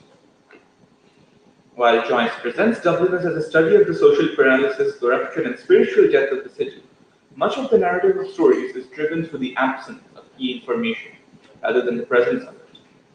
This concept controls much of Dubliners and much of Joyce's notion of realistic narrative generally, in that the life offers very few instances in which resolute meaning comes into definite focus. This is adapted from the mathematical term of gnomon, spelled Gnomon, which means the shape of a smaller parallelogram taken away from the larger one, a missing piece or a ghost of a form not quite there. The concept of gnomon, along with the other themes of paralysis and simony, are all actually introduced in the very first story of Dubliners, where the young boy recalls the paralytic priest teaching him about gnomon in Euclid and simony in the Catechism. The principle of gnomon in Joyce's work is defined perfectly by Leopold Bloom from Ulysses, who thinks at one point during the day, and I quote, no, not tell all. Coming to terms with the missing is as important as comprehending the present. Each story in Dubliners is a gnomon or has one. There is missing information, an event not entirely explained, an image that does not appear whole. In The Sisters, the story and circumstances of the paralytic priest and why he had hidden himself away in the confessional box is never revealed, instead only tantalizingly given glimpses of through unfinished sentences layered on top of each other. The last story, The Dead, is mnemonic to its core. Gabriel Conroy misses something in almost everything. His pleasant question to Lily about marriage quickly turns the exchange bitter when Lily says, quote, the men that is now is only all palaver and what they can get out of you. It is clear that Gabriel has touched a raw nerve and that Lily has another story to tell which goes untold. Gabriel can only offer season's greetings and a present to Lily to gloss over his mistake. Later, Gabriel stumbles upon a missing segment of his wife Greta's life, one he has had no idea about till then. It is important to realize that Gabriel has done nothing grotesquely wrong, which adds to the story's power in revealing how life's disappointments are a collection of nomons, minimal transgressions, frustrations, and inadequacies, real or imagined, with the addendum that those who think that they are inadequate usually are. In writing Dubliners, Joyce employs a variety of techniques to fully represent the psychological realities of the characters portrayed in the stories. While the famous stream of consciousness technique is not used in this collection, Joyce uses another creative technique, that of epiphany, to show complex thoughts and feelings of characters. An epiphany is the experience of a sudden and striking realization after almost painful contemplation. All the characters in Dubliners stand the chance or to gain an insight into something at the end of the story, and the existence of an epiphany brings the stories to a climax. In the story Araby, the young protagonist wanders the mostly closed bazaar with dismay, hoping to find a gift to buy for the girl he loves. In his disappointment, however, he overhears a conversation between a female shopkeeper and two men, a playful banter about whether the woman had said a certain thing or not, which is never revealed to the reader. This conversation causes a strong reaction in the heart of the young boy, making him feel a disillusionment in love and disappointment in life. He is broken out of his fantasy of love and sees himself to be a creature driven and derided by vanity. Apart from utilizing the technique of epiphany, Joyce also uses different narrative techniques, many dilutions of plot, and shifts in narrative perspectives. The author dilutes the plot in some of the stories so that the reader never receives an explanation for the events which occur in the story. In Two Gallants, the story is told strictly from the side of Lehenan, even after his friend Corley and him part ways, leaving us, the reader, in the dark about how Corley managed to scam the young woman out of her money. In An Encounter, the young protagonist doesn't look at what the green-eyed man does after moving away from them, and hence never knows what it is, although by the exclamations of his friend Mahoney, whatever he does is not something decent. Joyce also shifts the narrative perspective from story to story to represent the events that occur as realistically as possible. In the initial stories of The Sisters, An Encounter, and Araby, he uses the first person perspective to represent closely the difference in how a child handles a situation and faces the world versus how an adult would handle it. In the stories that follow, however, he abandons the first person perspective and uses the third person limited perspective, giving up the narrator's right to be omniscient in favor of having the reader experience each story from the point of view of a narrator who closely follows only one or two focal characters in the tale. Shifts in narrative perspective offer readers insight into the psychological aspects of the characters, the true feelings, directly playing into the characteristics of the spiritual world and revealing to the reader a wide social panorama of Ireland in the late 19th and 20th centuries. In conclusion, James Joyce's Dubliners stands as one of his most accessible works, perhaps alongside Portrait of the Artist. While definitely influenced by the literary movement of modernism, it does not abandon form entirely to represent reality, but instead uses a multitude of characters in a multitude of settings to represent the religious, social, and psychological paralysis experienced by the citizens of Dublin. Even though it was written well over 100 years ago, the same feeling of paralysis can still affect any of us today in the modern world. During the global pandemic we faced just a few years ago, our lives were thrown into disarray, and many of us suffered great psychological harms from while we were forced to remain shut away in our houses, deprived of the most basic of social needs of even talking to a different person. Joyce's study of psychological paralysis gives us insights which help us deal with our own issues we face even in the modern world and even when they're over a century old. Thank you. Thank you, Augusto. It was a very well constructed paper and excellently articulated as well. I have a few comments to make, but once again, I'll wait till the end of this session and we will hear another paper in the meanwhile, which is the final paper of this particular session. It is by Bitan Marik, if I am pronouncing it correctly. who is a UG second year student from Vidyasagar College. His paper is titled F. Scott Fitzgerald and His Protagonists Through the Modernist Lens. Bitan, you may please present your paper.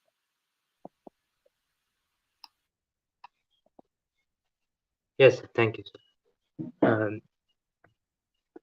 Good afternoon, all. The development of the novel in the English language began with works such as John Bunyan's Pilgrim's Progress, which depict through a Christian allegory what is essentially the snakes and ladders game of life. The protagonist is one in a long line of everyman. With Daniel Defoe, the novel was graced with characters who had a little more individuality and stories which, for the most part, were simply accounts of extraordinary lives full of adventure and not out to prove anything or teach lessons. Defoe's contemporary, Jonathan Swift's works consist of veiled political and social satires. This particular vein of expressing dissatisfaction towards existing socioeconomic conditions could be seen in Dickens in the following century. The scam of poorhouses, where the underprivileged were taken advantage of, was particularly showcased in Oliver Twist. As the Victorian age closed, there was a feeling of progress. The true fruits of the Industrial Revolution were being reaped as immense technological progress. If, in the late Victorian era, there had been a crisis of faith amongst the educated community, the resulting gulf was more than sufficiently fed by the optimism of scientific progress. However, the First World War brought a grating halt to this sentiment. Afterwards, with 40 million dead on the battlefield, it was no longer possible to go on with life as usual. So we see the artists of the period seeking to represent the reality around them in a way different from that of the past. In painting, there were the movements of Impressionism led by Monet and Cubism almost solely championed by Picasso. These deliberately sought a different way of looking at things. Often, as is apparent from Guernica, the new way did not posit any particular idea, but advocated a plurality of perspectives. However, this view wasn't shared through other domains. 20th century politics was populated with big ideas which envisioned a perfect world through their own separate policies. There was a rise of fascism in Central Europe, communism in Eastern Europe and Russia, and capitalism in America. Despite the contradictions across different dimensions, these new waves were all founded on the belief that they were objectively better than their pre-existing ideas. In literature, the novel had come a long way since Dickens. The likes of Hemingway, Fitzgerald, Woolf, and Joyce in the early 20th century produced works with their immediate surroundings and peoples and experiences as the center. Many novels of the time, such as D.H. Lawrence's Fathers and Sons, are semi-autobiographical. Under the modernists, the English novel narrowed from the broad everyman with his didactism to the individual psyche and his immediate surroundings. Grand allegories were abundant for the drama of the broken teacup. This presentation intends to focus on the works of F. Scott Fitzgerald as a modernist. His protagonists will be traced from Amory Blaine onwards. The fading idealism of the youth at the end of This Side of Paradise seems to transition into the detached Nick Carraway of The Great Gatsby, who merely observes the remarkable acts of high society people but never participates fully. This reflects the mature years of the writer himself. Carraway is engaged in the stock market and wishes to establish himself when the events of the novel occur. Richard Driver seems to foretell Nick's future. He is a popular society gentleman from Tenders the Night who gradually dissipates under the nervous breakdowns of his wife and his own alcoholism. Fitzgerald himself suffered from various health problems, and particularly alcohol dependence, and his wife was a schizophrenic. These protagonists shall be studied along with the others along with other characters that people his works and other relevant commentary. The goal is to investigate the stages of life of a single individual established through a community of protagonists and the relation of this individual to the author himself. Born in September 24, 1896, Francis Scott Fitzgerald shares his birthplace with his debutante novel's protagonist, Amory Blaine. It is true Fitzgerald never wrote a biography, but the phrase art imitates life is much never more appropriate for a writer. His father, like Amory's father, was poor, having failed in business. His Princeton education was provided for by his maternal grandfather. In 1915, young Fitzgerald fell in love with Ginevra King, a girl from a very wealthy Chicago family. However, her father disapproved of Fitzgerald's poverty. She instead married one of the richest men in Chicago. In 1917, Fitzgerald enlisted in the army, and while stationed in Alabama, waiting to be shipped to France, met Zelda Sayre. They formed an engagement, but again, for the practical necessity of money, he was once again thwarted from marrying. The character of Daisy in The Great Gatsby has aspects of both Zelda and Ginevra, though Daisy, like Zelda, meets Gatsby when his parties are waiting to be shipped to war, and Gatsby's social inferiority is hidden under his lieutenant's uniform. Again, like Ginevra, Daisy marries the richest man in Chicago, while Zelda had waited. Fitzgerald threw himself into chasing the shadows of literary fame after Zelda's refusal, and he succeeded. His first novel, This Side of Paradise, was rejected thrice, but after a rewrite was published, the novel began selling copies faster than the publisher could print them, and F. Scott had achieved his dream of becoming a fashionable young writer and soon married Zelda. The couple moved to Europe, where they became central figures in this heavy-drinking, free-spending, self-indulgent lifestyle of the Roaring Twenties, which came to be known by Fitzgerald's own nomenclature, the Jazz Age. It was in this time that their child, Scotty, was born. When Zelda awoke out of the ether, newborn baby girl in hand, she remarked, "A beautiful little fool." This is echoed almost verbatim by Daisy Buchanan in The Great Gatsby. In October of 1922, Fitzgerald, Zelda, and their baby daughter moved to Long Island in a place called Great Neck. In 1922, Great Neck was a place of gardens and mansions.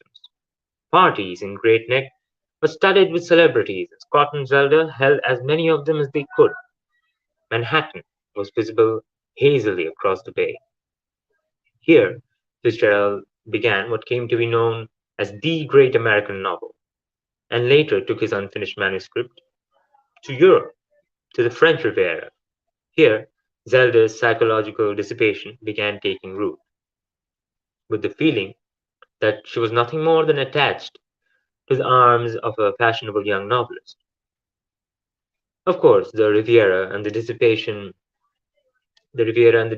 of a family headed by a glamorous young doctor coming of the successes of medical journals and books on psychology is documented in Tender is the Night, just as Long Island and Manhattan are fictionalized as West Egg and East Egg, and the parties in the manner of the Fitzgeralds as Gatsby's parties. Gatsby, looking out across the haze of the bay to stretch his arms towards the green light of Daisy's dock, is one of the most poignant moments of The Great Gatsby. In the Riviera, Zelda had an affair with a young French aviator with a white duck cape who used to come to their house, which is why Tommy Barban, in Tender is the Night, insists on speaking French to Nicole, despite being half American and spending little time in France. Thank you.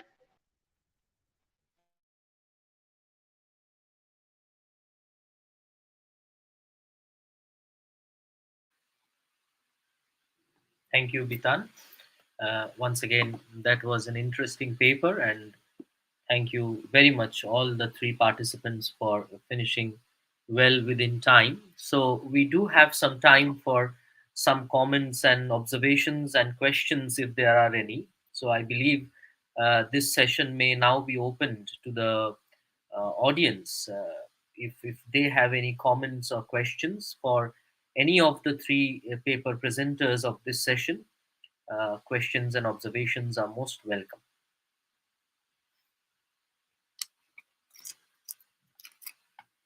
Is this being followed by the audience, or I'm not sure if the audience can ask questions. Not very sure about the technicalities They, of this platform. they can, sir. They can ask Okay, questions by posting okay, chat on YouTube. right. So anyone can pitch in. So the session is now open to the audience. If any one of you have any comments or questions on any of the three papers, or any uh, remarks that you want to make on the topic of modernism in general, I think we do have a little bit of time for that. Otherwise, I will go ahead with the session and ask a few questions to the presenters here.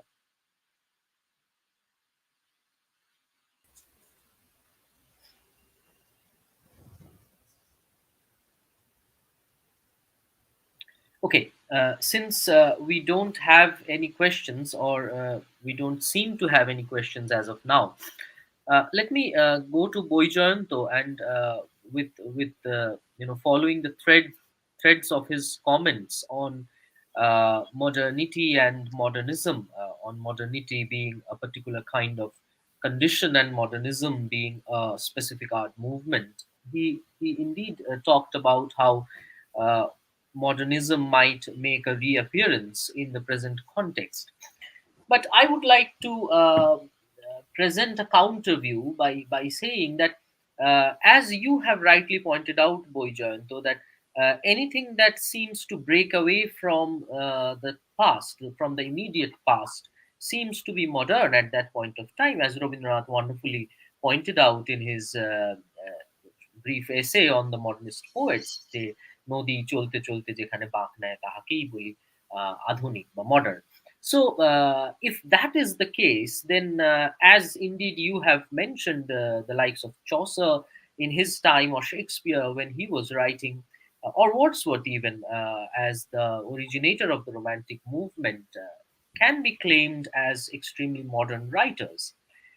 But two particular reasons why I do feel that this tag of modernism has stuck to this group of poets and artists, the likes of Joyce and Eliot and Pound and Woolf, is the fact that they were intensely self-reflexive, that they were calling themselves modern.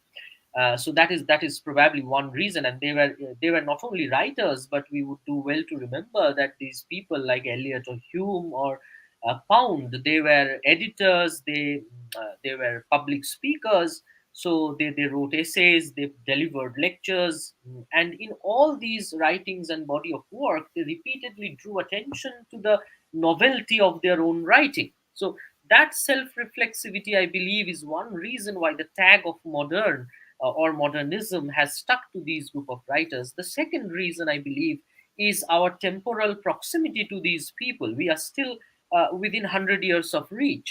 Now that we have had a landmark moment of sorts in global history with this particular pandemic that that the world is still reeling under, and we are now seeing another bout of war in Europe, do you think that it is perhaps time to break away from these tags altogether, to call these poets by some other name, and not like we don't call Wordsworth a modern poet anymore, we don't call Shakespeare modernist writer or something like that? So do you think that this is time for history, for us to re-evaluate history and look at these writers and call them something else, and not get stuck by the tag of modernism, so that we keep repeating the tag modernism in some way or the other by using words such as postmodernism or neo-modernism or things like that? Do you think it's time to break away from these tags?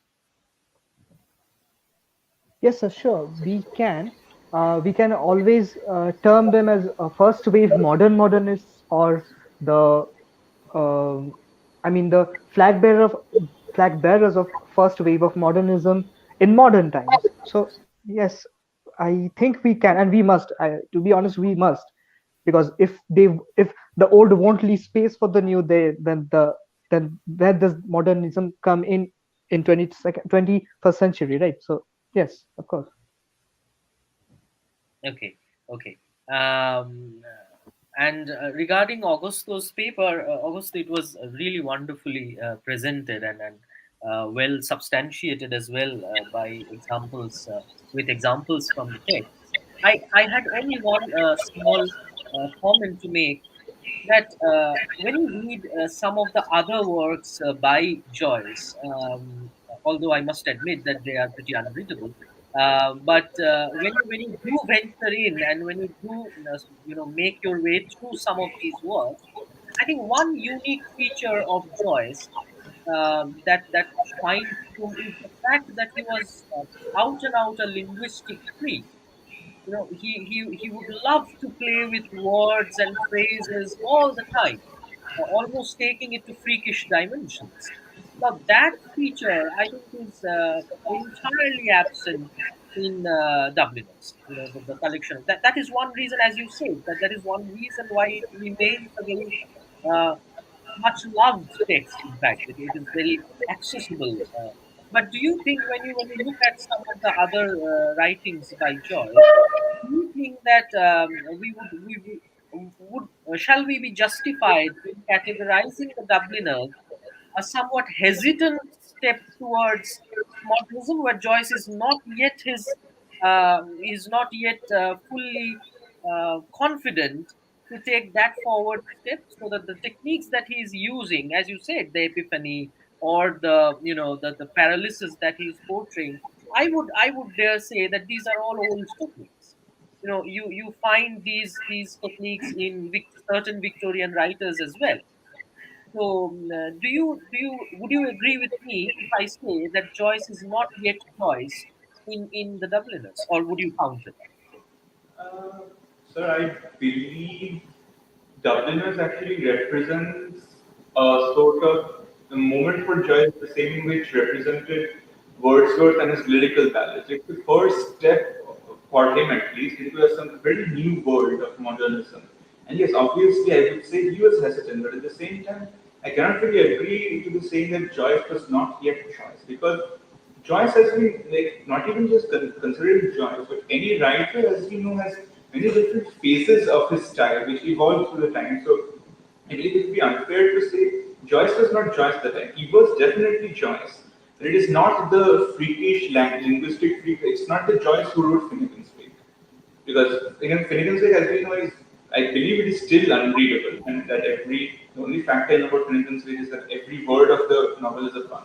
But yes, he is not that Joyce. But it is also unfair to say that just because he is not the Joyce who wrote Finnegan's Wake or Ulysses, it's not James Joyce. He is still James Joyce here, but he's applying his genius in a much different way through language which is accessible. But if one digs into it just a little, one will find the true depth of what he's trying to represent to Dublin. Yes, definitely. Thank you, Augusto. That was wonderful.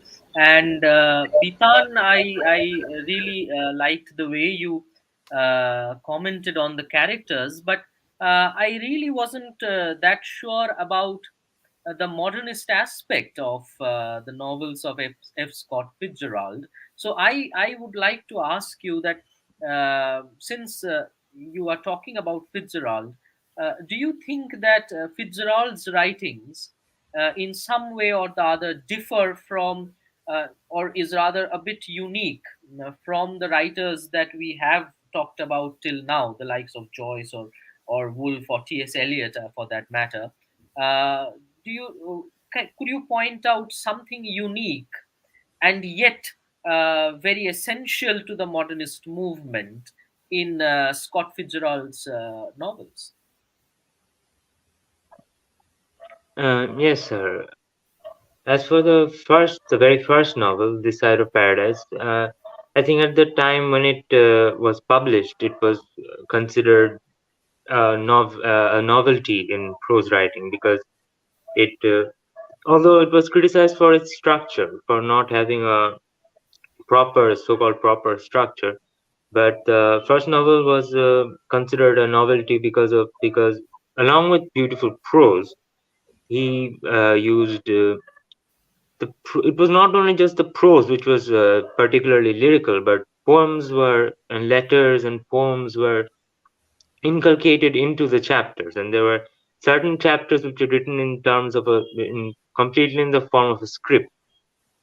And it wasn't an epistolary novel or a novel which was or a screenplay, but it was sort of a combination of everything.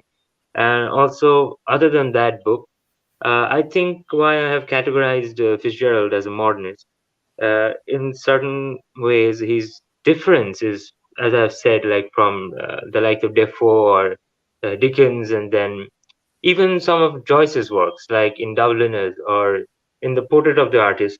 There are so many different characters, and the point of view shifts from one character to the other character, and then there's another character, and there's this. I somehow feel that the scope becomes broader in a certain sense. But with Fitzgerald, uh, in complete contrast to other novelists of the previous era, the scope is not large. As in, it's in The Great Gatsby, there is a concept of the American dream and the American society as a whole, but it usually focuses completely on the individual, the protagonist, and his circle, or it's usually through the point of view of just the protagonist. I thought that was rather unique, and that really highlighted the drama of the broken teacup part of modernism. That nothing great, no great plot is in the works, but is an individual experience which is worth noting. Okay. Thank you then, Bitan, Augusto, and Boyjanto, all three of you. Excellently presented. And thank you to the organizers and Ramakrishna Mission Residential College, Narendrapur, for having me as a part of this wonderful seminar. I believe we are slightly ahead of time, so we might still have a few questions if there are any. Otherwise, I would be most happy to close this session at this point of time. Okay, I think we have reached the end of this session. Thank you all. Thank you once again. Thank you, sir. Thank you, sir. Thank you, sir.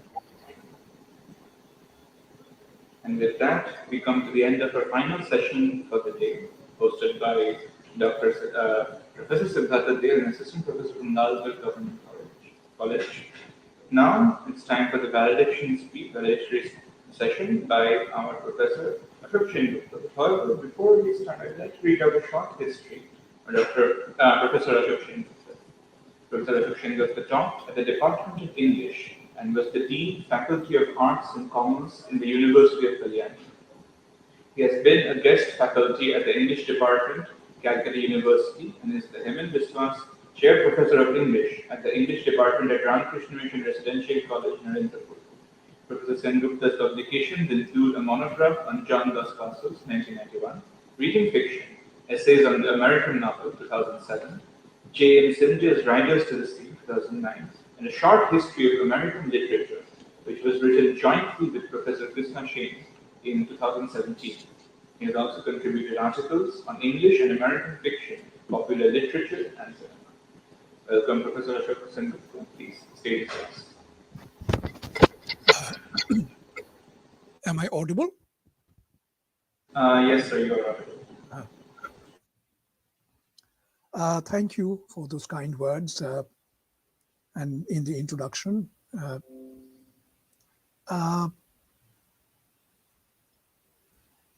I have been asked to give the valedictory for this 8th student seminar of the Department of English, Ramakrishna Mission Residential College, as I'm part of the department. And therefore, I'm quite, happy, glad that this 8th student seminar has come to a successful conclusion. This annual event had naturally been interrupted during the pandemic, the COVID pandemic. Therefore, the department is reassured and encouraged by the response from students, scholars, and teachers who have kindly joined the sessions, coordinated and chaired many of the sessions. First, the department is sincerely grateful to Professor Krishna Sen, formerly of the Calcutta University, for delivering the keynote address for this seminar today. Dr. Sen's scholarship, her insightful reading and understanding of modernism has almost become legendary, as it was quite evident this morning. To have Dr. Sen, who has recently completed a series on modernism for a noted publisher, was therefore a privilege and an honor, and we will always be truly grateful to her. Most of the papers presented by students and scholars this morning and this afternoon were significantly and remarkably of a very high standard, of a very high quality. Since all the three chairpersons dealt with the papers individually, I will not go into individual observations regarding the paper. I will only generally summarize some of the observations which came to my mind as I was listening to them throughout the day. Therefore, one paper that we had this afternoon actually tried to actually observe, make observations on the very title of the paper, the Modernism Revisited, what we really understand by revisiting modernism. Many of the papers that we had this afternoon actually particularly dealt with major texts of modernism, in terms particularly of their thematic and formal elements, which was associated with this movement. What was unique, what I found unique about this department was the contribution that was made by the chairpersons. Most of their observations and their commentaries were extremely absorbing, illuminating, and very encouraging. Significantly, I think the paper on unheard mothers was significant because it actually drew our attention to an inexplicable silence about that modernism has on women's writing, on women writers. Of course, barring, as it was pointed out, barring Virginia Woolf, Gertrude Stein, and H.D. Hilda Doolittle. In fact, this is an area which needs further attention, further revisiting, as Professor Sen was pointing out, that we have to go back to modernism and involve ourselves in this new modernist studies, which involve this revisiting repeatedly. In fact, this silence on women that modernism has is a central contradiction that is there in modernism, in the literary history of modernism. And this has been pointed out by several feminist critics. And while the presenter was talking about this, I had in mind an essay written by Rita Felsky. The essay was called, I just checked it out just now, Modernism and Modernity, Engendering Literary History. Now, this revisioning literary history the literary history of modernism is a most important project that we have to undertake.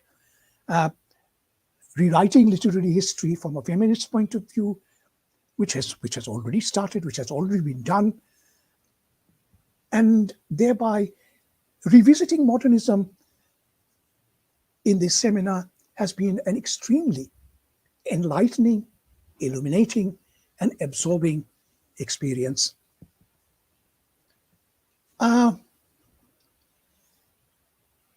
If you have to speak at the end of a seminar, you feel quite orphaned.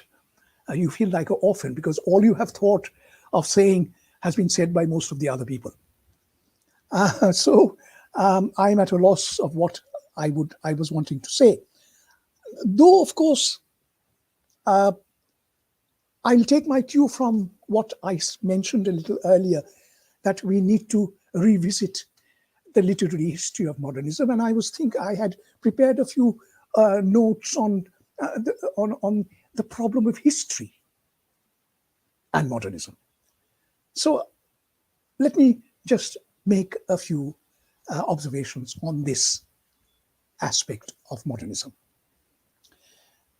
What set me thinking about history and modernism is the fact that even after a century, we are revisiting modernism, particularly 1922. As Professor Sen said this morning, 1922 is the annus mirabilis of modernism, because it contains all the great works, all the distinguishing works that actually define this movement. In fact, one of the debates which actually feature prominently in discussions of modernism concerns the dates of its origins and its duration. Raymond Williams, in fact, asks, when was modernism? In his book, The Politics of Modernism. Most histories of modernism, therefore, tend to reflect the usual claims made by Virginia Woolf and D.H. Lawrence, which is mentioned in Bradbury and Macfarlane. Woolf chooses the year 1910, December 1910, to admit a major change in human relations, which corresponds to a shift in religion, conduct, politics, and literature, while Lawrence almost has an apocalyptic suggestion regarding the beginning of the modern, when he says it was in 1915 that the old world changed. Sorry, the old world ended, rather. He makes this comment in his novel, The Kangaroo. Dates, therefore, as we saw, 1922 is the date we are celebrating, almost celebrating. Dates, therefore, litter the literary landscape of this period. And the critical histories are left to negotiate and renegotiate these signs of an uncertain territory called modernism. Though the designation modernism was actually retrospective, it was actually used in the 1950s, the temporal map of modernism is generally considered to be fixed between 1880 and 1950. While what came to be known as the absolute modern, or as we call the high modern, was privileged to occupy an exclusive calendar between 1910 and 1925. Therefore, as Professor Sen had mentioned this morning, Harry Levin gives us a list, and Professor Sen has given us a list, gives us a list of what constitutes the distinctive works which actually define the annus mirabilis of modernism as a movement. Professor Sen has already mentioned there was Ulysses, The Wasteland, Rilke's Duino elegies, and the sonnets from Orpheus, Brecht's first play, Baal, Lawrence's Aaron's Rod, Woolf's Jacob's Room, and to consider an American example, an American representative, Eugene O'Neill's Anna Christie. Proust has already been mentioned by Professor Sen. Revisiting modernism, therefore, involves this recognition of the historical coordinates which denote and define this period and its literature. Now, this is not only to suggest the historicity of the movement, but it also distinguishes modernism as a response to this history. And as a response to this history, modernism is a figuring and a struggle to interrogate, understand, and redefine the condition of the contemporary historical experience into radically experimental forms of art and literature.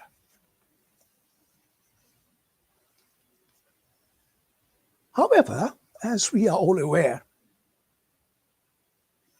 the relationship of the modern with history is rather problematic. This is quite evident in T.S. Eliot's noted comment in his essay, Ulysses, Order and Myth, where contemporary history is described as, and I quote that famous line, that famous sentence, history is described as an immense panorama of futility and anarchy. Several modernists, therefore, have expressed their anxiety and uncertainty about history. In a repeatedly quoted remark, Joyce, in the Nestor episode of the Ulysses, makes Stephen tell his headmaster in school, I'm quoting one sentence, he says, history is a nightmare from which I'm trying to awake. This image of history as nightmare is reiterated in several works of modernism. And therefore, modernism displays two basic attitudes towards history. Number one, a strong awareness of history as a determining and shaping influence on the movement. And number two, a retreat from history as an anarchic and destabilizing deterrent which threatens art and literature. As a corollary, therefore, history is recognized as, and I'm using an idea from Frederick Jameson, the American Marxist, it is recognized as what Frederick Jameson calls a succession of explosive, self-sufficient, present moments of violence. This has been mentioned in a book which I've been reading recently, Professor Sen's New Modernist Studies, Robert Lehman's book called Impossible Modernisms. So Frederick Jameson says modernism is conceived as a succession of explosive and self-sufficient present moments of violence, moments of violence which are a series. In fact, for the German literary critic, he's a literary critic and also an essayist, he is called Karl-Heinz Bohrer. The notion of the moment is a central theme of modernist literature.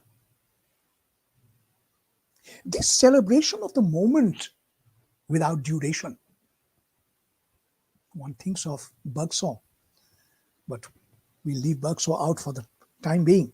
Now, say this celebration of the moment without duration seems to have been implicit in the politics of Dadaism, in Vorticism, and in Futurism.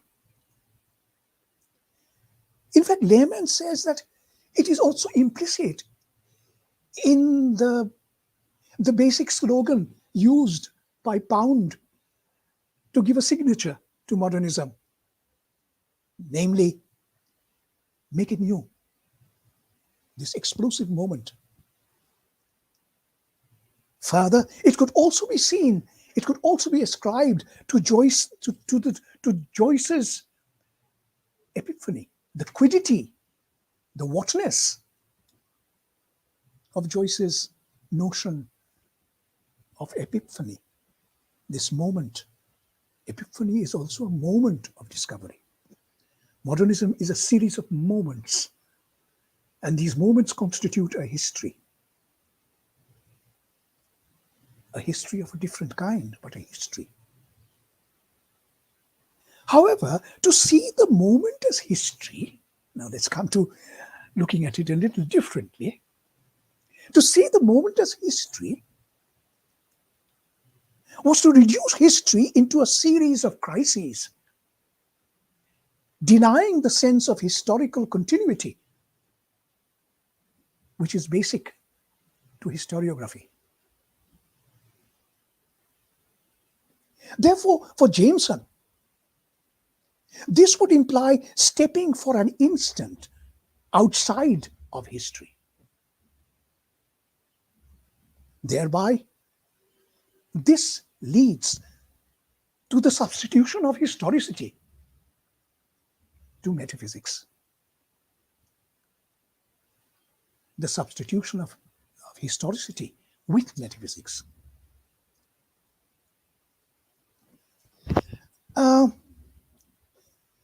Modernism involves a choice between two modes of representing history. Number one, again, a tendency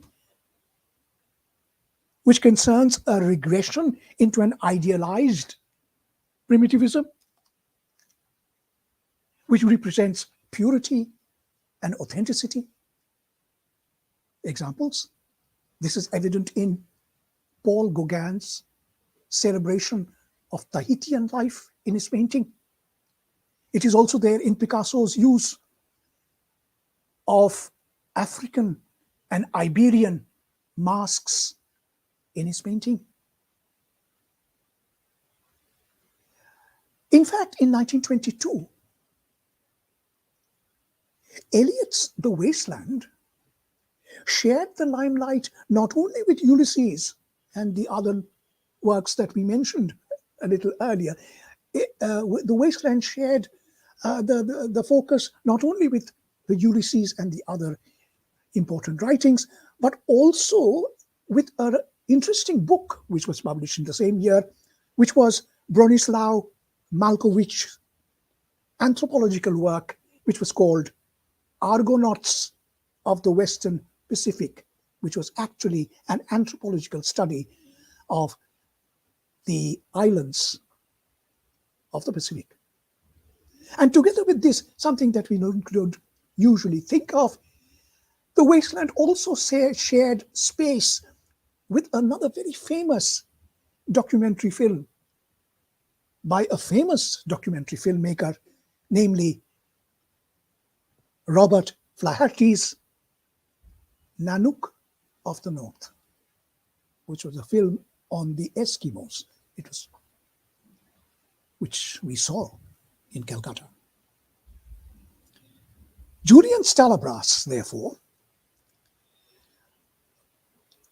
is prompted to conclude from these facts. Stalabras is prompted to conclude that the period 1918-1930 saw primitivism established as an important theme in writing on art and anthropology. Now, this atavism, this primitivism, which is there in modernism, is clearly figured in the literary myth, which was used both by Eliot and Joyce.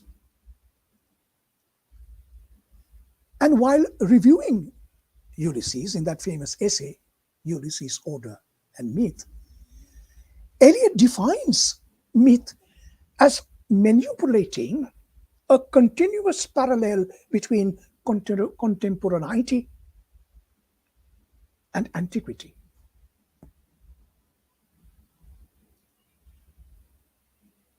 Another consequence of this primitivism,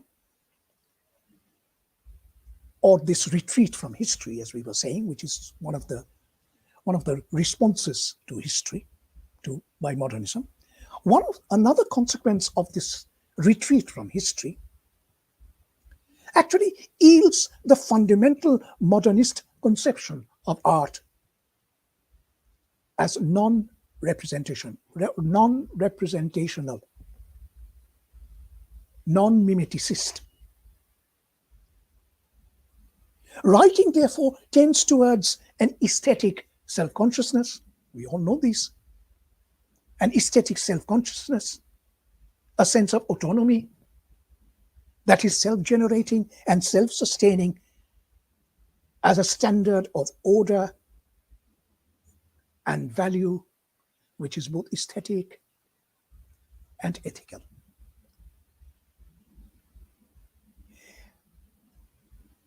One cannot talk about modernism without Nietzsche. Therefore, in his Birth of Tragedy, Nietzsche had complained that the Enlightenment had replaced myth with history. Myth for him was the unconscious metaphysic that allowed humans to find a relationship and an understanding with the universe. Therefore, in another treatise, which was called On the Advantage and Disadvantage of History for Life, Nietzsche appeals for a restoration of history in the service of life. And this restoration of history in the service for life can only be achieved, I quote Nietzsche, when history is transformed into art. This refiguring, this transformation becomes one of the most significant contributions of modernism in its treatment of history. The Wasteland is one representative example of Eliot's attempt at such a transformation of history into art. This transformation is not the conventional history, or this history which is transformed is not the conventional history of wars, disasters, and continuous crises. Rather, it is an attempt to give meaning and significance to these events through the attempt to critique and understand them through art.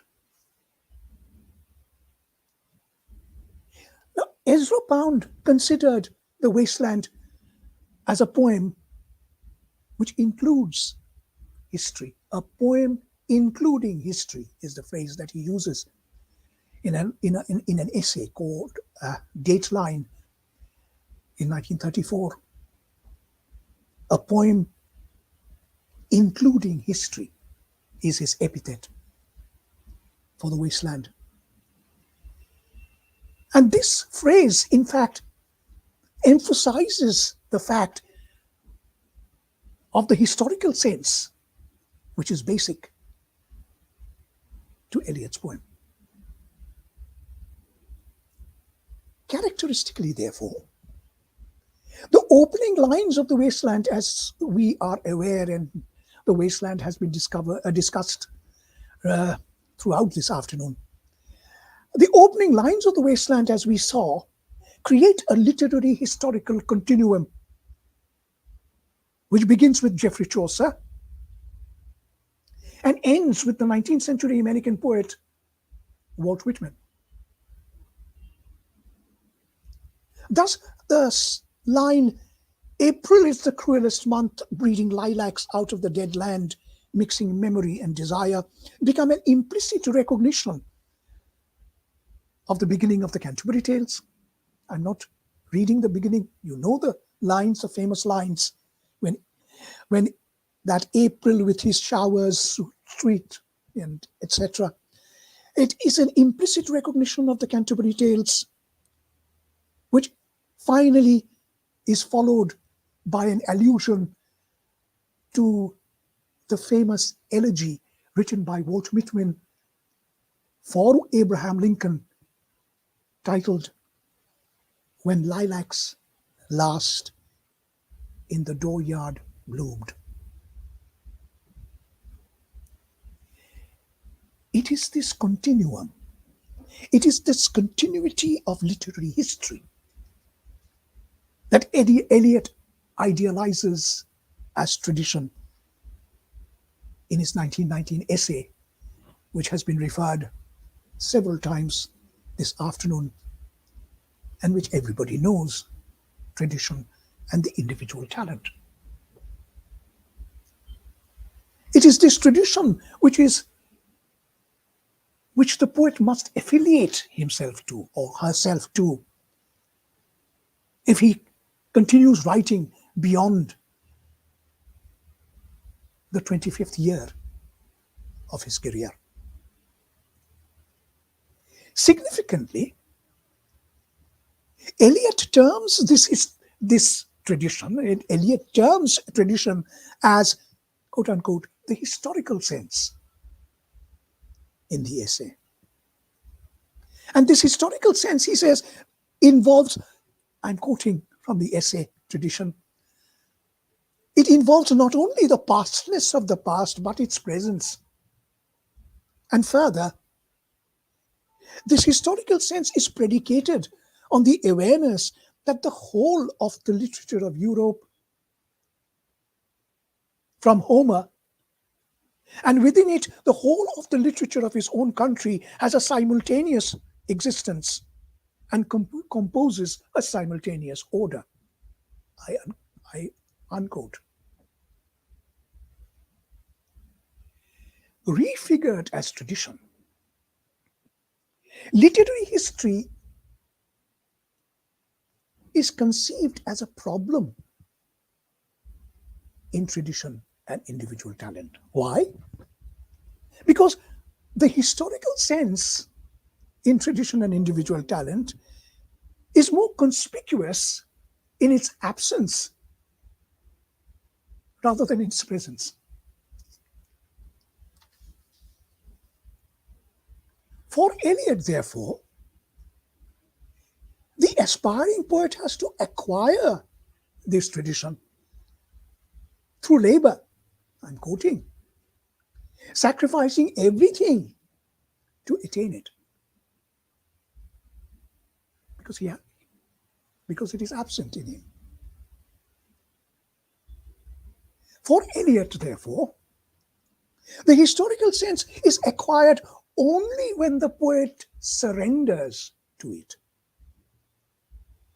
Therefore, sorry for me repeating therefore continuously, therefore, as in the structuralist notion of language, the poet does not write in the capacity of individual talent, but it is tradition or literary history which also writes him or her.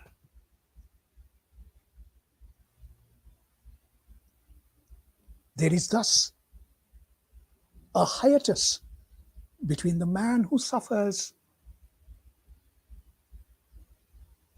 and the mind which creates. For the progress of the artist, I'm quoting from the essay, is a continual self-sacrifice, a continual extinction of personality to this historical sense.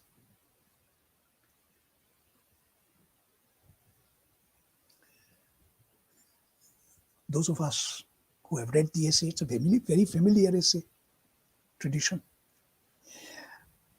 We all know that this brings us to a consideration of Eliot's complex and disputed theory of depersonalization and its controversial scientific analogy of the catalyst. I want to pause here and avoid going into this controversy. Rather, what I would like to do here is to reconsider the notion of the simultaneous order, which I just read, the sentence which I just read a little earlier, to reconsider the notion of the simultaneous order that is basic to Eliot's theory of tradition. Now, if you notice the statements that Eliot makes, significantly, there is a conceptual economy of Eliot's notion of tradition, which involves a simultaneity of the pastness of the past and the pastness in the present, of the timeless and the temporal together. These phrases or these statements have an interesting echo in Eliot's definition of myth, which he made in his essay on Ulysses. In his review of Ulysses, Eliot, as we had quoted a little earlier, Eliot had defined myth as a continuous parallel between contemporaneity, difficult tongue twister, between contemporaneity and antiquity, between, as he writes in tradition, between the timeless and the temporal, between the pastness of the past and its presentness. In this juxtaposition of past and present, the old and the new, the Grail quest and urban decay, the repetitive seasonal cycles, and the heap of broken images which structure the wasteland. Eliot transforms history into art.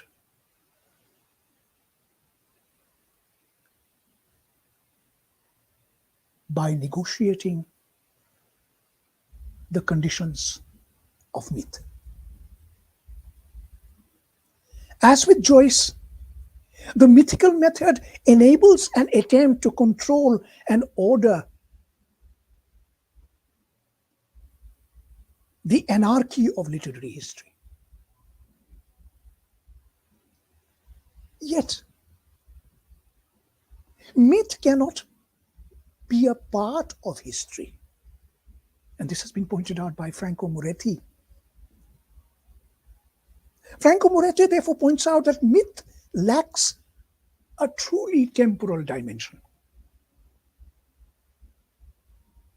Because in myth, historical time does not really exist.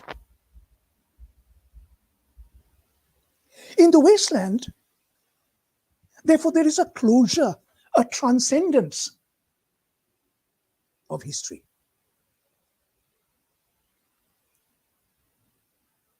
And this is suggested in its final coda, in the final words of the poem,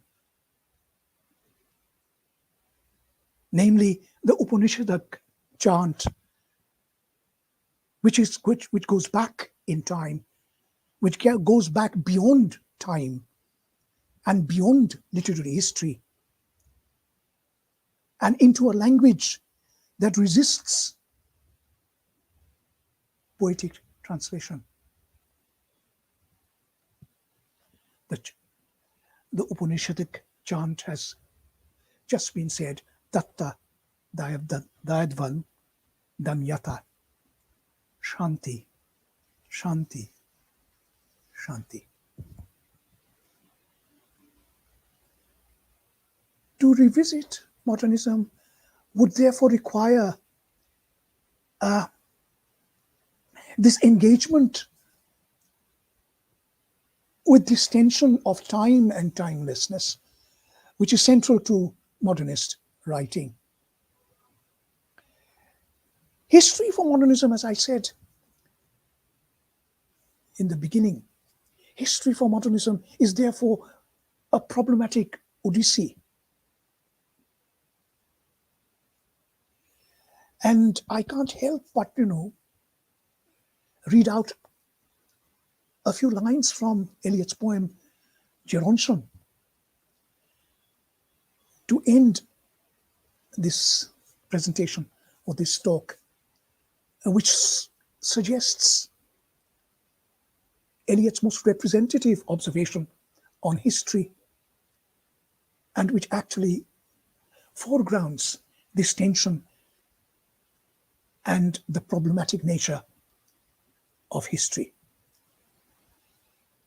Eliot writes in Gerontion, and many of you know these lines, famous lines, but very beautiful lines also.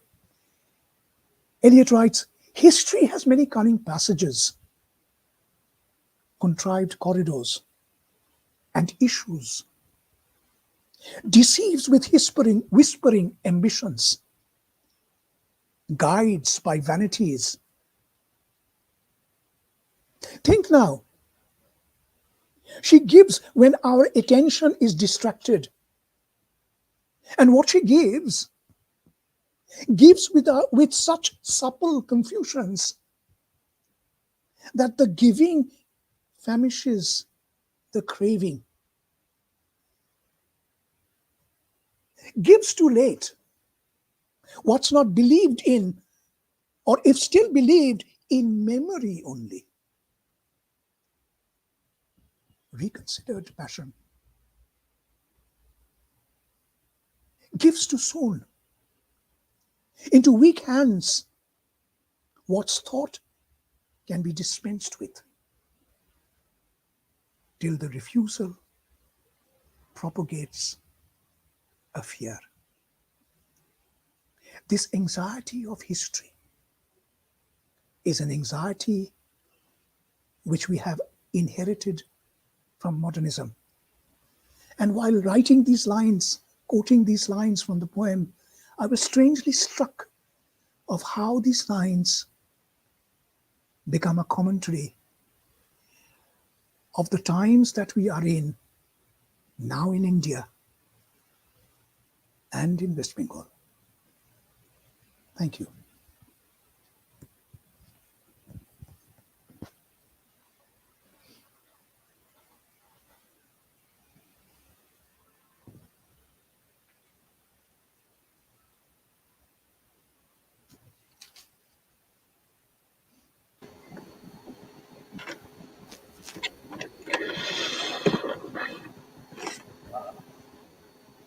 The onus has fallen on me to say the vote of thanks.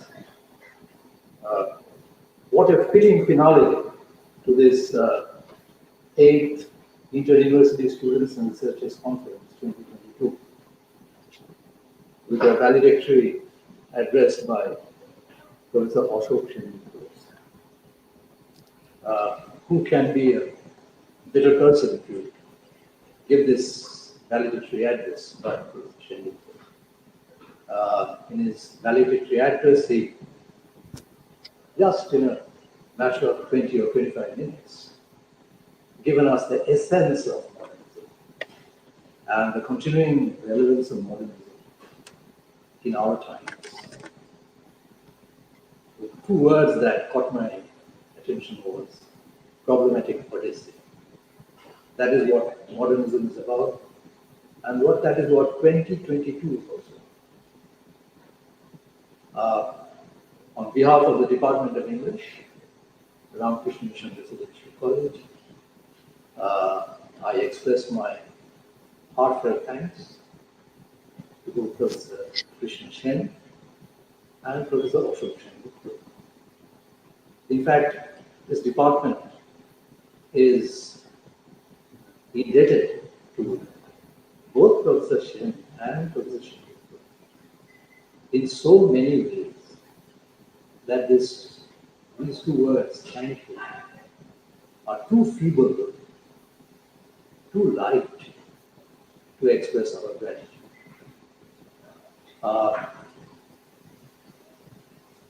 I was a student of Professor Krishna at the Calcutta University way back in 1980s. She taught us 10 years, and we were enthralled by her lectures. And she has kept us enthralled since. I have heard her so many times in so many settings. In fact, we all know that how busy she is. Everybody wants her at the same time. And yet, whenever we have asked her to give the keynote address in our seminar, she has never said. She had, of course, requested us to sometimes change the date here or change the time there. But she's always here. But one thing about Professor Krishna Sen that has been etched in my mind is not these seminars at the various institutes, universities in our college, but a debate that she participated in maybe 20 years back, 15 years back, I don't recall the year, a telegraph debate at the Calcutta Club, where the motion was, men are the more oppressed sex. And she spoke in favor of it. Men are the more oppressed sex. And it was such a brilliant piece of argument that it led the entire audience mesmerized. Thank you, Professor Krishna, for being with us today.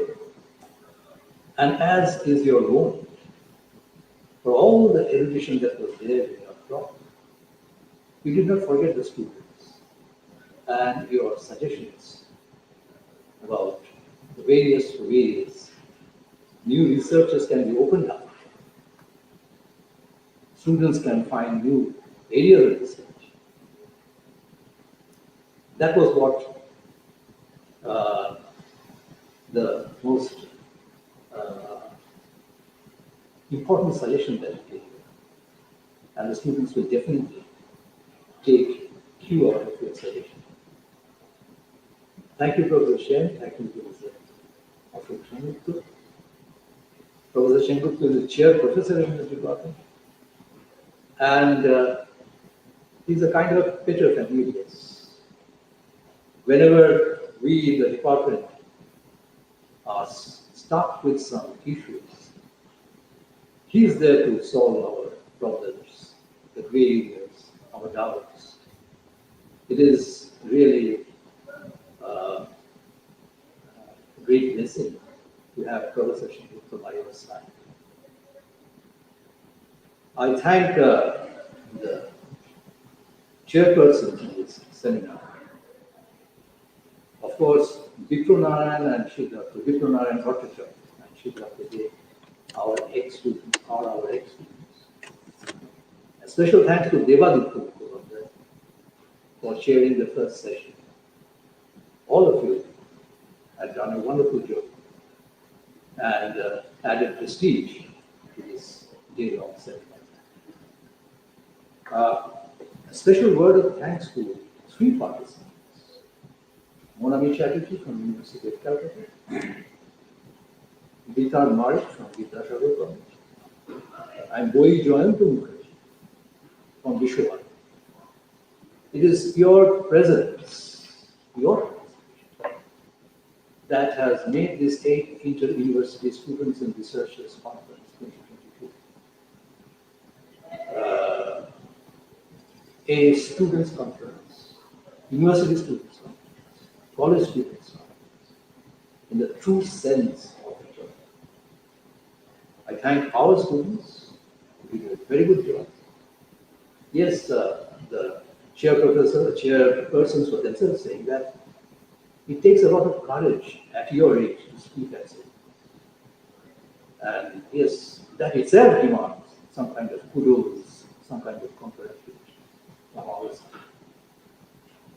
I may sound self-congratulating, but I must thank our HOD, Dr. Narendrapur, for overseeing the entire thing without intruding into our job. And our young organizers, Professors Michael, Divakar Sarkar, Shankar Ghosh, Pranab Mangol, Vibhu Vishwan, whose untiring efforts in these last few days have made this seminar a success. And of course, last but not the least, a word of thanks for our young second-year student, Augusto. He had been there also, like, picking up the microphone whenever he has been asked. And of course, thank you to our support staff, without whose help this seminar would not have been a success. Thank you once again. Good day and have a nice evening.